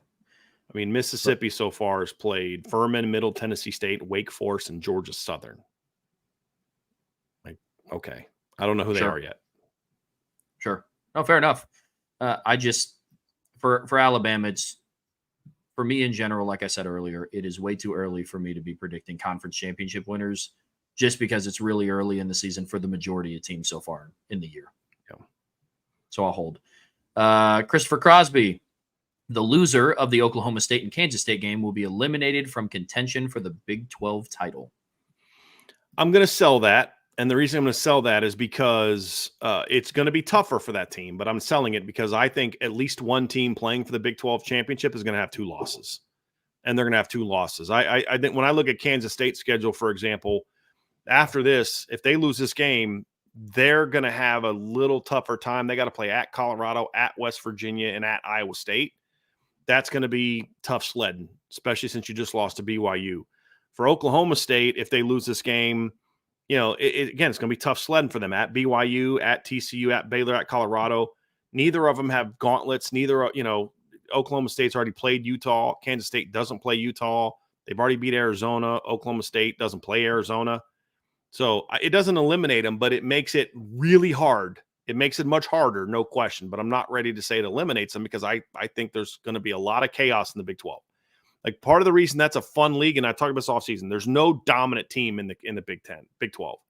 But there's a lot of teams that can beat another. I mean, somebody asked me on our Thursday, what are some upset games you have for this weekend? And one of them I said BYU against K-State. Like that you just saw that happening. That's not an easy place to play. You know what I mean? And K-State had a 6-0 lead with like 2 minutes left in the second quarter, and they were down double digits by the time they got to halftime. It was a crazy game. And then BYU ran away with it. Somebody else is going to go out to Provo and get whooped this year too. You know what I mean? Like this is going to be the last game where BYU beat somebody. Cincinnati's improved this year, definitely improved this year. Colorado's still a mediocre team, but they're improved from where they were last year. And Baylor's improved. They're not very good, but they're still improved. So there's going to be a lot of chaos in the Big 12. A lot of chaos in the Big 12. Yep. So I'm going to sell that. I'm in the same boat as you. I'm going to sell it. The Big 12 is a very competitive conference this year, solely because the playing field is very even for a lot of these teams. And again, like I mentioned before, it's still too early for me personally to pick a winner or count anybody out of conference title contention because the bulk of everybody's schedules is still yet to come. Except for Florida State. They're done. Yeah, they're done. Yeah, Florida State's done. If Florida State finds some way to miraculously win the ACC, it needs studied, and the rest of the teams need evaluated. And it means the ACC this year sucks because they've already got 2 conference losses. So, yeah, that's pretty funny. All right, got another super chat from Zach Nichols. Awesome. Thank you, Zach. Follow up, buy, sell, hold. He does not know why he is so focused on Gabriel Rubio. But Waverly recruitment has more to do with season D-line struggles and preseason view of defensive line commits /needs. defense. Selling the heck out of that because they're recruiting him to play tight end. So, yeah, doesn't have anything to do with the defensive line. I think maybe if he's thinking of TJ Griffin or Griffith, if that's what you're thinking of, that has more to do with not so neither. It's just, well, it sort of has to do with what you're seeing this season, because the one thing that I think they like about TJ Griffith is he's listed about 6'5", 260. And I'm assuming that's who Zach meant. He's 6'5", 260, but he's got a massive frame. Like, he's going to be one of those 6'5", 300+ pound guys. When he's that Southern kid that you always see go to like Georgia, Bama, LSU, or even sometimes like Ole Miss or Mississippi State that you've never heard of. Some 3-star kid that had an unimpressive offer list, and this team takes a chance on him. He's 6'5", 260 coming out of high school, and then by the time he's a sophomore, he's like miraculously 6'5", 310 because he's got that massive frame. That's what TJ Griffith is. So if that's who you're referring to, Zach, and he just said in the chat, that's who he's talking about. That is more about, I think there is a recognition that they do need a little bit more beef on their D-line in certain spots. Yeah. And that's where I think that one comes from. Yes. Yep. I agree. Good observation. Buy, sell, hold from ND Bet. The 4 deep shots taken against Miami of Ohio will force Louisville to respect our passing attack and will be a big cause of our offensive success. They took 6 deep shots, by the way.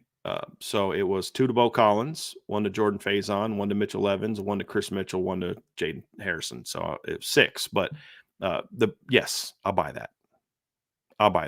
Yeah.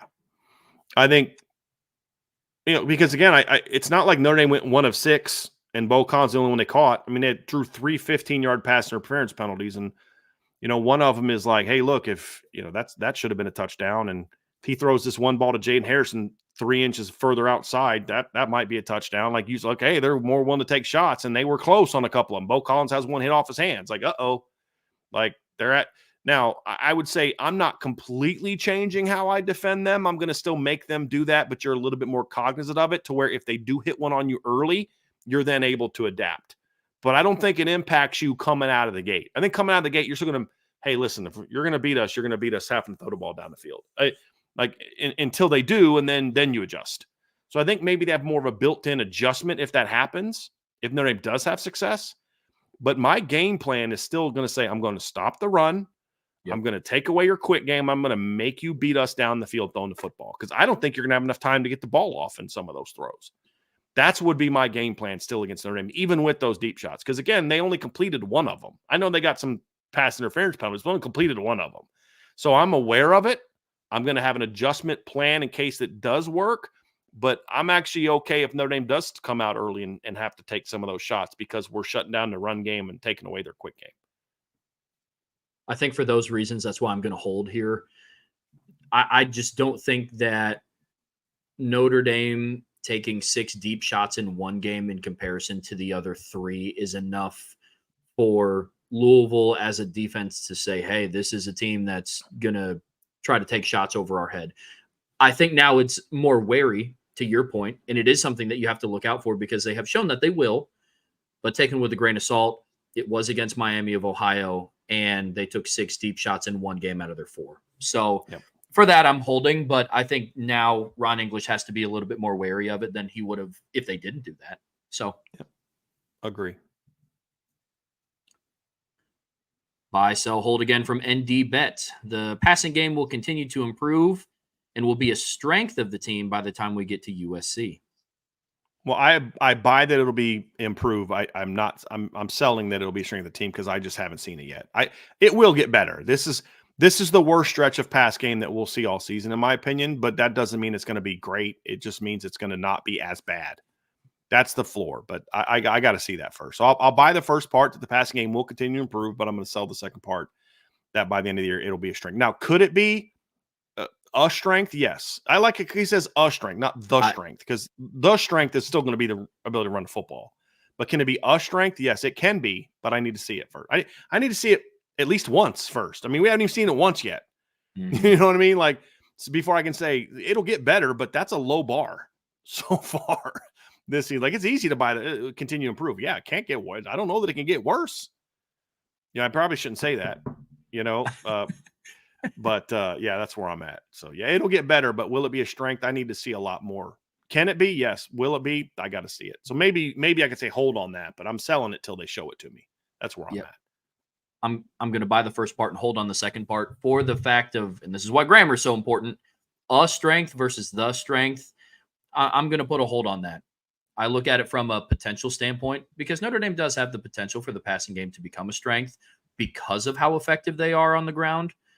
But to your point, Brian, I need to see it first. ND Bet, to complete the trifecta, Traore is our best defensive lineman right now.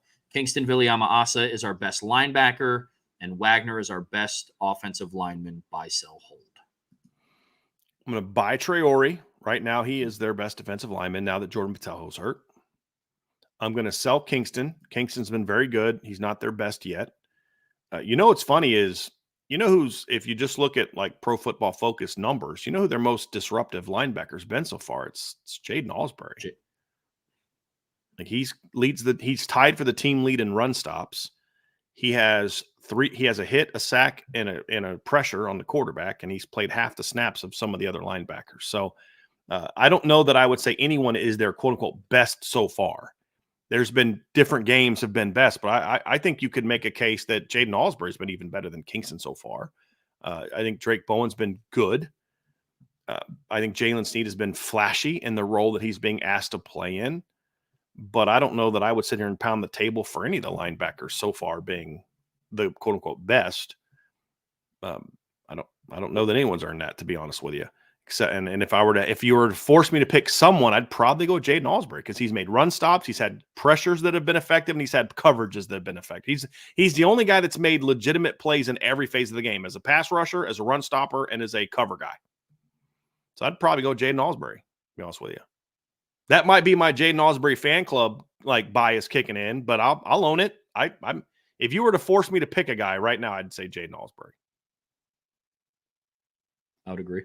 I would agree with that. Yeah, I'm buying Traore as Notre Dame's best D lineman, selling KVA, and I'll buy that because he's the last man standing. I was about to say I'm gonna buy that because he's the last one healthy. It hasn't been Knapp or Pendleton. Even before Billy was their best lineman before he got hurt. Yeah. But I would argue that Emil's been their most consistent all year. Yes. Yeah. I would agree with that too. Yeah. Yep. Consistent doesn't always mean best, but it's important. Buy, sell, hold from Greg Nielsen. To this point, Mike Brown has underperformed reasonable expectations in coaching and recruiting. We are still seeing the same issues with wide receivers, poor routes, lack of urgency, and he is MIA in most recruiting articles. Selling that a lot for a lot of reasons. I think it's been stated way too harshly. Has Mike Brown been great so far? No, I don't think so. There's things he needs to do better as a coach. Has the route running been poor? No, it hasn't. It's not great, but it hasn't been poor. Is there a lack of urgency? Yeah, I think so, but I think part of that too is the offense and still learning the offense. You got a lot of new guys in the system that are playing that way. And am I in most recruiting articles? I mean, I don't care about most recruiting articles. I don't. I mean, look, there's plenty of places where it's like, okay, right now Chad Bowden is doing most of the recruiting because they're in season. That's how it always is, So I read an article about a tight end who only talked about Chad Bowden. Does that mean that Mike Denbrock is dropping the ball as a recruiter? No, it doesn't. It just means that's kind of where you are. That's why Chad Bowden makes the money he makes. So and a lot of times what you read in an article is an answer to the questions that were asked. And if you're not asking about what your relationship is like with the future position coach, then guess what? He's not going to be talked about. So so does it need to get better? Sure, it does. But I'm not ready to go there. So I'm selling that. I agree. I agree totally with you. All right. We still have a lot of these to get to, so let's try and fly through these a little bit. I got to fix this one again. All right. Uh-oh. Hang on a second. It just went away. Uh-oh. Yeah, we'll bring it back up. It's all good. Okay, here we go. Well, we're back at it. So we got another one from Greg Nielsen. So let's try to get through these a little bit rapid fire because I don't want to disrespect and not bring up anybody's question, but we're 418 in. So let's rock and roll through these quickly All as right. we can. You got it. Buy, sell, hold. Greg Nielsen, how are Cross's struggles so far are related to missing chunks of training camp? That's partially related. I'll buy that it's partially related. I don't think it's all the reason why, but I'll buy that it's partially. It'd be foolish to just ignore that's he missed chunks because he was dealing with an off-season hamstring injury, and I think he's been slow to get back. So yeah, I think it's part of it. I think there's more to it, but I'll buy that that's part of it. Yeah, I'll buy it. It's a factor for sure. I'll buy it. Buy, sell, hold from Do It To It. The NCAA should get rid of red shirts and just give all players 5 years of eligibility. I'd be okay with that. Yeah, I've advocated for something like that along the way. I'd be okay with that. Yeah, especially if you're going to these new expanded rosters and such stuff like that. I mean, look, they say that the average time to graduate is 4.5 years from college, and these kids are doing a lot more than a lot of students are doing with their time. And so I know students have jobs, but this is a little bit beyond a job, what these guys have to do for football. And so, yeah, I'd be okay with that. I'd be okay with that. I would buy that, especially with the expanded playoffs for sure. Yeah. You're going to need teams with more depth, and means you're going to have bigger rosters. So absolutely. If I was the football king and I could make whatever decision I want, I would do this. I would bring back the sit out a year from the transfer, but you don't lose a year of eligibility as long as you remain in good academic standing. So yes, you have to sit out a year, but you don't lose a year of eligibility. And if you've already, absolutely. So you get 6 years. You got to sit out that 1 year, but you'd still get 5 years to play. Yep. So the only red shirts would be guys sitting out from transferring. But I would still have the rule: if you graduate, you get to play right away. Buy, sell, hold from D-Troll Hunter. Missouri is not a top 15 team. Well, I sell that because they are a top 15 team right now, but I buy that from the standpoint of they won't be a top 15 team. I've said this all along. Missouri's an overrated team. I think Eli's doing a great job there, but a team like that can't lose what they lost player and coach wise and still be a top 15 team the next year. So I'm gonna sell that. They're barely hanging on to being a top 15 team now, and they haven't played anybody yet. So they will fall out quickly. Yep. I agree. D-Troll Hunter again, buy, sell, hold. The Pac-12's additions being worth surviving as a conference in the long run. I sell that because they're going to survive as a conference, but they're not going to be a Power 5. They're going to survive as a conference because they're just going to basically morph the Mountain West into the Pac-12, and it's just the same. Basically, it'll end up being the same league with a new name, essentially, and a little bit different teams. But they'll survive as a conference fine, as a group of 5. I don't think they'll be what they were. They won't be a Power 5 team that's putting teams contending for championships in football. So I think where he's coming from, I think I buy where I think his intent is, but you use the word survive, and I think they'll survive as a conference. If you were to say survive as a power conference, then I would absolutely buy that. You know what I mean? Or I would sell that. Like you're saying it's being worth surviving as a conference. I think they're worth surviving as a conference. I buy that. I don't see them survive. I don't view that as surviving as a power conference that you were before everybody bailed, if that makes sense. Finally, D-Troll Hunter, buy, sell, hold.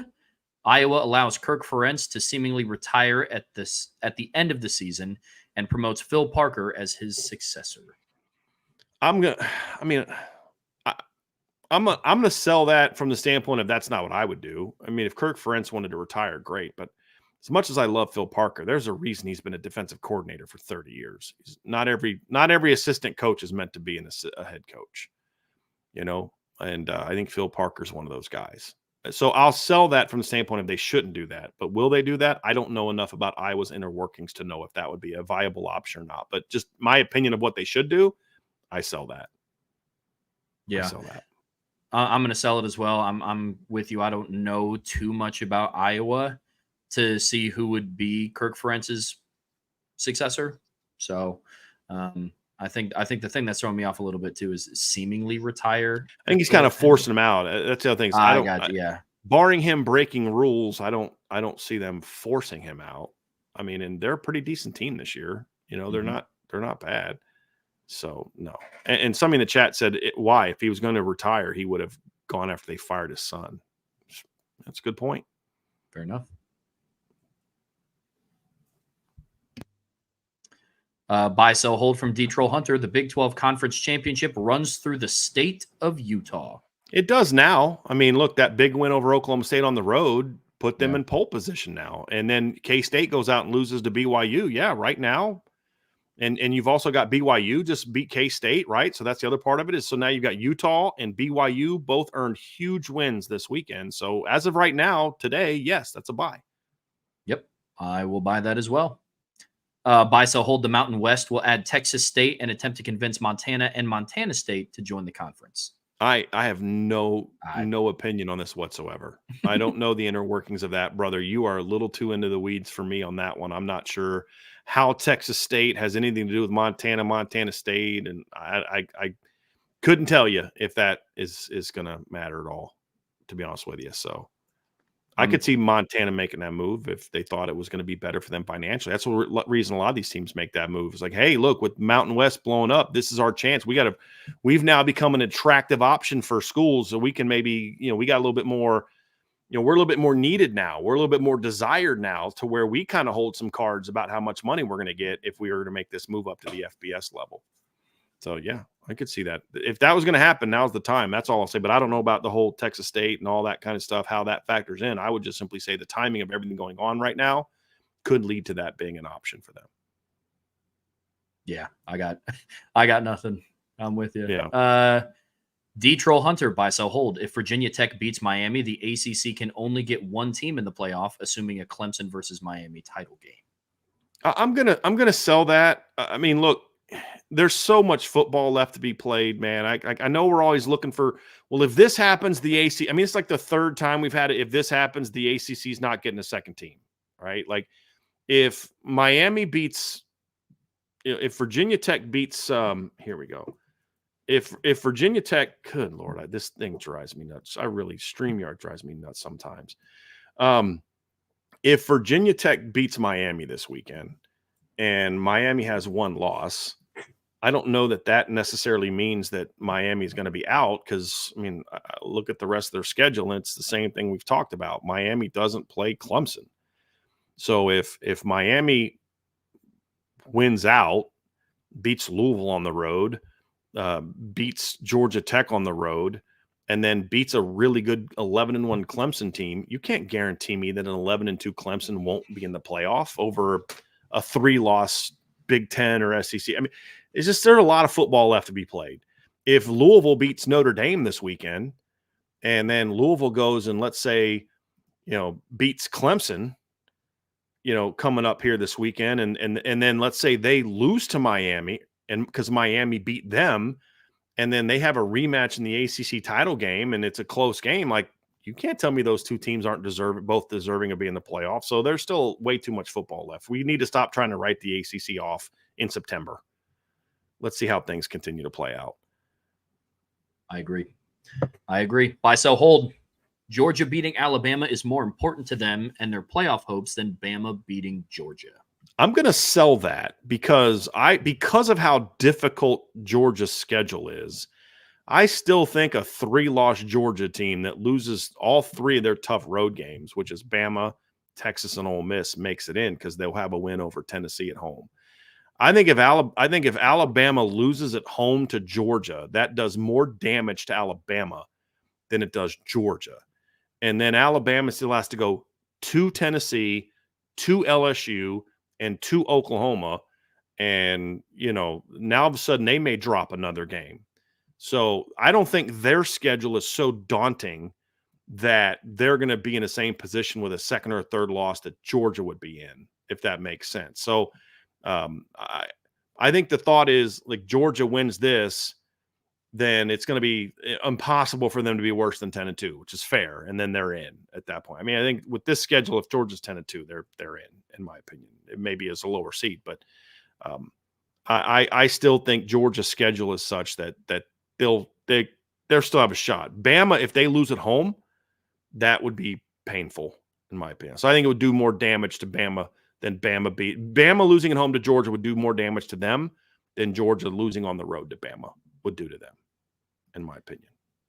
Yeah, I see where you're coming from on this one, because the idea is Alabama has more teams on their schedule to help build their resume if they do drop this game to Georgia. I get what you're saying, but I'm going to sell that. The opposite for me. I think Georgia Gotcha. has more games on their schedule to build their resume than Alabama does. Oh yeah, no, I was in pertains to this super chat. Like, I think I'm Gotcha. trying to understand where D-Troll's coming from, and I see that. But to your point, Brian, it's Georgia has a lot of resume builders left on their schedule, where it's not we as Georgia have to beat Alabama or our resume doesn't look as good. Yeah. So and let's not forget, they've already got a way better win on their resume than Alabama does. Yeah. In Clemson. Yep. 34-3. What's Alabama's best win right now? Wisconsin? Yeah. South Florida?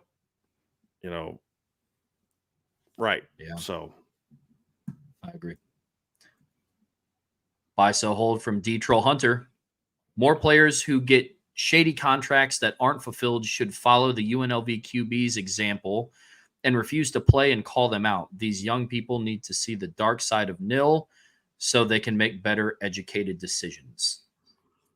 I will say this. I'm going to talk about this more, I think, on Friday in the mailbag. I don't want to talk about too much now, especially since we're 4.5 hours into the show. But here's the deal.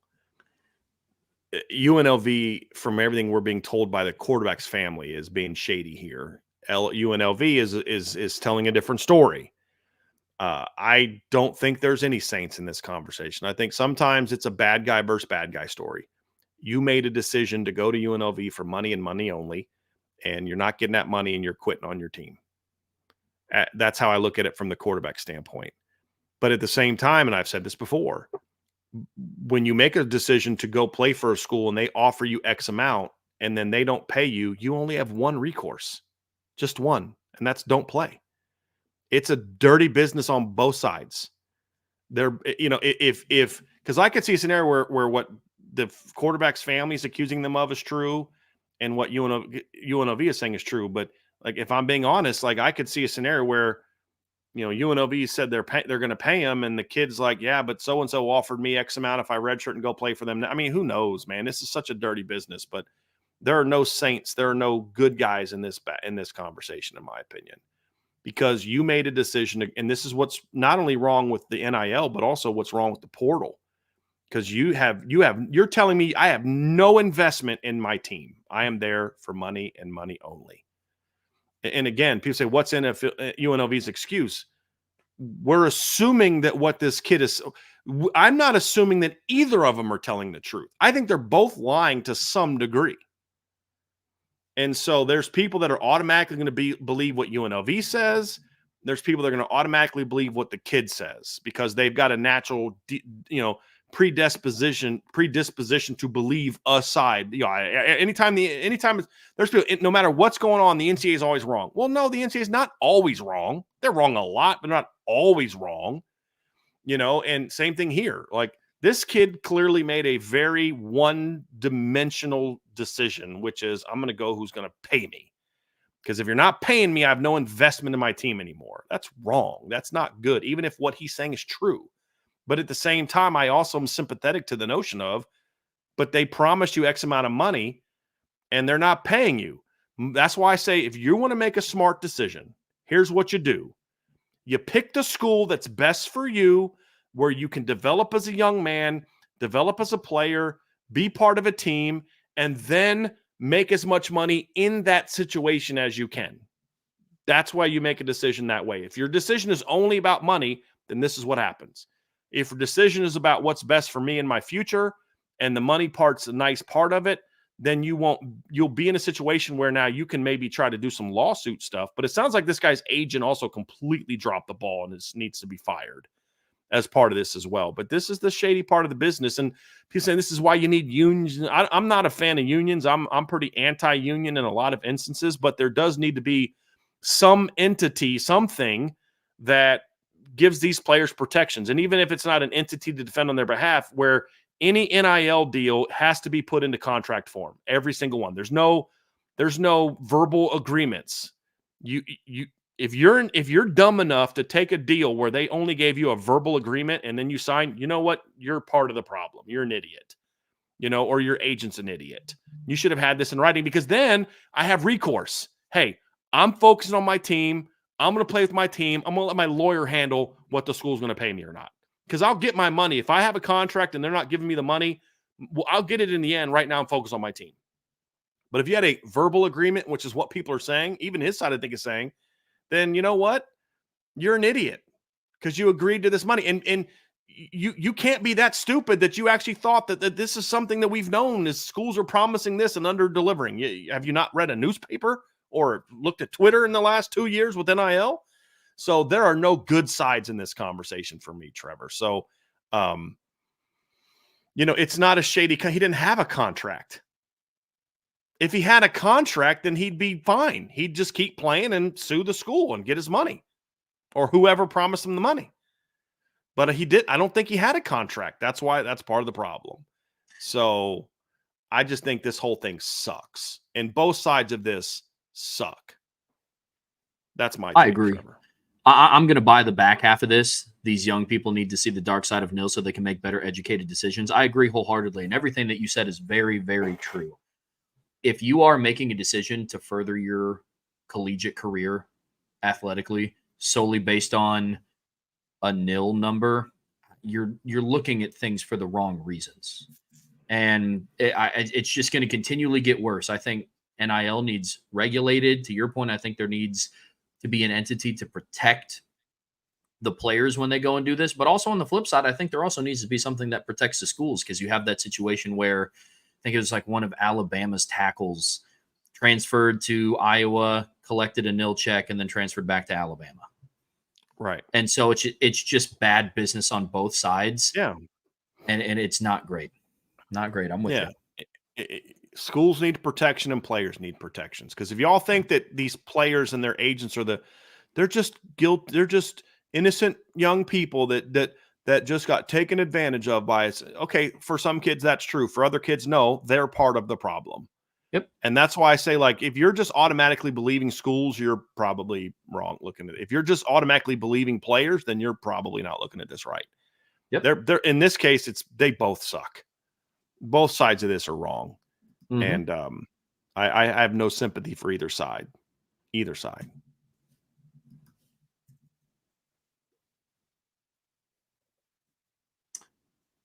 Buy, sell, hold by D-Troll Hunter. If Brett Bielema and Illinois take down Penn State, they become legitimate playoff contenders. How about Bielema giving Penn State some bulletin board material with the whiteout or whatever they call it comment he had? Look, I mean, yeah, I'd say yes. I mean, they just beat Nebraska on the road. If they go out and beat Penn State at Penn State this week, I mean, how can I not say that they're a playoff contender? I mean, they tell me that they're a much better team than I thought they were. They play at Oregon. They don't play. They get Ohio State at home. They get Michigan State at home. Their road games after this are at Oregon, at Rutgers, at Northwestern. Even if they lose to Oregon, if they win out after that, I mean, which they can, they're in the conference title game. So yeah, I mean, if they beat Penn State this weekend on the road, 100%, you have to look at them that way. Absolutely, 100% buying that. Absolutely. All righty, D-Troll Hunter, buy, sell, hold. All these Big Ten ads and presidents requesting and refusing Michigan, Nebraska, Penn State, etc. to play Friday night football games due to having to cancel class is funny, because they will quickly see how much these TV networks they gave the power to do not care about classes. Well, I think it's also kind of ridiculous because your kids don't go to classes. And I mean, so you only care about your football players going to class? You literally just agreed to have schools from Oregon, Washington, and California join your league. You're telling me that you don't care about your soccer players and your volleyball players and your basketball players and baseball players now got to travel across 3 time zones to play games in the middle of the week, and they're not going to miss classes? It's the stupidest thing I've ever heard of. Agreed. It has nothing to do with canceling classes. You don't want to play on Friday night for other reasons, and I get that. But no, because your donors can't be there and all that other kind of stuff, which I think is a good reason. But just be honest about it, because it has nothing to do with canceling classes, because you're not canceling classes. Your games are at night. number one, so you don't have to cancel a dang thing. And players miss class because they got to leave on a Thursday to go on a road game. Your other sports, matter of fact, football is the only sport where they don't do that. Mm-hmm. Every other sport you have has to leave. So I'm not a big fan of Friday night games at all. I'm just not a big fan of people lying and telling me something that Alex Rodriguez, I didn't leave the best team in the AFC West to play for the worst team in the AFC West because of money. Yeah, you did. Or American League West. Yeah, you did. You didn't leave the Mariners to go play for the Rangers because you saw the future of the franchise and you thought they're going to win more. Shut up. It's about money. And that's okay. Just be honest. Yeah. Say, look, we don't want to leave. We don't want to play on Friday night. Here's why. Okay, look, when we play on Saturdays, it's great for our community. People fly on Friday nights. We get that extra night of hotel money. We get this, we get that. It's better for this. It's better for that. Just be honest. This is why it doesn't work for us. Don't lie to us and say it's about academic stuff. That's stupid. And you're assuming that we're all stupid, and I don't like being patronized that way. All righty. Buy, sell, hold from Charlie P123. Will Marcus Freeman get a second contract with Notre Dame? Yes, buy. Easy buy. Look, the only question we have about Marcus Freeman right now is he a championship caliber coach? That's it. I mean, he's going to be a minimum 9-10 win game a year guy every year. Is he a championship coach? Yeah. Ty Willingham didn't get a second contract because he's had sucky years. Same with Bob Davies, same with Charlie Weiss. That's not going to be the case with Marcus Freeman. So the question is, when you sign into that second contract, are you getting a guy that's going to be a championship caliber coach or a guy's just really good for a long time? That's the question.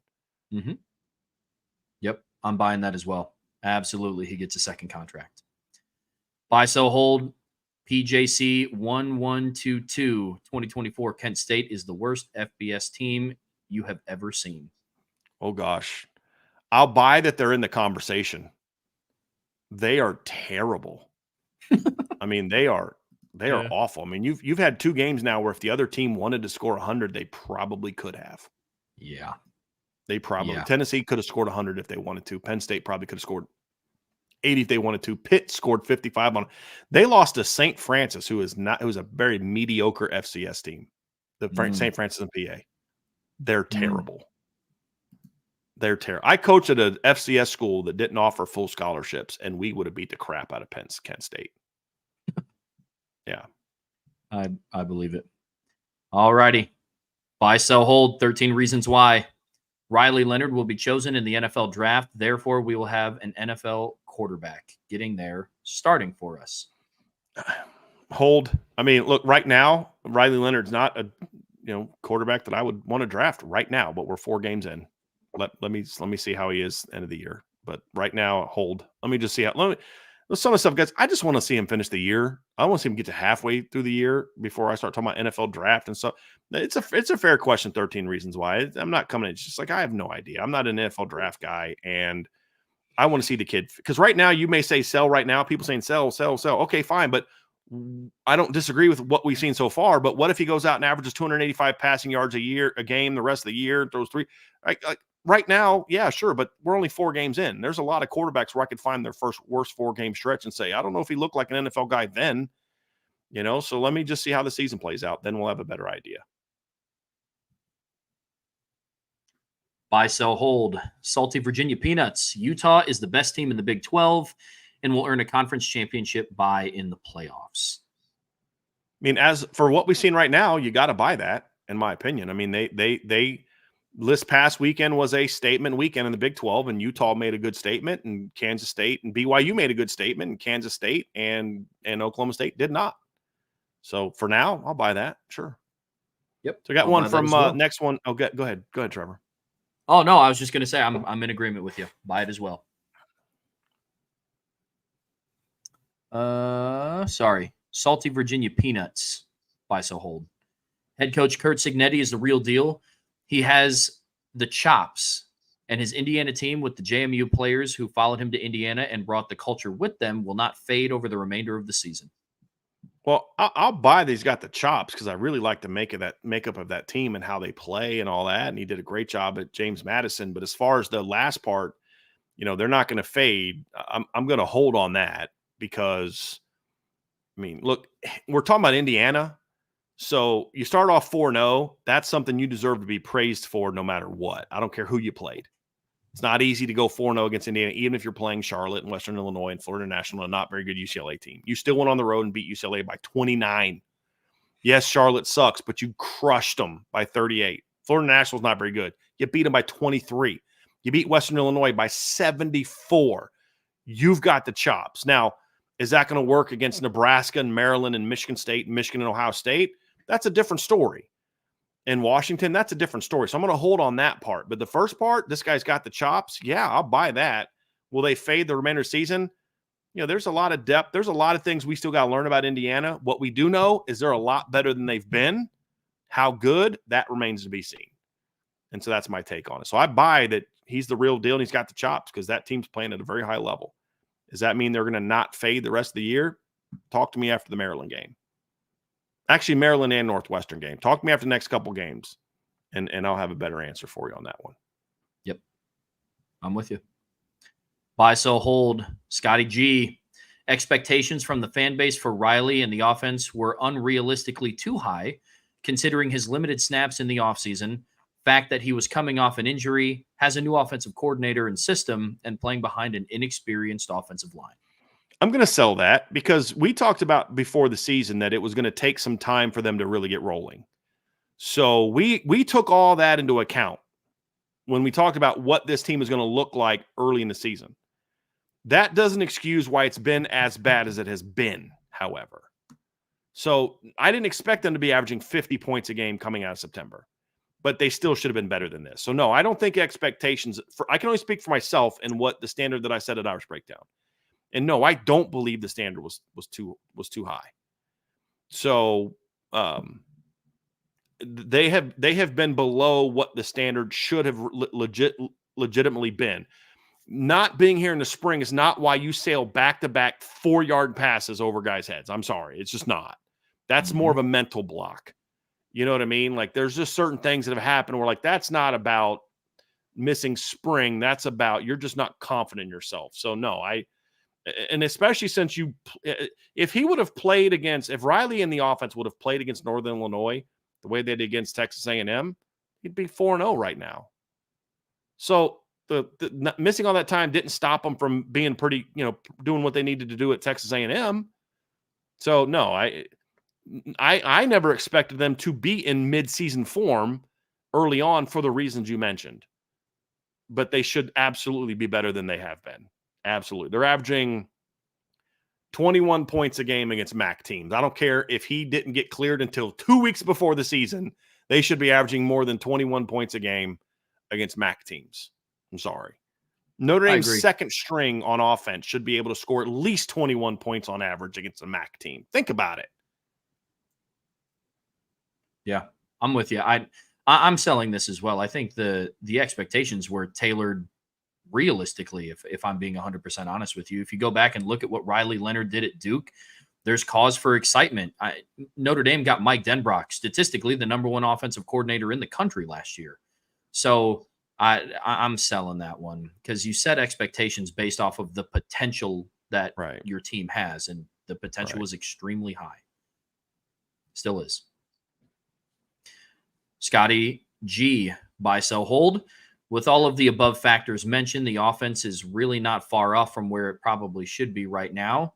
We have seen the floor, and the ceiling is actually very high and will be glorious when reached. I'm going to buy that because I do buy most of it. I think they're a little bit further than not far off overall, but I think when I look at what I saw against Miami of Ohio, if Anthony Knapp plays better and Riley makes just a couple better throws early, I think that offense steamrolls Miami of Ohio.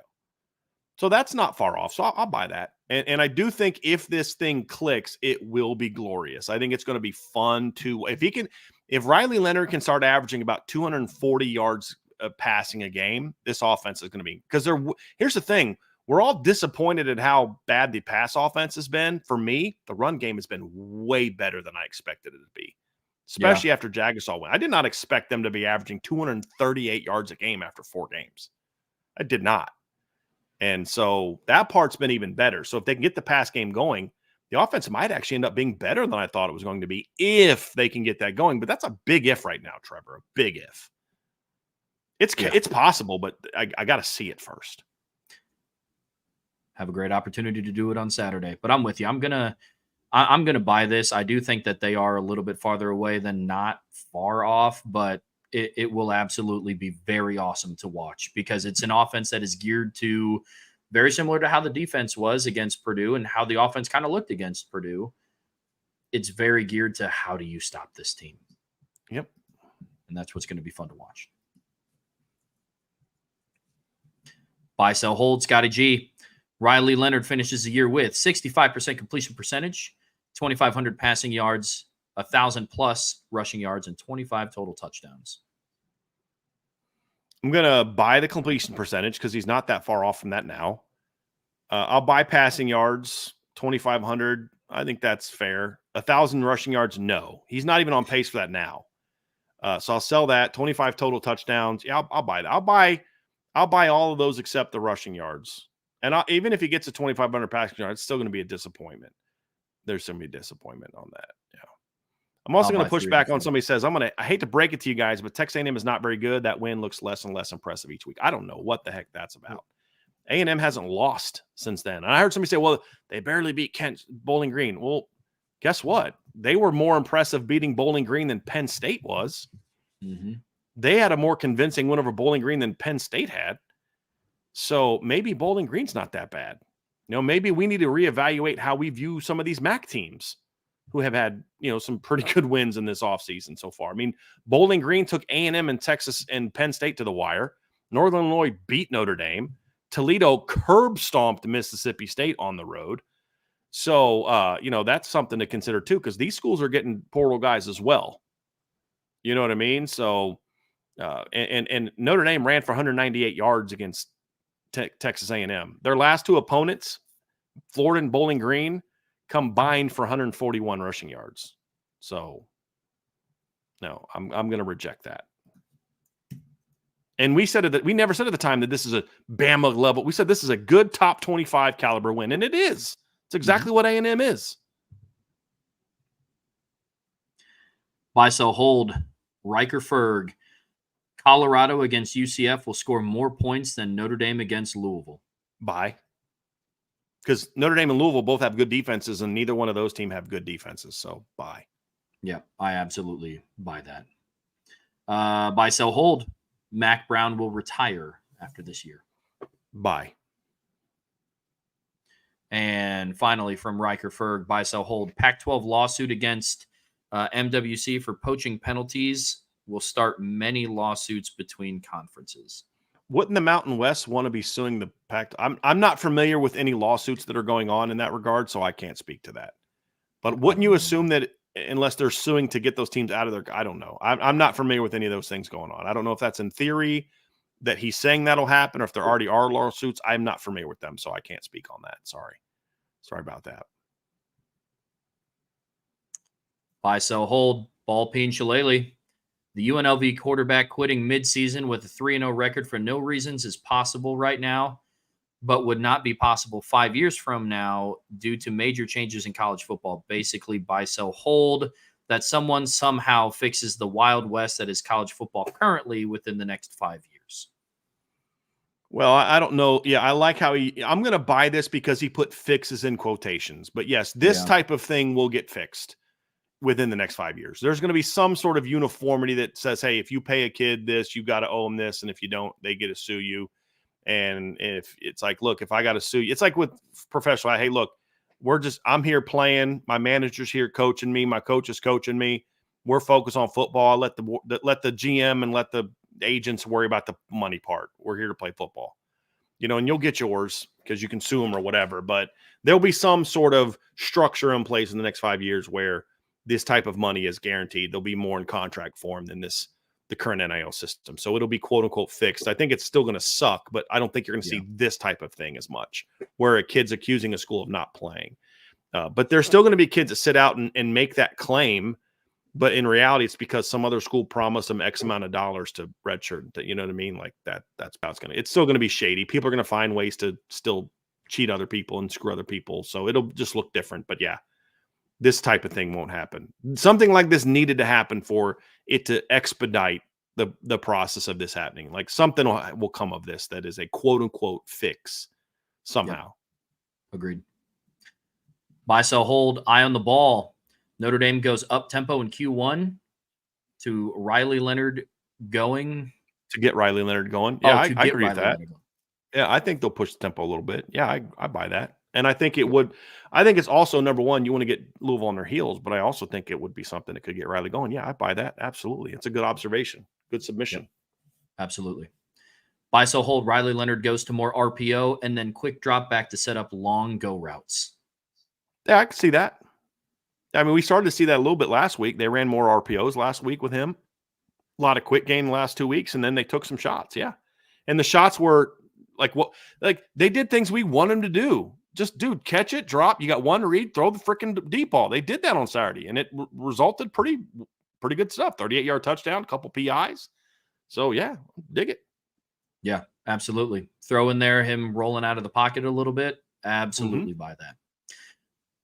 Eye on the ball, buy, sell, hold. Notre Dame throws the ball at a rate of 50% in this game. I'll buy that. I mean, that's kind of what they've been so far, and it's not for good reasons. And what I mean by that, Trevor, is they're just very explosive in the running game, so they don't run it as much, and they're not very explosive in the passing game. They don't. Yeah. You know, I mean, Notre Dame's run the ball 142 times this year. They've passed it 117 times. But, it's part of that is they've had a couple like they threw like one pass in the fourth quarter against Miami of Ohio, maybe two. They didn't throw but a few passes in the fourth quarter against Purdue.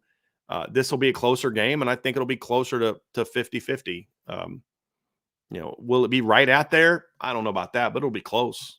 Especially since some of those passes are basically extensions of the running game, hey, we're going to run inside and throw quick screens and quick outs and sprint outs and things like that outside. So yeah, sure. I'll buy that. Yep.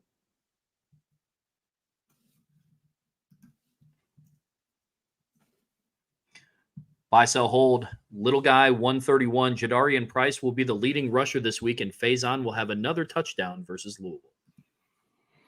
Sure. I'll buy that. Yeah, I could see that. I'll buy that just because it's a plausible scenario. I have no clue if it'll actually happen, but I think it's a very plausible scenario for this weekend. Yeah. Yep. I'll buy that. Buy. Yep. Buy, sell, hold, ND 2019. Bo Collins has fought for the ball better than any receiver in the last 5 years at Notre Dame. I'm going to sell that because, and this isn't to say that Bo hasn't done a good job because he has, but Javon McKinley was really good at winning one-on-one balls in 2020. And I thought Chase Claypool was pretty darn good at that in 2019. Chase Claypool, I mean, you think about that touchdown catch he had against Stanford and where he went up and, I mean, that was pretty freaking good competing for the football. So Bo has done this is a submission that I sell, but it warrants being brought up, which is a credit to Bo. But in the end, my answer is sell because of what I saw from Javon in 2020. And then also Chase, because I'm 23, 22, 21, 2019. So 19 is when the last 5 years starts. So I'm looking at it from previous 5 years. Yep. But even if you only look at last 5 years, including this year, and you start in 2020, then I would say, okay, then I would include Javon in that as well. Yep. And the question is, he's fighting for the ball more. Kevin Austin was not good at fight. Somebody in the chat said Kevin Austin in 2021. He was not good at competing for the football at all. He was really good, but he wasn't a win contested catches guy in 2021. So I would not put Austin. Austin was better than what Bo is so far in certain games, but Kevin Austin was never a compete for the football kind of guy. Sure. And that's what I like about what Bo has done so far. But I still think Javon in 2020 was better than what we've seen from Bo so far. Now Bo's got room to even get him better, because he's still early in the offense. There's still room for him to get better. I still think Bo's best football is ahead of him this season. He's still only in game 4. Like, the thing is, Bo wasn't here in the spring either. Yeah. Right? I mean, he's got caught up. I mean, the best receiver they've had so far was a kid that wasn't here in the spring. So that's why I'm not buying too much of the, well, he wasn't here in the spring. Okay, that only goes so far, in my opinion. Sure. Buy, sell, hold. 70% or more of the stadium will wear green on Saturday. So I took this 2 different ways. Part of the first, I thought he's talking about like 30% of the stadium is going to be wearing red. Like there's going to be a lot of Louisville people, which I could maybe buy. But then I was like, no, that's more of because it's a green out, and not all Notre Dame fans listen to that. But I do think based on last year, I do think it'll be at least 70%. Sure. Yeah. Yeah, I think it will be too. I was at the Notre Dame Ohio State game last year in the stands, and it was definitely more than 70%. I'm not saying that this is the same magnitude as the Ohio State game last year, but there's one thing But that I I've also learned. think, to your point, Trevor, there won't be as many Louisville fans in the stands as there was Ohio State fans in the stands either. 100%. Buy, sell, hold, ND 2019. Riley Leonard has struggled to put together a complete game, running, long ball, short ball. Do you feel confident that he can put together a complete game at some point this season? I think he'll have multiple, so yes. I think there's going to be multiple games where he has complete games. It doesn't mean we won't see some clunkers as well, but he'll definitely do that. Yep. Buy that. Buy, sell, hold, ND 2019. Mitch Jeter has been our best transfer addition this year. Sell. And Mitch Jeter's been very good doing what he's been asked to do. I don't put either of the two block kicks against Northern Illinois on him. Neither one of them. He's done everything they've asked him to do. He's been good. But I'd say that Bo Collins and Jordan Clark have both been more impactful and better. I would put those two ahead of Mitch Jeter, in my opinion. I agree. So I'll sell. Yep. And that's not at all a knock on Mitch Jeter. I think he's been as good as advertised. He had a 50-something yard kick blocked and a 60-yard kick block that weren't on him. I don't put either one of those on him. And I actually think the play he made on Saturday was actually a great play to recover that ball and throw it downfield and get it downfield so you don't get an intentional grounding. Like, that saved them a lot of yards. So even on that mistake, it wasn't his mistake. He recovered and made a big play that we didn't talk about after the game. That was a huge play. Mm-hmm. So they didn't recover the ball near midfield. So I love what Mitch has done. I just think Jordan Clark and Bo Collins have been better so far. That's all. I agree. Position players I always give more value to than kickers anyway. Buy, sell, hold. We know less about this team through the first quarter of the year than we did last year. What's interesting is I felt like we knew a lot about that team last year, but what we felt, say it, Trevor, I think you and I are on the same page. I don't know. I think it was fool's gold what we saw through the first 4 games, though. That team wasn't as good as we thought they were through 4 games, where this team is struggling to be as good as we thought they were going to be. Does that mean that they're going to be even worse, or does that mean they're still finding their groove, and once they do, they're going to then take off, which is the exact opposite of what they were last year? I don't know the answer to that. But I will say that I do believe that we know less about this team than we did. Than I felt. If you're going to say, put me back last year after the Central Michigan game, I would say I felt like at the time I knew a lot more about this team than I do about that team than I do this team. I think that's very fair, because that team just rolled the first 4 opponents. This team has been schizophrenic through the first month of the season. I was about to say, this is a really good submission because hindsight's always 20/20. And so I think you hit the nail on the head, man. I agree with you completely. We thought we knew what the 2023 Notre Dame team was about, but towards the middle part of the year, there's a lot of this, which is exactly how this season has started out. So who knows? Maybe at the end of this season, we look back at what happened these first 4 weeks and it's behind us, and Notre Dame is a team that's rolling. So who knows? But that's a really good submission. Because who we saw through the first 4 games last year is not who we saw through the next 4 games last year. 100%. 100%. This is the last one. We can say the same. You got it. Buy, sell, hold. Justin, I know we are probably taking 2 more receivers. 1, Jalen Cooper. 2, Antavius Richardson. 3, Isaiah Mizell. So I'm going to buy, sell, hold each one. I'm going to buy Jalen Cooper for now. Next weekend's visit's going to be important. I'm going to buy Antavius Richardson for now. I still want to see what the pecking order looks like. And for now, I'm going to sell on Isaiah Mizell because he needs to get on campus first. So that's where I'm at with those receivers. And I agree. Yep, I agree with selling Isaiah Mizell. It's hard to say that somebody is going to commit fully when they have yet to step on foot on campus. Right. I'm with you. Yep. So that's it, man. I promise y'all next week, I can make one promise. Next week's Wednesday show will not be 5 hours. I promise that. I promise that. So, but, so there we go. So, folks, that's going to do it for today's show. For those that have stuck around this entire time, you are the best. This show went about 2 hours longer than we thought it was going to go. But I did not realize how many buy-sell holds we had, so I apologize for that. And then our first segment went long. But hopefully it was good content and you guys enjoyed it. a ton. We'll be back tomorrow at 1 o'clock for our prediction show and Keys to Victory show. And then Friday, of course, mailbag. Saturday, post-game show. Ryan, Vince, Sean, and Trevor will be there for that. Sunday night, our Upon Further Review. And hopefully it's a fun time in both of those segments because Notre Dame gets a win. We'll see if that's the case. But tomorrow we'll break down what we think they need to do to make that happen. Hit that like, folks. Hit the subscription. Make sure you subscribe to the channel. Make sure you hit that notification bell. Give us a 5-star review. And as always, if you haven't done so, come support us over at Irish Breakdown on the Champions Lounge at boards.irishbreakdown.com. Have a great rest of your day, and we'll talk to you guys again very soon on the Irish Breakdown podcast.